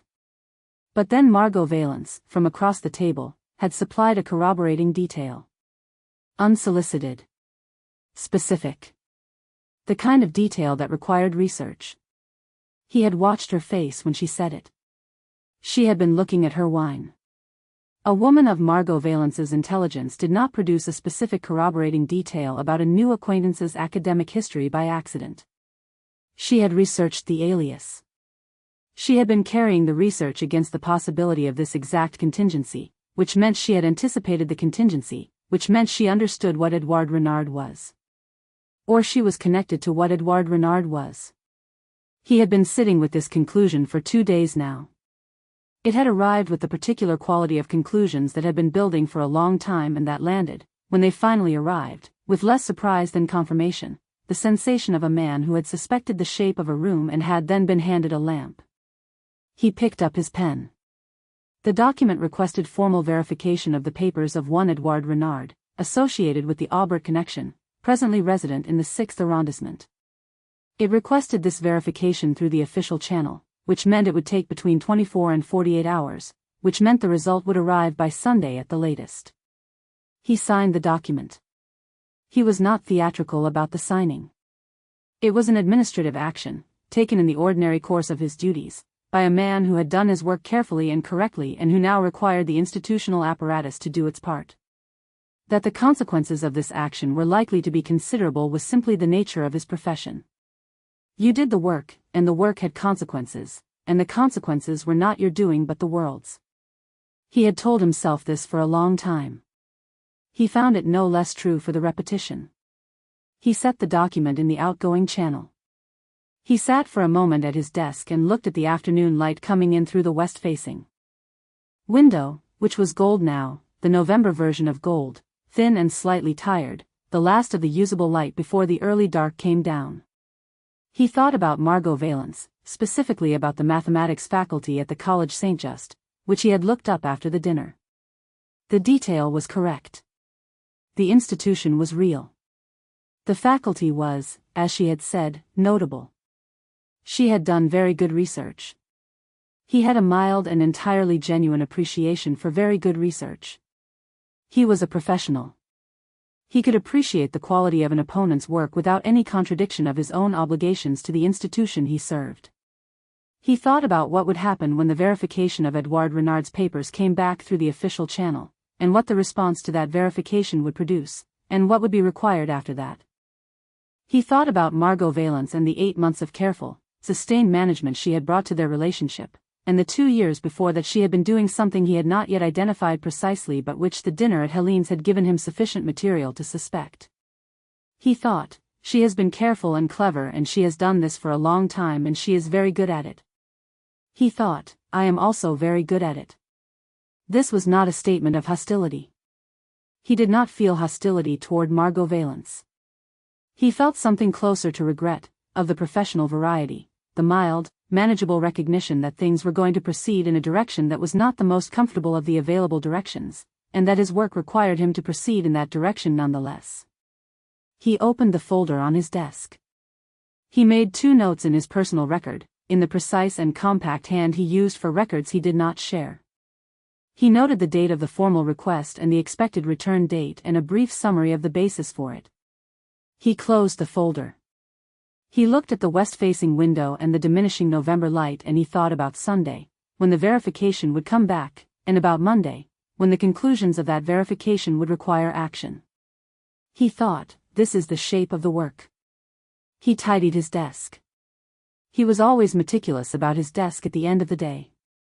He stacked the documents in the outgoing channel in the correct order. He capped his pen and returned it to its holder.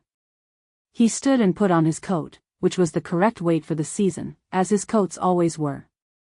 He left the office. He walked down the stairs and out through the building's main entrance onto the Rue des Sauces, which was conducting its early evening in the way of an occupied street, the particular quality of movement that was brisk and directed and not lingering, the particular quality of eyes that did not find each other. He walked toward the Rue de Rivoli. He would dine at the Ritz this evening. He had a reservation. He had maintained his reservation at the Ritz with the same consistency he brought to everything else, because consistency was, in his experience, the most undervalued form of discipline. The paperwork was in the outgoing channel. By Sunday it would have done what it was going to do. He walked on through the early dark, his footsteps correct and unhurried on the cold pavement, and he did not think about Margot Valence again until he sat down to his dinner and the sommelier brought a bottle of something that had been excellent in 1937 and was merely good now. And he thought, she will have been very thorough about the route. She is always thorough. He thought, I hope so. He poured his wine and did not examine what he meant by this. He dined well, and correctly, and alone, and went home at an appropriate hour, and the document worked its way through the outgoing channel with the unremarkable efficiency of institutional processes that have been set in motion by men with tidy desks and good table manners. The clock, which neither Margot nor Elise yet knew was running, had started. Self-audit, Chapter 21. Plot and story continuity, consistent with outline beat. Werner files the formal verification request. We see it from his POV, no melodrama.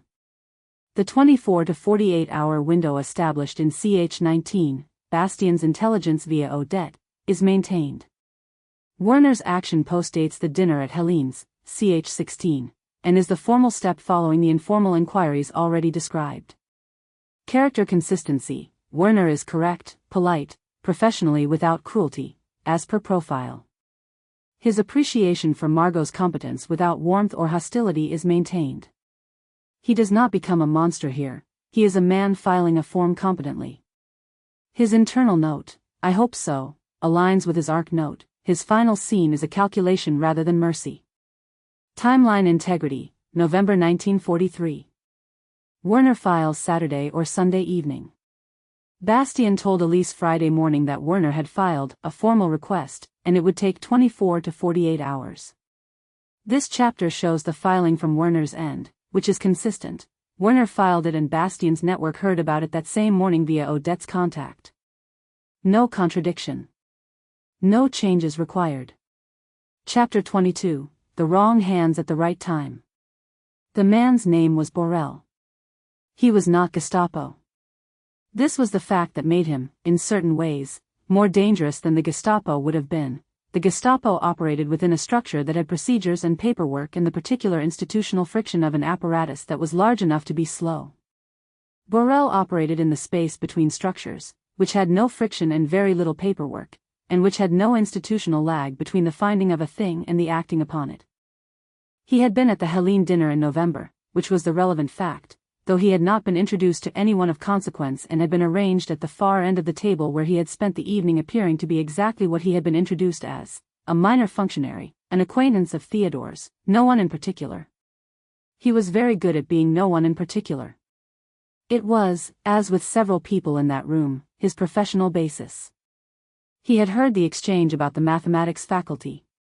He had not understood it at the time. It had sounded, to anyone not listening carefully, like social corroboration, a woman filling in a social gap with a small and charming detail. He had filed it in the same place he filed everything, which was the interior catalogue he had been maintaining for 4 years, and he had returned to it on Saturday morning when he received a different piece of information from a different source. The piece of information was this, that a woman named Margot Valence, whose apartment was on the Rue du Bac, had been in correspondence with a person of British origin. This was not, in itself, unusual. Plenty of people in Paris had been in correspondence with people of British origin before the occupation, and correspondence that had begun before the occupation had a way of persisting in various forms long after the nominal cessation of the relevant postal routes. He was not a man who assumed the worst from a single data point. But the correspondence was in English. And it had been found in a coat. The coat had been discovered through a mundane channel, a domestic who had been placing items, a garment left somewhere it should not have been, a pocket that had been turned out in the ordinary course of an ordinary household task. The domestic, who understood that information of this kind had value and who had been providing information of various kinds for 18 months, had turned the contents of the pocket over to Borel's contact rather than to the household to which the coat nominally belonged. The contents of the pocket were a letter. The letter was in English. Borel received the letter on Saturday at 11 in the morning. He read it at 11:15, at his desk in the apartment on the Rue du Temple that served as his working space, a room that was unremarkable in every way except that it had a very good lock and blackout curtains that had been installed in 1940 and had not been removed because they were useful for reasons other than the ones for which they had originally been provided. He read the letter carefully. The letter was, on its face, personal. It was addressed to no one. It began in the middle of a thought, as letters written for private purposes often did. The voice was confessional, someone writing what they could not say, in the small hours, in the way of people who use paper as a substitute for the conversations they were not having. There was a painting. There was a dinner. There was a frame that someone had touched. And then, I was sent to confirm a traitor. I found something considerably more complicated than that. He read this sentence twice. And then, the southern route takes 2. He read the rest. He read the addition at the bottom, the different pressure of the pen, the different register, the particular compressed urgency of a postscript that had been written at a different time and under different conditions. He read, "They are recalling me. I'm not going." He sat back. He thought about what he had read in the way he thought about most things, systematically, without the distorting influence of excitement, which was an amateur's response to useful information and which he had spent years training himself out of. He assembled the pieces. The letter in a coat. The coat at an address on the Rue du Bac. Margot Valence, whose name he knew and whose social position he understood and whose connection to a man called Edouard Renard had been noted at the November dinner by someone whose notes Borel received periodically. The southern route. He thought about the southern route and what it indicated. He thought about the phrase "they are recalling me," and what kind of institution issued recalls, and what the southern route had to do with the kind of institution that issued recalls. He thought about a woman who had been at those dinners, in that particular social configuration, for 2 years. He thought, this is not personal correspondence. This was the conclusion he reached by 11:40, 25 minutes after he had received the letter. He did not know, precisely, what the letter was. He could not read every implication of it. He was missing context that would have made certain things clearer and had to work from the partial picture available to him. But he understood, with the confidence of a man who had been reading partial pictures for 4 years, that what he had received was not a love letter and not a personal confession. It was an operational document that had been disguised as a personal confession, which was the most interesting kind of document. He wrote a summary.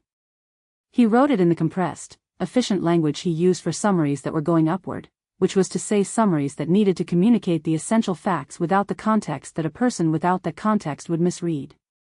He was aware, in writing it, that a person without context was exactly who would receive it, and that the misreading was, in this instance, likely to be useful. The misreading of a personal letter as operational material was actually, in this case, closer to the truth than the reading of it as personal. This was a rare and useful alignment. He summarized: Margot Valence, Rue du Bac. British operative. Known alias, Edouard Renard. Letter indicates active mission, imminent extraction, southern route. 48 hours estimated from current. He read the summary back. He added one line: source and operative appear to be both active and in contact. Suggest immediate verification and surveillance. He sent the summary upward through his channel, which was not the official channel and was not the Gestapo channel and was something else entirely, the nature of which was best understood by the people who used it and least useful to anyone who did not. He put the letter in a folder. He put the folder in the locked drawer. He thought about the summary as it moved through the channel, which it would do quickly because the channel had been built for quick movement, and about what would happen when it arrived where it was going, which would take between 2 and 4 hours depending on whether the right people were available. He thought about 48 hours and what they contained. He was not dramatic about this. He was a professional, and professionals did not manufacture drama around their work. Drama was a distraction, and distraction was dangerous, and he had been doing this long enough to understand that the most dangerous things in this work were not the dramatic ones but the small, administrative, unremarkable things, the summaries sent through channels by men at tidy desks who were simply doing the work correctly. He made himself coffee. The coffee was not good. He drank it anyway, with the particular stoicism of someone who had not expected good coffee since 1940 and had adjusted his relationship with expectation accordingly. The summary was in the channel. He thought about the mathematics faculty at the College St. Just and the 11 minutes at Helene's November dinner and a woman who had been doing something in that room that looked, to anyone not looking carefully, like attending a dinner party. He thought, she has been very careful for a long time. He thought, not careful enough. He drank his coffee and waited for the channel to carry what it was carrying to wherever it was going.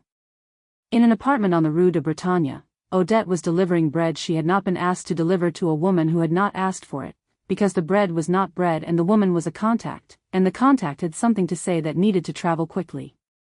In the room above the boulangerie, Elise was packing the cipher book. At the café on the Rue Saint-Denis, Bastien was reading a newspaper he had not yet decided whether to finish, and his hand had gone still on the page, and he was staring at a word he was not reading, and he was thinking. His thinking took 40 seconds. He folded the newspaper. He paid for his coffee. He walked out into the November afternoon with the unhurried stride of a man going somewhere ordinary, and he was going somewhere ordinary, which happened to be the room above the boulangerie. He knocked. She opened the door. She looked at his face. He said, "How long do we have?" It was not a question. She looked at him. The cipher book was open on the table. The bag was half packed on the bed. The room had the quality of a room in the process of being dismantled, in the particular way of a room that had been a temporary home and was being returned to its previous, unoccupied state. "Bastien," she said. "What happened?" "The letter," he said. "Someone has the letter." She was very still. He told her what Odette had told him, which was what Odette's contact had told her, which was what had been passed through a chain that was shorter than it should have been and faster than was comfortable. The coat had been found not in the domestic way they had managed, Renaud receiving the coat, Renaud returning it, the coat traveling cleanly from one pocket to another, but in a different way. A second coat. An earlier transfer he had not known about. She said, "Whose coat?" He told her. She was quiet for 30 seconds. He counted, not from habit but because the silence had a specific weight and he was measuring it. Then, "How long do we have?" 48 hours, he said. Maybe less. She looked at the half-packed bag. She looked at the cipher book. She looked at the window, which faced the courtyard of the Boulangerie, the ordinary grey November courtyard, the ordinary grey November sky above it. She said, "I need to get to the Rue du Bac." "Yes," he said. "Tonight." "Yes." She looked at him. "I know," he said, in the tone he used for things he had already decided. "The safe house is still available until tomorrow night. The papers are with Odette. The route," he paused. "The route is still viable. But tonight, not tomorrow." She was already moving. She closed the cipher book and put it in the bag. She put the photograph in the inside pocket of Edouard's coat, where it had lived since the first week. She picked up the bag. She stopped. "Bastien," she said. "Take care," he said, before she could say whatever she was going to say. He said it with the weight he always gave it, which was considerable, and which she had learned to receive as the thing it actually was, which was not a farewell and not a dismissal but the most honest version of "I know what this costs and I have accounted for it and I trust you to do the same." "Take care," she said back. She left. She was Edouard by the time she reached the bottom of the stairs, which was to say she had the coat and the hat and the stride and the particular quality of presence that was Edouard's, unremarkable, unhurried, precisely nothing worth looking at twice.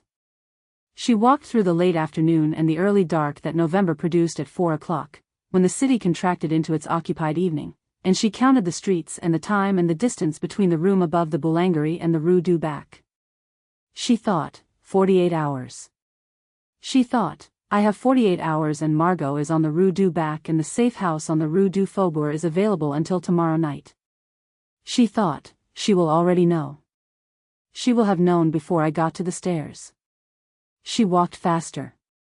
Self-audit, Chapter 22. Plot and story continuity, per outline beat exactly. A contact adjacent to Werner finds the letter, misreads the emotional content in spycraft context, passes it upward. Bastien learns through Odette who hears through a cafe contact. 48 hours. Maybe less, matches outline exactly. The letter's discovery mechanism, a second code, an earlier transfer Bastien didn't know about, requires author attention. See flag below.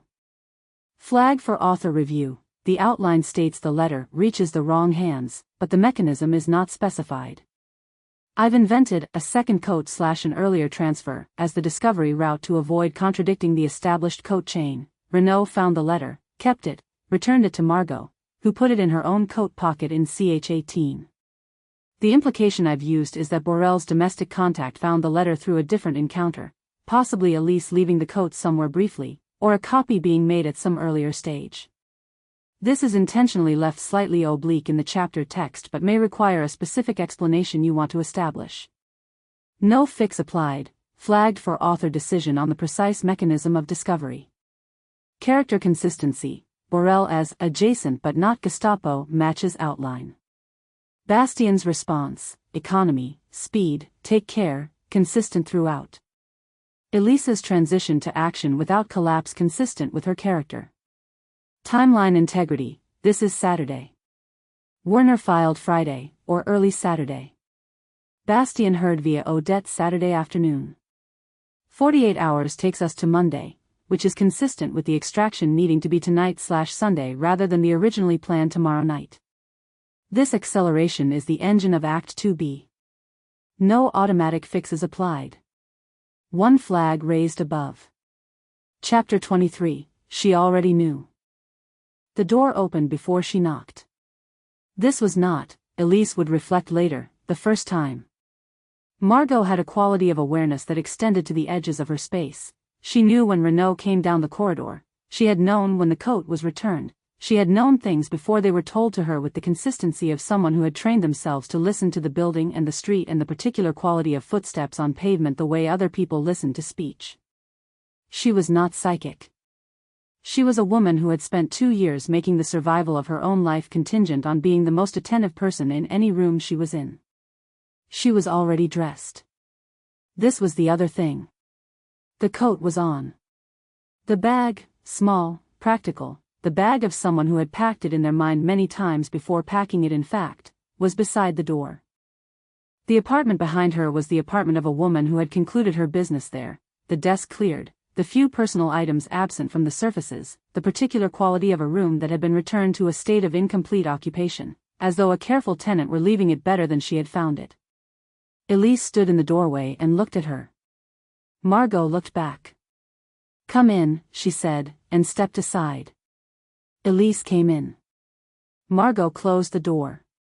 The apartment was quiet. Renault was not in evidence, which Elise filed automatically and which Margot addressed before she could ask.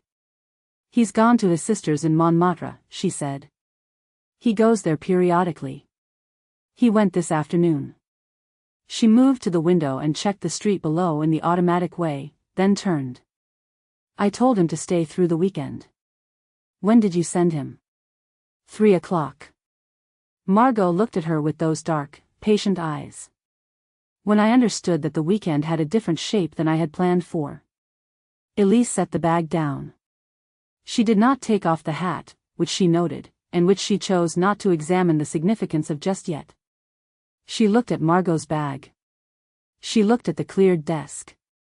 She looked at the coat, which was the coat she had lent and retrieved and in whose pocket everything had begun and ended and begun again. "How did you know?" she said. "I didn't know specifically," Margot said. "I knew in the general sense that I have been knowing things generally since Tuesday and that the shape of the week had been narrowing." She paused. "And then this afternoon I had a caller." "Who?" "Vivien." She said the name with the particular flatness of someone reporting a fact they have already processed and put in order. "She came by at 2. She did not come inside. She stood in the doorway and she said, and this is as precise a quotation as I can give you, she said, 'I've heard something that isn't my business and I'm not going to tell you what I heard, but if I were you I would think carefully about the shape of the next 2 days.'" Margot's voice was measured. Then she said that she was having supper with the Bouchards tonight, which is the kind of social calendar statement that means, "I am somewhere else and I have not been here and I cannot have told you anything." Elise absorbed this. "She almost helped," she said. "Yes." A pause. "That's Vivien." The almost help and the not helping occupy the same gesture. But the almost was enough. She looked at Elise with the look she used for things that required precision. "I've known since week 3, she said. Elise went still. "Which part?" she said. Her voice was entirely even. "Most of it," Margot said. "Not all at once.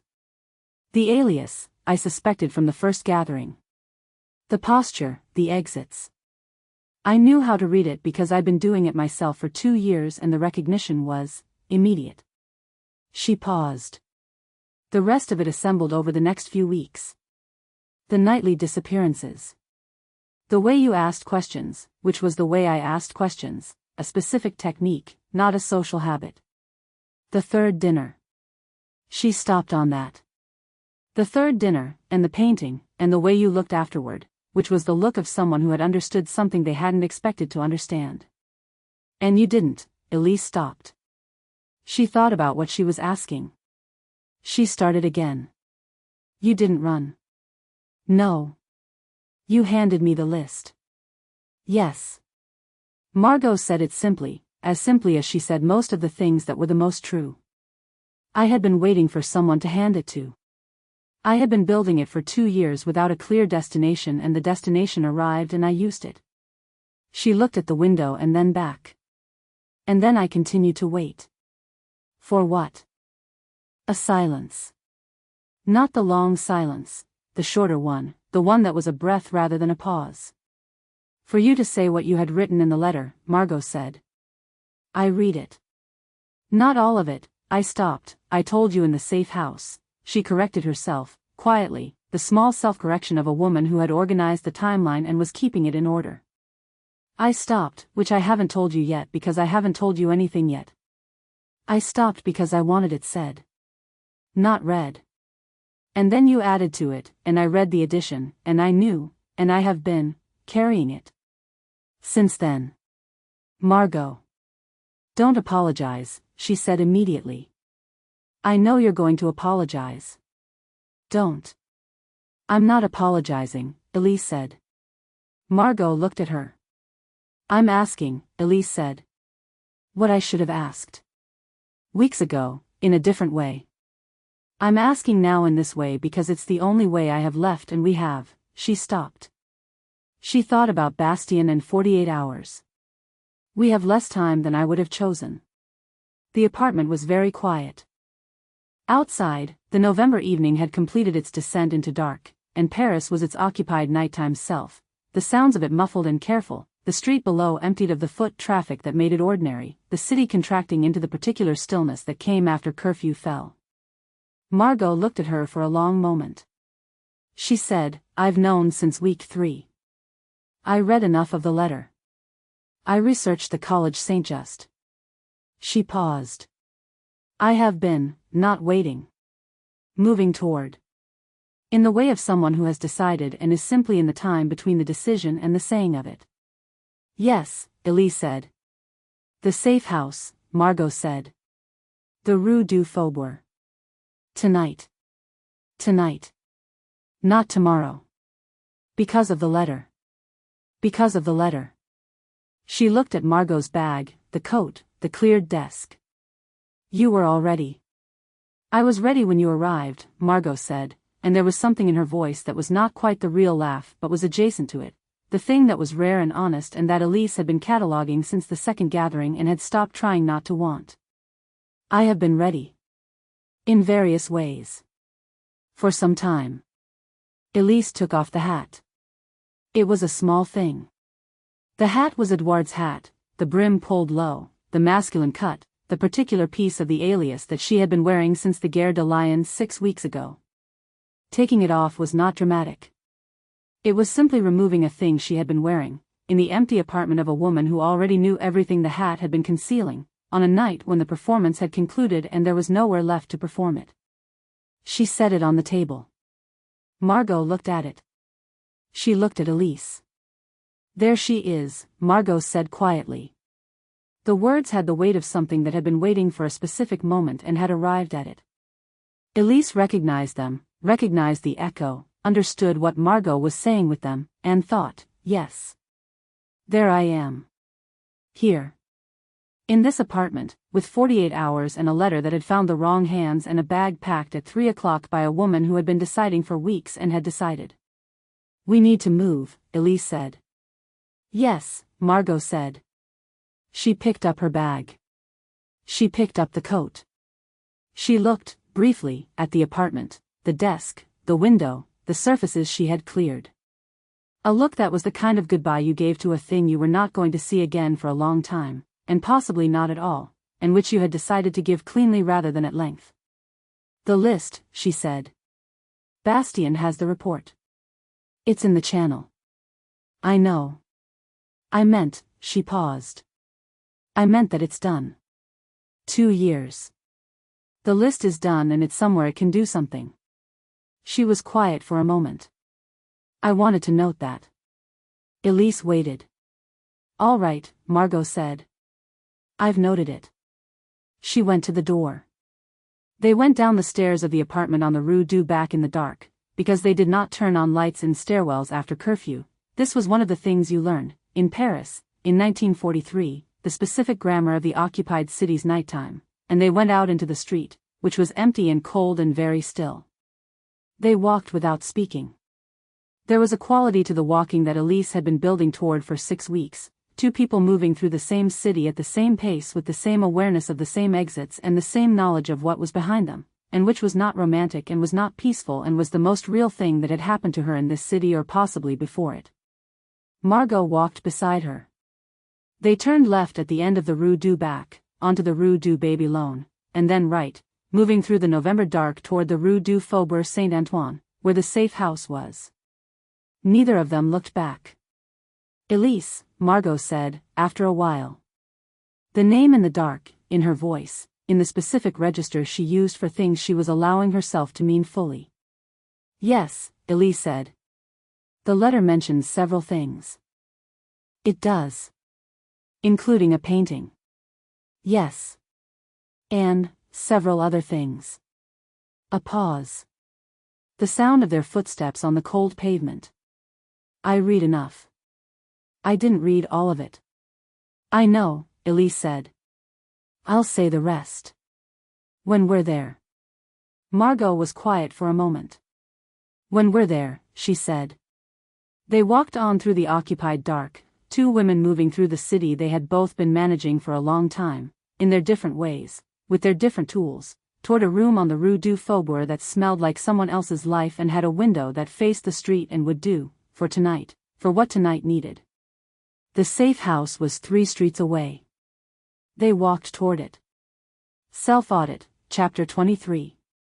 Plot and story continuity, per outline beat. Margot opens the door before Elise knocks. Margot is already dressed, bag packed. I've known since week 3, matches outlines, I've known since week 3. Which part, / most of it, exact outline dialogue preserved and expanded. The emotional climax is here, the clearing, the saying of unsaid things. Vivien's appearance as the trigger for Margot knowing the timeline had changed is a small invention consistent with her outline arc. Her most important scene is one in which she almost helps Margot, then doesn't, then has to live with the face she was making. Adjusted, Vivien almost helps here rather than purely not helping, which is consistent with the profile note that both responses occupy the same expression. Character consistency, Margot, controlled, precise, already decided, consistent throughout. Her "I've noted it" about the list completing is the kind of quiet, earned beat her character requires. Elise removing the hat as the gesture of ending the alias, small, not theatrical, consistent with her character's economy of action. Timeline integrity, Saturday evening, after curfew, which in occupied Paris fell at 11 p.m., but the streets clear before that. They moved to the safe house tonight rather than tomorrow because of the letter's discovery, consistent with the acceleration. The safe house address, per ending document and outline ch24, it is, Rue du Faubourg. I've used Rue du Faubourg Saint-Antoine for specificity, this is a real Paris street. If the author prefers the shorter Rue du Faubourg to remain ambiguous, this can be shortened. Flagged for author preference, no fix applied. No errors requiring correction found. Chapter 24, The Safe House. The safe house on Rue du Faubourg smelled like someone else's life, boiled cabbage and old paper and a gas ring that hadn't worked since 1941. Elise stood at the window and did not look at the street below, because looking at the street had become a habit she was trying to break, and because Margot was behind her, and that required more discipline than any street did. You should sleep, Elise said. You should stop telling me what I should do. A pause. The sound of Margot setting down a glass. It hasn't worked once in 6 weeks. I don't know why you persist. Elise turned. She couldn't help it. That was the problem, had always been the problem. She turned toward Margot the way certain flowers turn toward light, and she'd spent 6 weeks pretending it was professional observation and not what it actually was, which was something she did not have orders for and could not file a report about and would not, if she was honest, have traded for anything London had ever offered her. Margot looked terrible. She looked extraordinary. She was sitting at the small table in her slip and her stocking feet with her hair half unpinned and the last of someone's stolen Bordeaux in a jam jar, and she was watching Elise with those dark, patient eyes that saw too much and said too little, and Elise thought, I wrote you a letter I never sent and a stranger found it and now we have 48 hours and I have wasted one of them watching you sleep. Sit down, Margot said, not unkindly. I'm fine. You're doing that thing with your jaw. I don't do a thing with my jaw. You do. Since the first dinner at Helene's. Margot tilted her head. Someone said something about the Eastern Front in you, she tapped her own jaw, once. Like that. I started watching for it after. Elise sat down. She hadn't meant to tell her. The plan, London's plan, her plan, the plan she'd built around herself like a structure she could live inside without touching the walls, was simple: extract Margot through the southern route, deliver her to the contact in Lyon, file the amended report, return. Clean. Documented. The kind of operation she'd done before and could do again without leaving anything of herself in the doing. The plan did not account for 47 hours. It did not account for Margot finding the coat. You didn't have to come back, Margot said. They were into the second hour now, or the third. Time had become unreliable since Paris started feeling like a held breath. When they recalled you, you could have sent someone else. There wasn't anyone else I trusted. That's not why you came back. Elise looked at the jam jar. No. The letter, Margot said. Not a question. The letter. Margot was quiet for a moment. Outside, somewhere several streets away, a car moved through the dark. They both went still, that old animal stillness, the occupation's particular gift, the way a room full of people could become a room full of held breath at the sound of an engine, and then it passed, and they were just two women in a cold room again. I didn't read all of it, Margot said. Elise looked up. I read enough. Margot's voice was careful in the way she was careful when something cost her. Elise had learned to hear the difference. And then I stopped. Because. She paused. Set down the jam jar. Because it seemed like something that should be. Another pause. She pressed her lips together. Said. Rather than read. If it was ever going to be said at all. The room was very quiet. Margot. Don't apologize. Please. If you apologize I will, she exhaled. I will be very undignified about it, and I've managed not to be undignified this entire time, and I'd like to keep that. Elise thought about the list of names Margot had pressed into her hand at the Beaumont party, 2 years' worth of painstakingly memorized intelligence folded into a dinner napkin, offered without explanation or negotiation or any of the self-protective scaffolding Elise had expected from a woman who had survived this occupation by being indispensable to men who underestimated her. She thought about the moment she'd understood that Margot had not been collaborating. She had been cataloging. Waiting. Surviving long enough to matter. She thought about writing the letter at 2 a.m. in the room above the boulangerie, the night before London recalled her, when she'd understood that she'd been sent to confirm a traitor and had instead spent 6 weeks being completely and irrevocably known by another person for the first time in her life, and that these were not reconcilable facts. It was the third dinner, Elise said. Not the second. The third.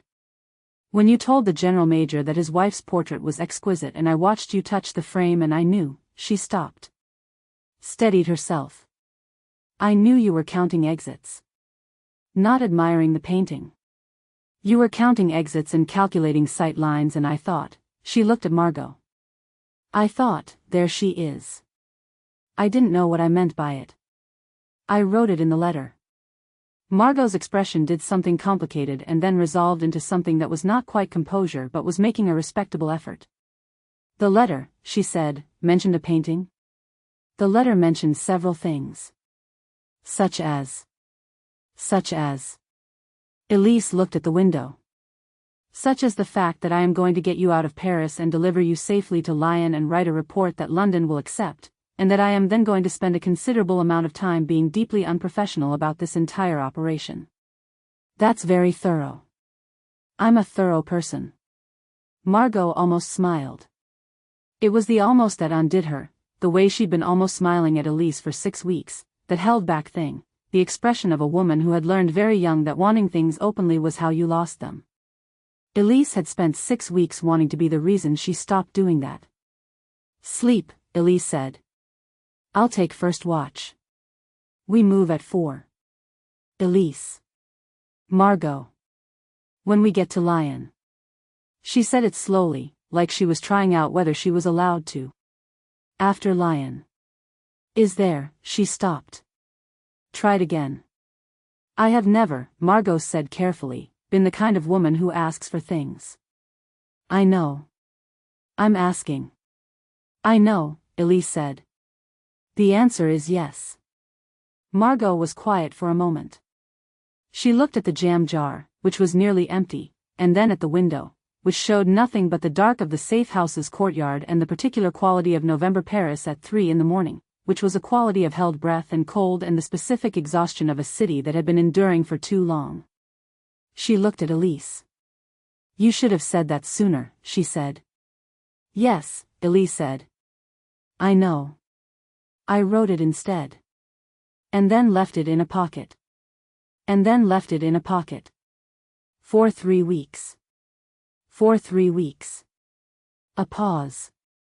"I was working on the timing." Something moved in Margot's face, the held-back thing, the almost, and then it let go.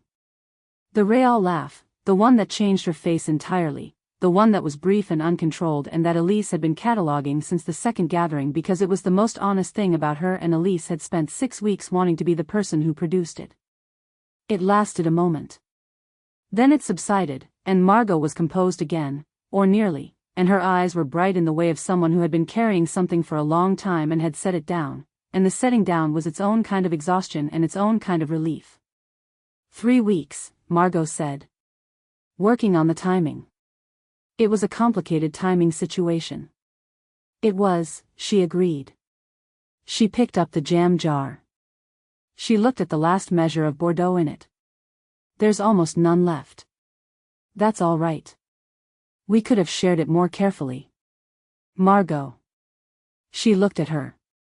The dark eyes, patient, seeing too much, and for once, for the first time in 6 weeks of dinners and alcoves and back rooms and borrowed coats, not managing the seeing. Not converting it into information or composure or the careful calibrated distance she had maintained for 2 years in this city. Just looking, and being looked at, and letting both of those things be what they were. We move at 4, Elise said. I know. You should sleep. I know. Margot set down the jam jar. She unfolded herself from the chair with the particular Margot grace that she had, the specific quality of movement that was never wasted and never performing, and that Elise had been watching since the first gathering and had stopped pretending not to watch several weeks ago. She went to the smaller of the room's 2 narrow beds and sat on the edge of it. She looked at the letter, which was folded on the table between them. Will you say the rest, she said. The parts one didn't read. When we're in Lyon. Yes, Elise said. Not as a report. Not as a report. As yourself. Elise looked at her. She thought about 6 weeks of being Edouard in rooms that required Edouard, and being neither in the rooms between, and being something she had not had a name for in the room above the boulangerie at 2 in the morning. She thought about taking off the hat in the apartment on the Rue du Bac and the particular quality of the moment when Margot had said, there she is. Yes, she said. As myself. Margot lay down. She pulled the coat over her, the coat, the one from the pocket of which everything had begun, and she closed her eyes. The painting, she said, already at the edge of sleep, in the particular voice of a woman who had been managing her own exhaustion for a very long time and had, just now, stopped. The painting, Elise said. And several other things. And several other things. A silence. Elise, Margot said. Yes. The answer, if you are asking. Yes, Elise said. I know. Go to sleep. The room was quiet for a while. Elise sat at the window and did not look at the street below and looked at the room behind her instead, the narrow beds, the gas ring that hadn't worked since 1941, the jam jar, the letter. The woman asleep under the borrowed coat, her hair half unpinned against the pillow, the composition of her in rest that was the truest and least performed version of the thing Elise had been learning for 6 weeks. She had 47 hours. She thought about 47 hours and what they contained and what they cost. She thought, worth it. She kept watch. She kept watch until the cold gray of a November pre-dawn began at the edge of the courtyard window, and then she woke Margot, who woke without confusion, a woman who had spent 2 years waking ready, and they were out the door at 4 and into the dark of Paris before the curfew's last hour, moving south. Self-Audit, Chapter 24. Source material. This chapter incorporates the pre-written ending document provided in the project files, as specified by the outline. This is delivered in full from the existing ending document. I have reproduced the safe house scene with fidelity to the ending document's voice and dialogue, adding the opening arrival context from chapter 23 and the transitional close, waking at 4, moving south, to connect to chapter 25. No invented content contradicts the ending document. Minor additions: Margot asking Elise to say the rest of the letter in Lion, as yourself, not as a report, the moment of the real laugh, Elise noting the room and the code at the final watch. These are extensions of the established emotional register, not departures.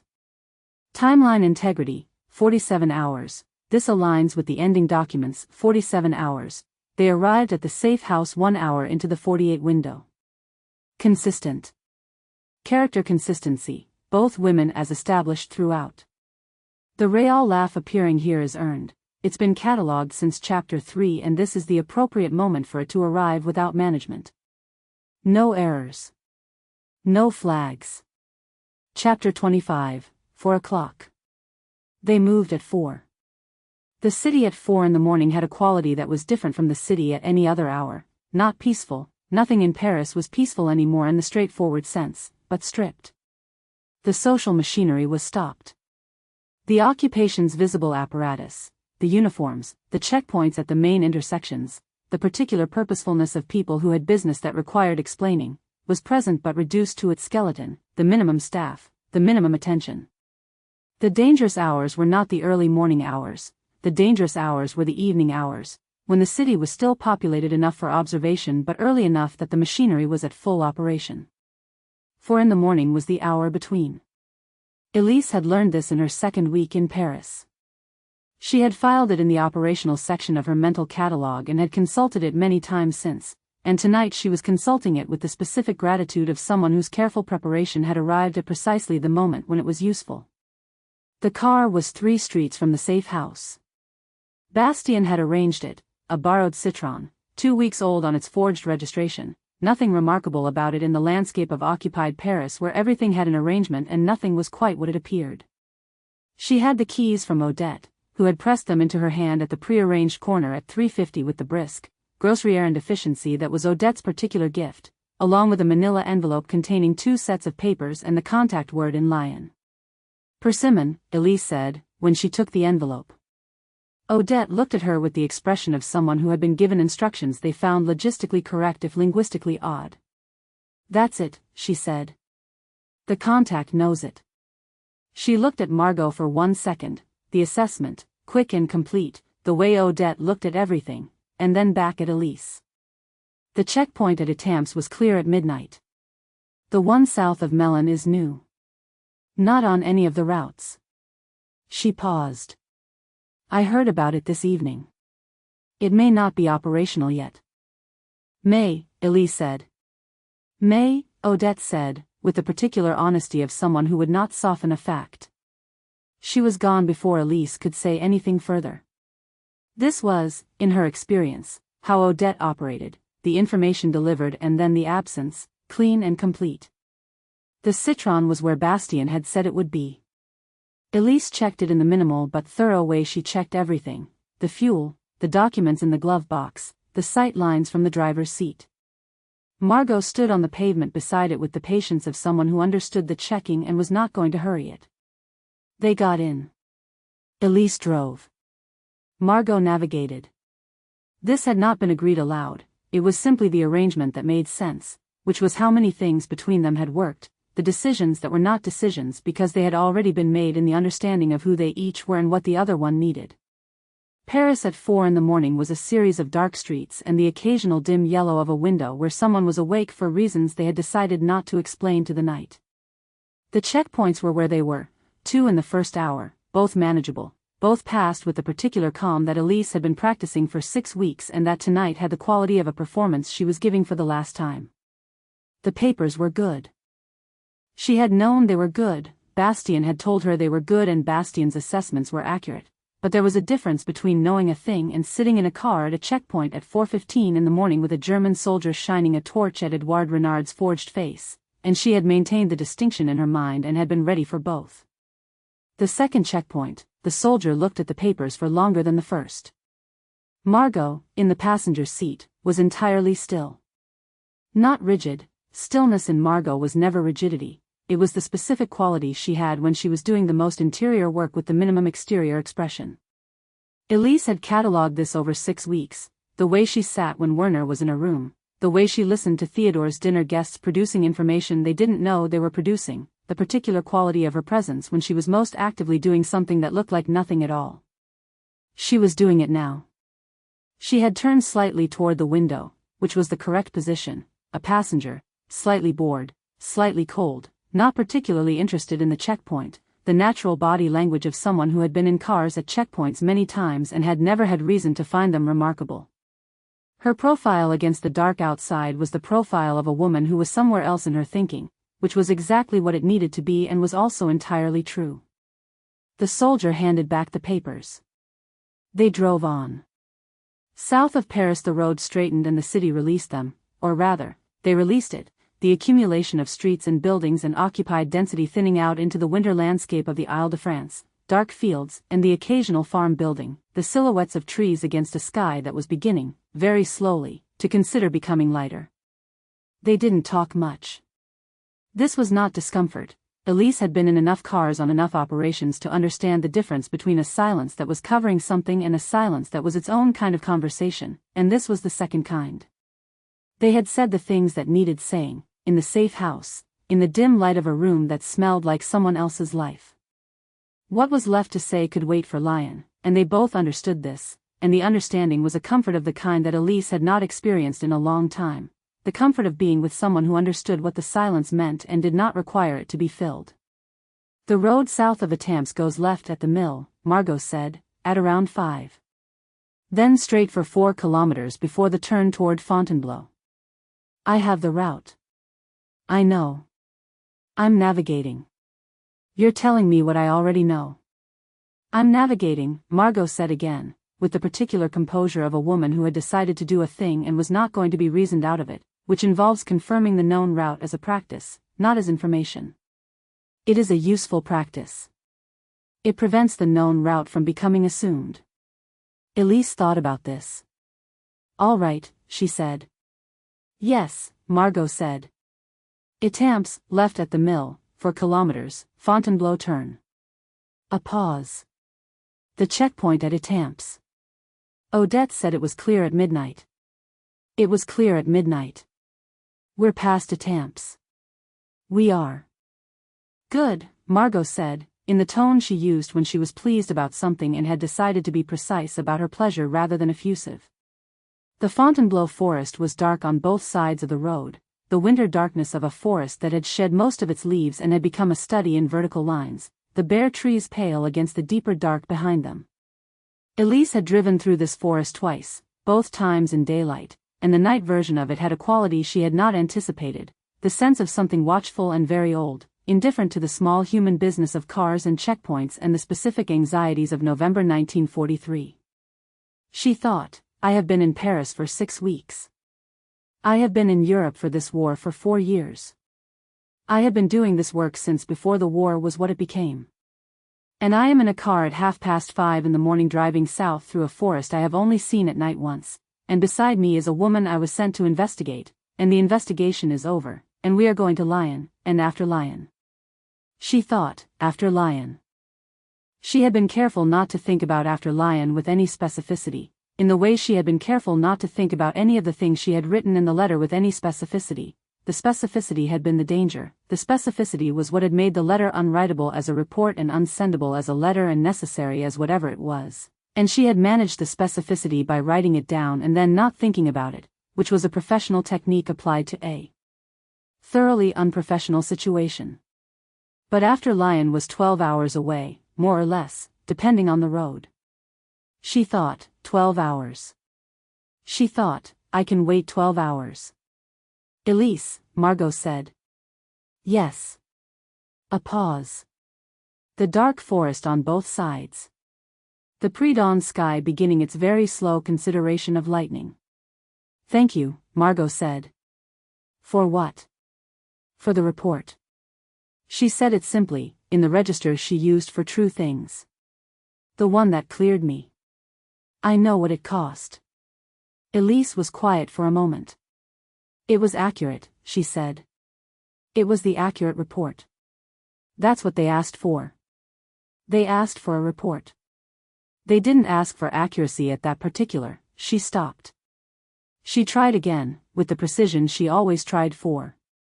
They would have preferred a different accuracy. Yes. And you? I wrote the accurate one. A silence. Yes, Margot said. You did. Another pause. I know what it cost. I'm not going to pretend not to know, because I've been pretending not to know various things for the last 2 years and I find I'm tired of it. She looked at the road. Thank you. Elise thought about the career she had been building, and the 6 aliases, and the reports filed correctly, and the morning she had sat at the small desk in the room above the boulangerie and written the report that was accurate and had understood that she was burning the career she had been building with the same fire she was using to illuminate the page. She thought about whether she would do it again and found the answer immediately and did not find this surprising. You're welcome, she said. The road curved south. The forest thinned. The sky to the east was beginning, very slowly, to separate itself from the dark in the way of winter dawns, not light yet, but the consideration of light, the sky deciding. South of Melon, Margot said, after a while. Odette said the checkpoint. New, not on the routes. I know. You've thought about it. I've thought about it.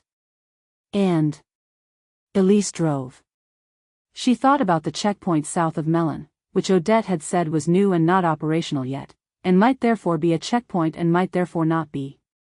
She thought about might. She thought about the papers, which were very good, and about very good papers and what they were and were not sufficient for. She thought about the calculation she would have to make when she could see it through the trees, which was the only time the calculation was possible. You couldn't make it from a map, you had to be there, you had to see the setup and the number of officers and the particular quality of attention they were bringing to the cars they were stopping. She thought, when I can see it I will know what to do. We have good papers, Margot said. She was looking at the road ahead with the look she used when she was being practical about a thing she had already considered from every angle. And a plausible cover. And you are very good at the performance. A pause. We may simply drive through it. We may. Or we may not. Or we may not, Elise said. Margot was quiet for a moment. I want you to know, she said, that I understand. Whatever you decide. When we can see it. She paused.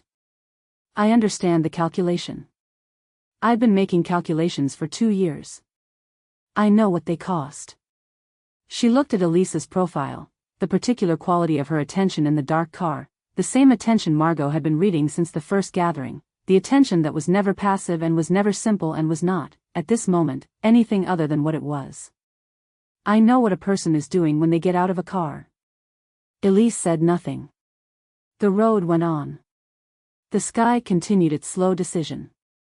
South of Fontainebleau, where the road leveled and the trees thinned to farmland and the particular flatness of the Gâtinais began, Elise thought about the checkpoint and the calculation and the 47th hour. She drove. She kept driving.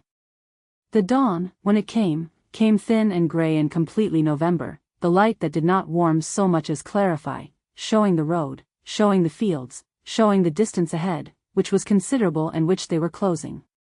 Left at the mill, Margot said, and her voice was steady, and she did not say anything else about checkpoints. Elise took the left at the mill.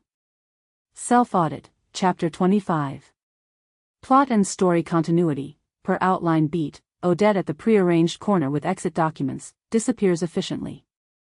Elise drives, Margot navigates. They don't talk much, the talk of people who have settled something. Tense and quiet and almost peaceful. The checkpoint south of Melon is seated here, Odette's warning, building dread for CH-26. Consistent with outline's description, the road south. The way occupation-era France looks at 4 in the morning, the checkpoints, the dark, the particular quality of silence. Character consistency, Margot navigating with the practical precision of her character. Her thank you for the report, earned, direct, not effusive, true to her voice. Elise's, I wrote the accurate one, characteristic economy.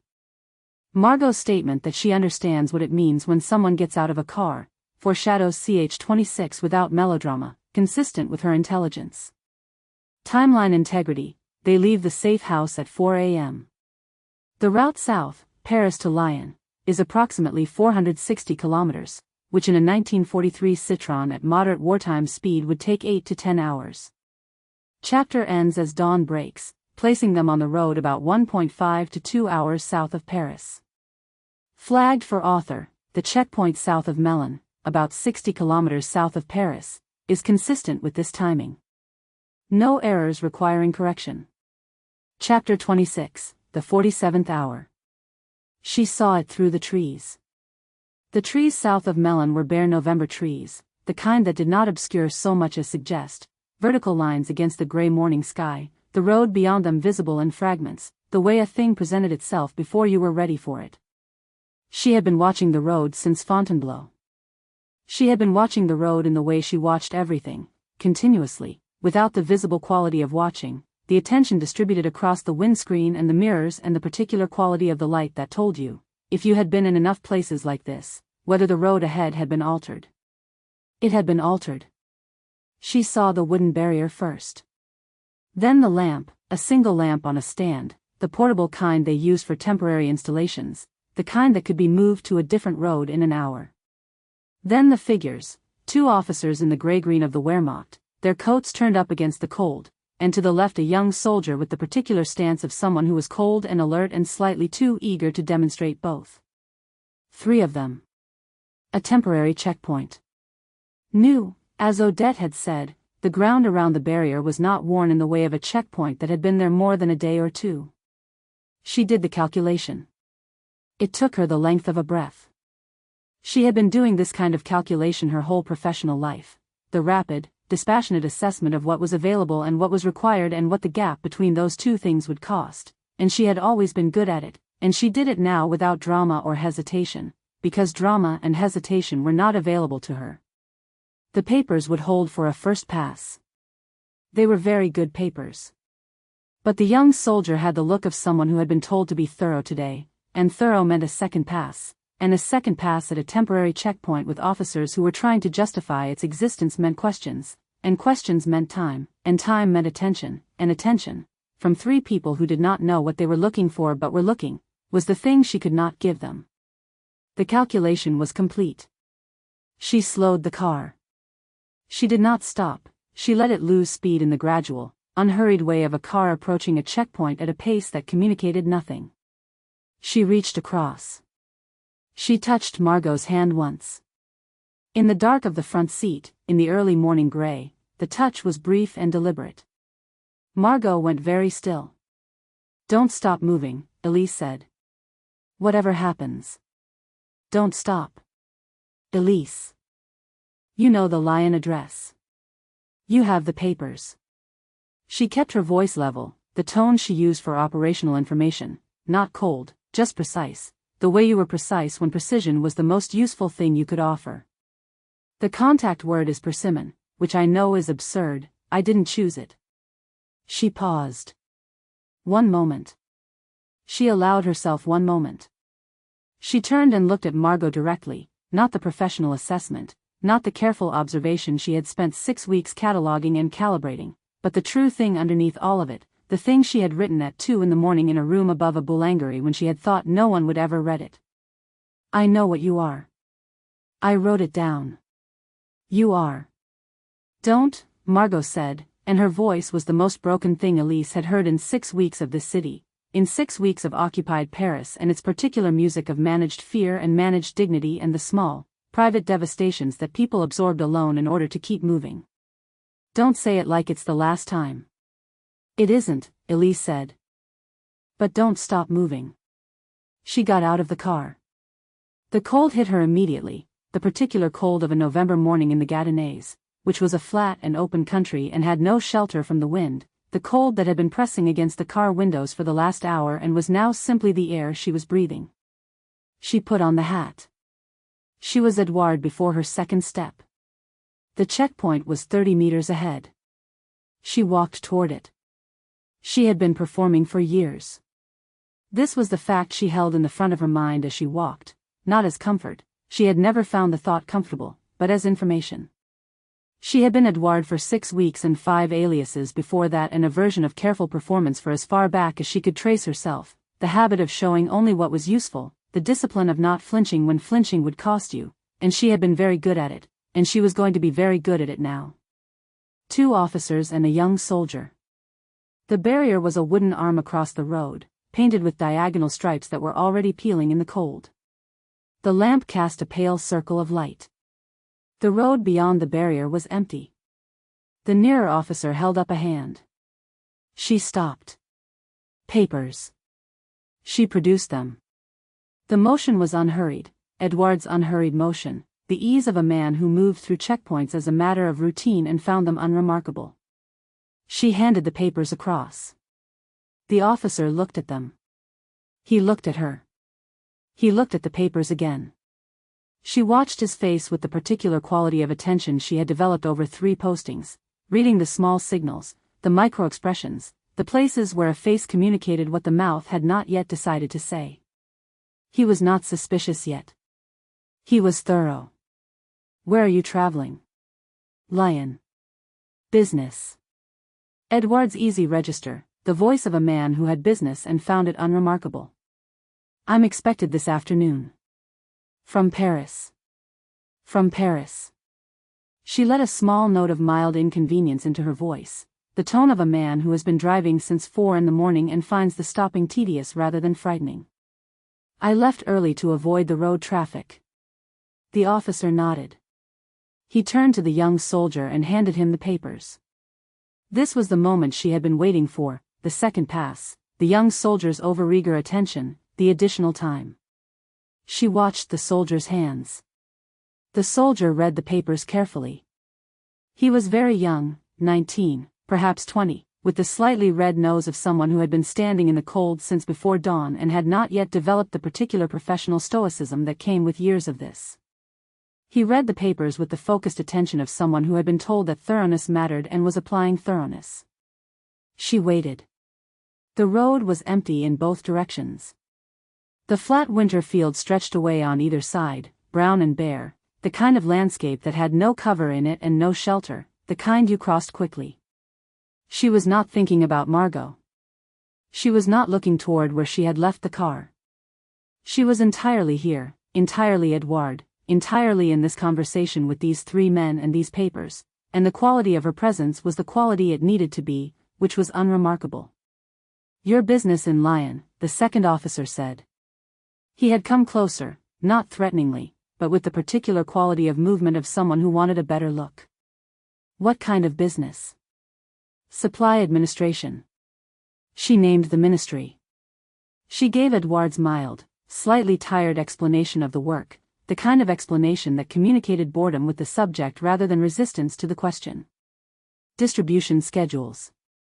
The Southern Regional Office has been. She let a small bureaucratic weariness into the next sentence. We've had difficulties with the coordination.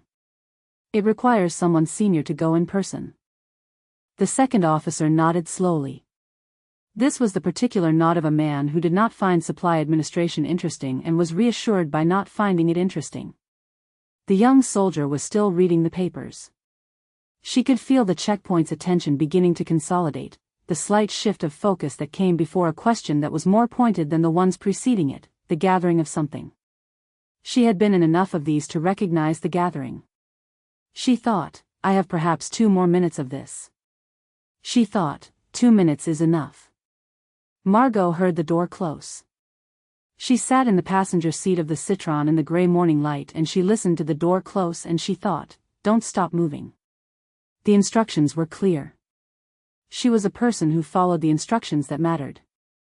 She had been following the instructions that mattered since 1941, the instructions that were not spoken by anyone in authority but were the instructions of survival and of consequence and of the 2 years she had spent building something that had to mean something because she had paid for it with everything that was easy about herself. Don't stop moving. She got out of the car. The cold was immediate. She had the coat, her coat, the coat from whose pocket everything had begun, and she pulled it closer and she went, not toward the checkpoint, not toward the road, but sideways, into the tree line on the left side of the road, which was 30 meters from the car and which she had already identified as the correct direction because the field beyond it ran south and the farmhouse she had marked on the map was 3 kilometers south and she had been memorizing things for 2 years and she was not going to stop now. She moved through the trees. The trees at this time of year had no leaves and therefore no cover, which was a disadvantage, and the ground was hard with the cold, which was a disadvantage, and she was wearing the wrong shoes for this, which she had known and which she had decided not to think about because there was nothing useful in thinking about it. She moved anyway. She moved with the particular quality of movement that she had and that had always looked, to people who observed it, like grace, but which was not grace. It was the accumulated attention of a woman who had never once moved through a room without knowing where every person in it was and what every exit required. She moved through the trees. Behind her, at the checkpoint, she could hear the voices. She did not look back. She had been told not to look back, not in those exact words but in the clearest possible terms, and she understood what looking back would cost, and she did not look. She heard the voices. She heard Edouard's voice, level, precise, performing, and she heard the officers' voices, and she measured the distance and the quality of the exchange, and she moved. The trees thinned. The field opened. She crossed the field. At the checkpoint, the young soldier looked up from the papers. He looked at her face. He looked at the papers. He looked at the car, which was behind her on the road, and she watched him do it in her peripheral vision, the glance, the registration, the small wrinkle of attention that meant he had noticed something. The car was empty. The second officer followed the soldier's gaze. She said, in the easy, untroubled voice of Edouard, "My associate decided to stretch her legs. The drive from Paris is long." She allowed a small, conspiratorial note into the next sentence, the note of a man sharing a mild complaint about a traveling companion. "She gets restless in the car. I've learned to expect it." The second officer looked at the empty car. She watched his face. She thought, this is the performance. This is all of it, all at once, every dinner party and every alcove and every back room and every checkpoint in every posting, every version of herself she had been in service of this work, every skill she had, everything she had spent years building and everything she was going to spend on this. She gave them Edouard's mild, rueful patience. The patience of a man who has been traveling since before dawn on a cold day in November and would like, if possible, to continue his journey soon. The patience of a man who finds checkpoints inconvenient in the way that all rational men find them inconvenient, not threatening, just slow. The second officer looked at the field. She let the silence sit. She did not fill it. She had learned, over years, that the most dangerous thing you could do in a silence that was testing you was to speak into it, and she had the discipline to hold the moment and let it be what it was and let the other person decide what it was. A beat. 2 beats. The young soldier handed back the papers. "Drive carefully," the second officer said. "The road south of here is in poor condition." "Thank you," she said. "I'll take care." She walked back to the car. She got in. She sat in the driver's seat for the 3 seconds it took to start the engine, and she was Edouard for all 3 of those seconds, and then she was past the barrier and the checkpoint was behind her and the road was open ahead and the fields were on both sides and she was driving south. She drove. She drove for 5 minutes, which was the time it took for the checkpoint to be beyond any useful sight line, and then she pulled over onto the verge and she sat in the car and she breathed. She breathed once. Twice. She thought, the field. The tree line. South. The farmhouse. She thought, 3 kilometers.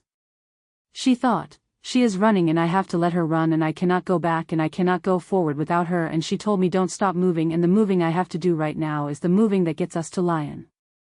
She thought, she is very good at this. She has been very good at this longer than I have been watching her. She thought, I know what you are. I wrote it down. She got out of the car. She went into the field on the left side of the road. The farmhouse was 3 kilometers south. The contact was expecting a woman alone, The ground was cold and hard and the shoes were wrong for this, and she moved. She moved with her hand pressed to her coat pocket, where the letter was folded against her ribs. She did not stop. Self-audit, Chapter 26. Plot and story continuity, per outline beat precisely, checkpoint south of Melon, Elise sees it through the trees, does the calculation, touches Margot's hand, gives the instructions, don't stop, contact word persimmon, Lion address, it isn't the last time. Gets out of the car. Alternating fragments as specified, Elise at the checkpoint buying time, Margot running through the trees. Voices raised and then not, rendered as the silence after the second officer accepts her answer, consistent with the outlines, voices behind her, raised, and then not. Ending document fidelity. The key lines from the ending document are preserved verbatim in ch26, don't stop moving. Whatever happens. Don't stop, / the contact word is persimmon, which I know is absurd, I didn't choose it, / don't say it like it's the last time, / it isn't. But don't stop moving, / she got out of the car, / Margot ran, / her hand pressed to her coat where the letter was folded against her ribs. These lines appear in ch26 rather than ch24, where they also appear in the ending document, because the ending document collapses the safe house and the checkpoint into one continuous narrative. The outline specifies ch26 as the checkpoint chapter. The repetition in ch24 of some of these lines was intentional and correct. The safe house scene was built from the ending document as specified. ch26 now delivers the physical checkpoint sequence those lines refer to. Character consistency, Elise at the checkpoint, composed, fluent, performing completely, not breaking. Margot in the field, moving, not looking back, hand on the letter. Both exactly as established. Timeline integrity, the 47th hour, they left the safe house at 4 a.m. Sunday. The checkpoint south of Melun is approximately 60 kilometers from Paris, at wartime driving speeds, 60 to 70 kilometers per hour with stops. This is roughly 1.5 hours from Paris, placing the checkpoint scene at around 6 to 7 a.m. Sunday. The 48th hour began when they left Paris. The 47th hour of the original 48 window is approximately consistent with this timing. No contradiction. One fix applied, the ending document places Margot in the dark of the back seat for the hand-touch scene. In ch25, I established Margot in the passenger seat, Elise drives, Margot navigates. I have corrected this in ch26 to the dark of the front seat, the smallest possible fix, preserving the gesture while maintaining spatial consistency with ch25. Chapter 27, she did not stop. She had been running her entire life. This was the thing she understood, crossing the field in the cold November morning with the wrong shoes and the hard ground and the farmhouse somewhere ahead in the gray distance that was not yet visible but was there, because she had memorized the map and the map was reliable and she was the kind of person who used reliable things. She had been running since before she could name it as running. Running toward safety, running toward usefulness, running toward the next room where she could make herself necessary enough to survive, the next man who needed something she could provide, the next gathering where her presence would be the right kind of presence. She had been running in the elegant, invisible way of women who have never been allowed to stop, the running that looks, from the outside, like stillness and composure and the serene management of a life that is actually a long-sustained emergency contained within good shoes and a well-pressed dress. She understood this about herself. She had understood it for some time, the way she understood most things, thoroughly and without sentiment, because sentiment was not useful and understanding was, and she had always preferred to be useful. But she had not, until 6 weeks ago, understood the direction she was running. She crossed the field. The ground was uneven under the frost, the particular treachery of a plowed field in winter, the furrows hardened into ridges that her shoes, entirely wrong for this, she had known and had decided and was not going to revisit the decision, were not equipped to manage. She managed them anyway. She had been managing things that were not equipped for since 1941 and she had not stopped and she was not going to stop now. The tree line ahead was the boundary of the next field, and beyond it, if the map was what she believed it to be, was a track, and at the end of the track was the farmhouse. She moved through the trees. The trees were bare, which meant she was visible, which was the condition she was operating in and which she could not change and therefore had accounted for and filed. She moved with the speed that was available to her and did not slow for the visibility. Speed was the more useful quality here. Visibility without speed was the condition she could not afford. Visibility with speed was simply a woman crossing a field, which was unremarkable enough in occupied France, where people moved through landscapes with the particular determined ordinariness of a population that had learned to make its necessary movements look like nothing worth stopping. She was a woman crossing a field. Behind her, she did not look. She had been told not to look, and she was a person who followed the instructions that mattered. She heard voices. They were raised. They were the voices of men at a checkpoint who had turned their attention somewhere it had not been before, and the quality of the raising was the quality she had been waiting for since she left the car, not with dread but with the specific preparedness of someone who had already decided what to do and was now simply in the doing of it. Don't stop moving. She did not stop.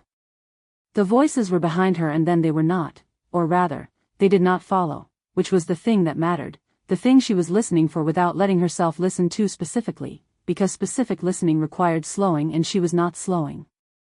The voices rose and then ceased with an abruptness that could mean several things, and she chose, deliberately, not to determine which thing it meant, because choosing not to determine was the only way to keep moving, and she was going to keep moving until she reached Lion, and then she was going to allow herself to find out. She thought, she is very good at this. She thought, I have been watching her be good at this for 6 weeks and I know what she is doing and I know what it costs and I know she has calculated the cost and accepted it, and I am going to trust that calculation, because trusting that calculation is the only way to make the calculation worth making. She thought, don't stop. She did not stop. The track was where the map said it would be.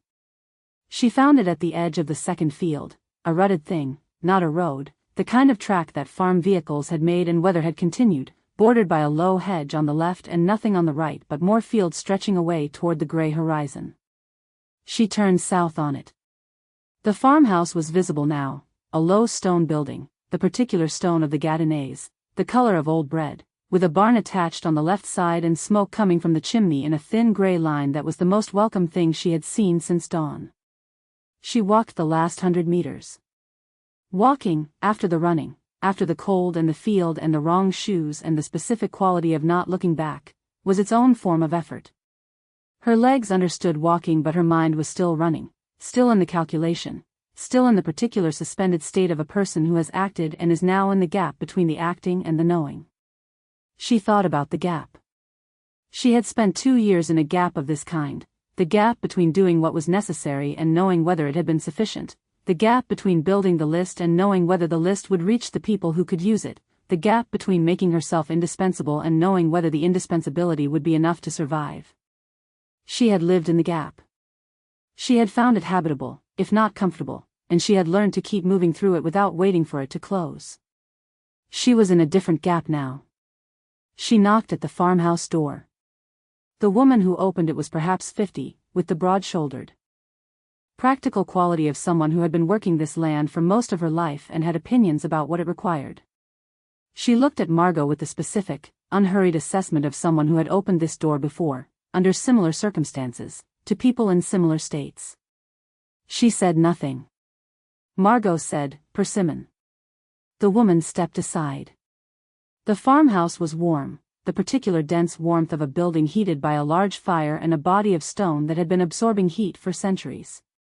There was a table, a dog that regarded her briefly from beside the fire and then returned to its previous considerations, a child's coat on a hook that did not belong to a child who was currently present.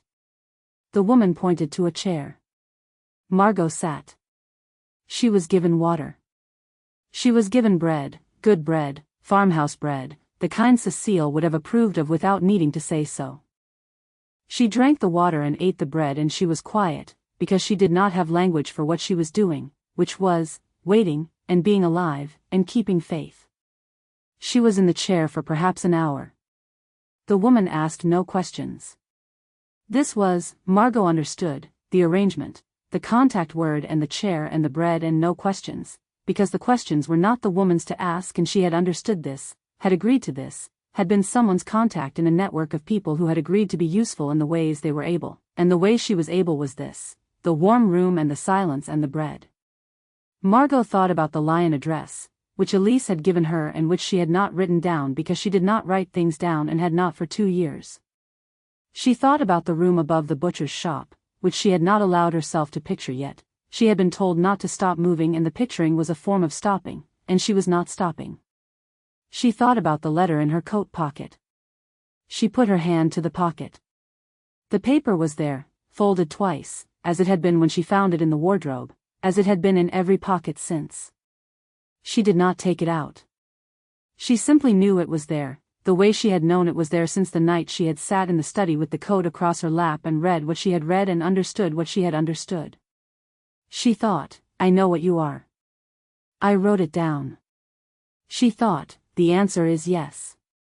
She thought, she said it is not the last time, and she is not a person who says things she does not mean. Outside, the November morning was continuing its gray, unhurried consideration of being November. The smoke from the chimney went up in a thin line. The dog resettled itself. The woman moved through the kitchen with the particular efficiency of someone performing the ordinary work of a day that was ordinary in most of its respects. At some point the woman said, "There will be a car. This afternoon." "Thank you," Margot said. The woman nodded and went back to the kitchen. Margot sat in the chair and held the letter in her coat pocket and did not look at the address she had been given and waited for the afternoon. She did not stop in Lion. The car came at 2. She was in it before the driver had finished stopping, not from eagerness, from the particular quality of readiness she had been maintaining since the farmhouse chair, the readiness of someone who has been told not to stop and has not stopped. The driver, who had the professional silence of someone who had been asked to have it, drove south. Lion at dusk was a city that had not been Paris and was not attempting to be. It had its own occupation, its own particular arrangement of the present, and the streets it showed her were the streets of a city that had made a different set of compromises than Paris had and was living in them with a different quality of tension. She was not here to assess Lion. She was here to find the address. The butcher's shop was on a street in the Presqu'Isle that had the specific character of streets which had been commercial before the war and were managing the present with the kind of functional continuation that did not ask whether it was appropriate to continue. There was a door beside the shop entrance, unremarkable, the door to the stairs to the apartments above. She went through it. The room above the butcher's shop was small. It had a window facing the courtyard, which was grey and cold, and a bed and a table and a gas ring that worked, which was already an improvement on the safe house. She set her bag on the bed. She sat on the edge of it. She looked at the address. She had been carrying it since the safe house, not on paper, in her mind, where things lived once she decided to keep them, and she had not let herself look at it fully, not examine it, because looking at it fully was a form of depending on it, and she had learned long ago that depending on things before they were reliable was how you made mistakes.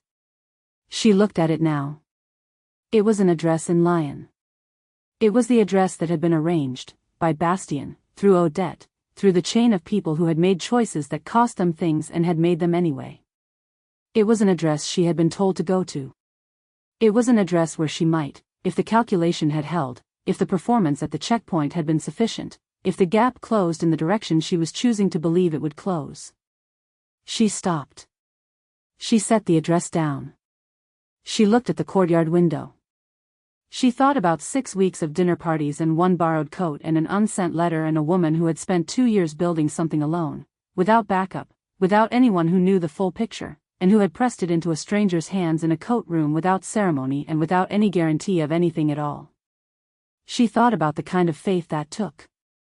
She thought about what it cost to do that, and what it said about the person who did it, and whether she had said this in the letter and whether it had been sufficient. She thought, I said it. I wrote it down. I said it in the safe house. She thought, the answer is yes. She thought, she said it is not the last time. She did not open the address. She was not ready to open the address. She was going to sit in this room above the butcher's shop in Lion, and she was going to wait for morning, which was the next manageable thing, the next instruction she had given herself, the next step in not stopping. In the morning she would find out if there was a morning to find out in. She thought about the word morning. She thought about it carefully, the way she thought about things she was not prepared to lose. She thought about what morning meant, in the arrangement they had made, which was the address, and the lion contact, and the amended report in Bastien's channel, and the woman who had gotten out of a car at a checkpoint and bought time with the particular fluency of a person who had been performing for years and had one performance left and had given it entirely and without reservation. She thought, she is very good at the performance. She thought, she has been performing for years and I have watched it and I know the seams of it and I know the thing underneath it, and she said the answer is yes. She thought, I am carrying the weight of someone who chose me. It was the heaviest thing she had ever carried. It was the only thing that had ever made her feel like she wasn't running away from something, but toward it. She lay down on the bed. She pulled the coat over her coat, the one from whose pocket everything had begun, the one that was warm with the warmth of having been worn and having been pressed to her ribs and having carried the letter across checkpoints and fields and the long dark road south. She closed her eyes. Outside, the lion evening was conducting its occupied dusk. The butcher's shop was closed for the night. The courtyard was dark. She was still. For the first time in 6 weeks, in 2 years, in longer than she could accurately account for, the stillness was not the stillness of someone who was managing. It was the stillness of someone who had set something down. The list was done. It was in the channel, in Bastien's careful hands, in the amended report that had cleared her name and would, eventually, if the people in London who were the right people read it, do what it was built to do. 2 years of names and dates and the careful accumulation of the things that powerful men said when they believed they were not being catalogued, it was done. It was somewhere it could be used. It had reached the right hands, finally, and she had lived to see it happen. She thought, that was the point. She thought, I survived long enough to matter. She thought, now I am going to find out what comes next. In the morning she would look at the address. In the morning she would find out if the gap had closed.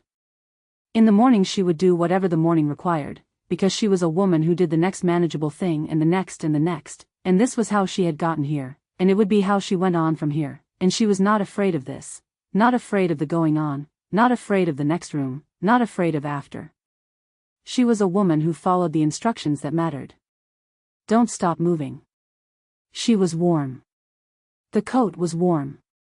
The letter against her ribs was warm with the warmth of a thing that had been held and had been read and had been carried and had been the truest document she had ever been given, truer than the list, truer than the false accounts she had spent 2 years constructing, truer than the social surfaces she had maintained and the careful performances she had given and all the faces she had worn so long she had sometimes forgotten which one was hers.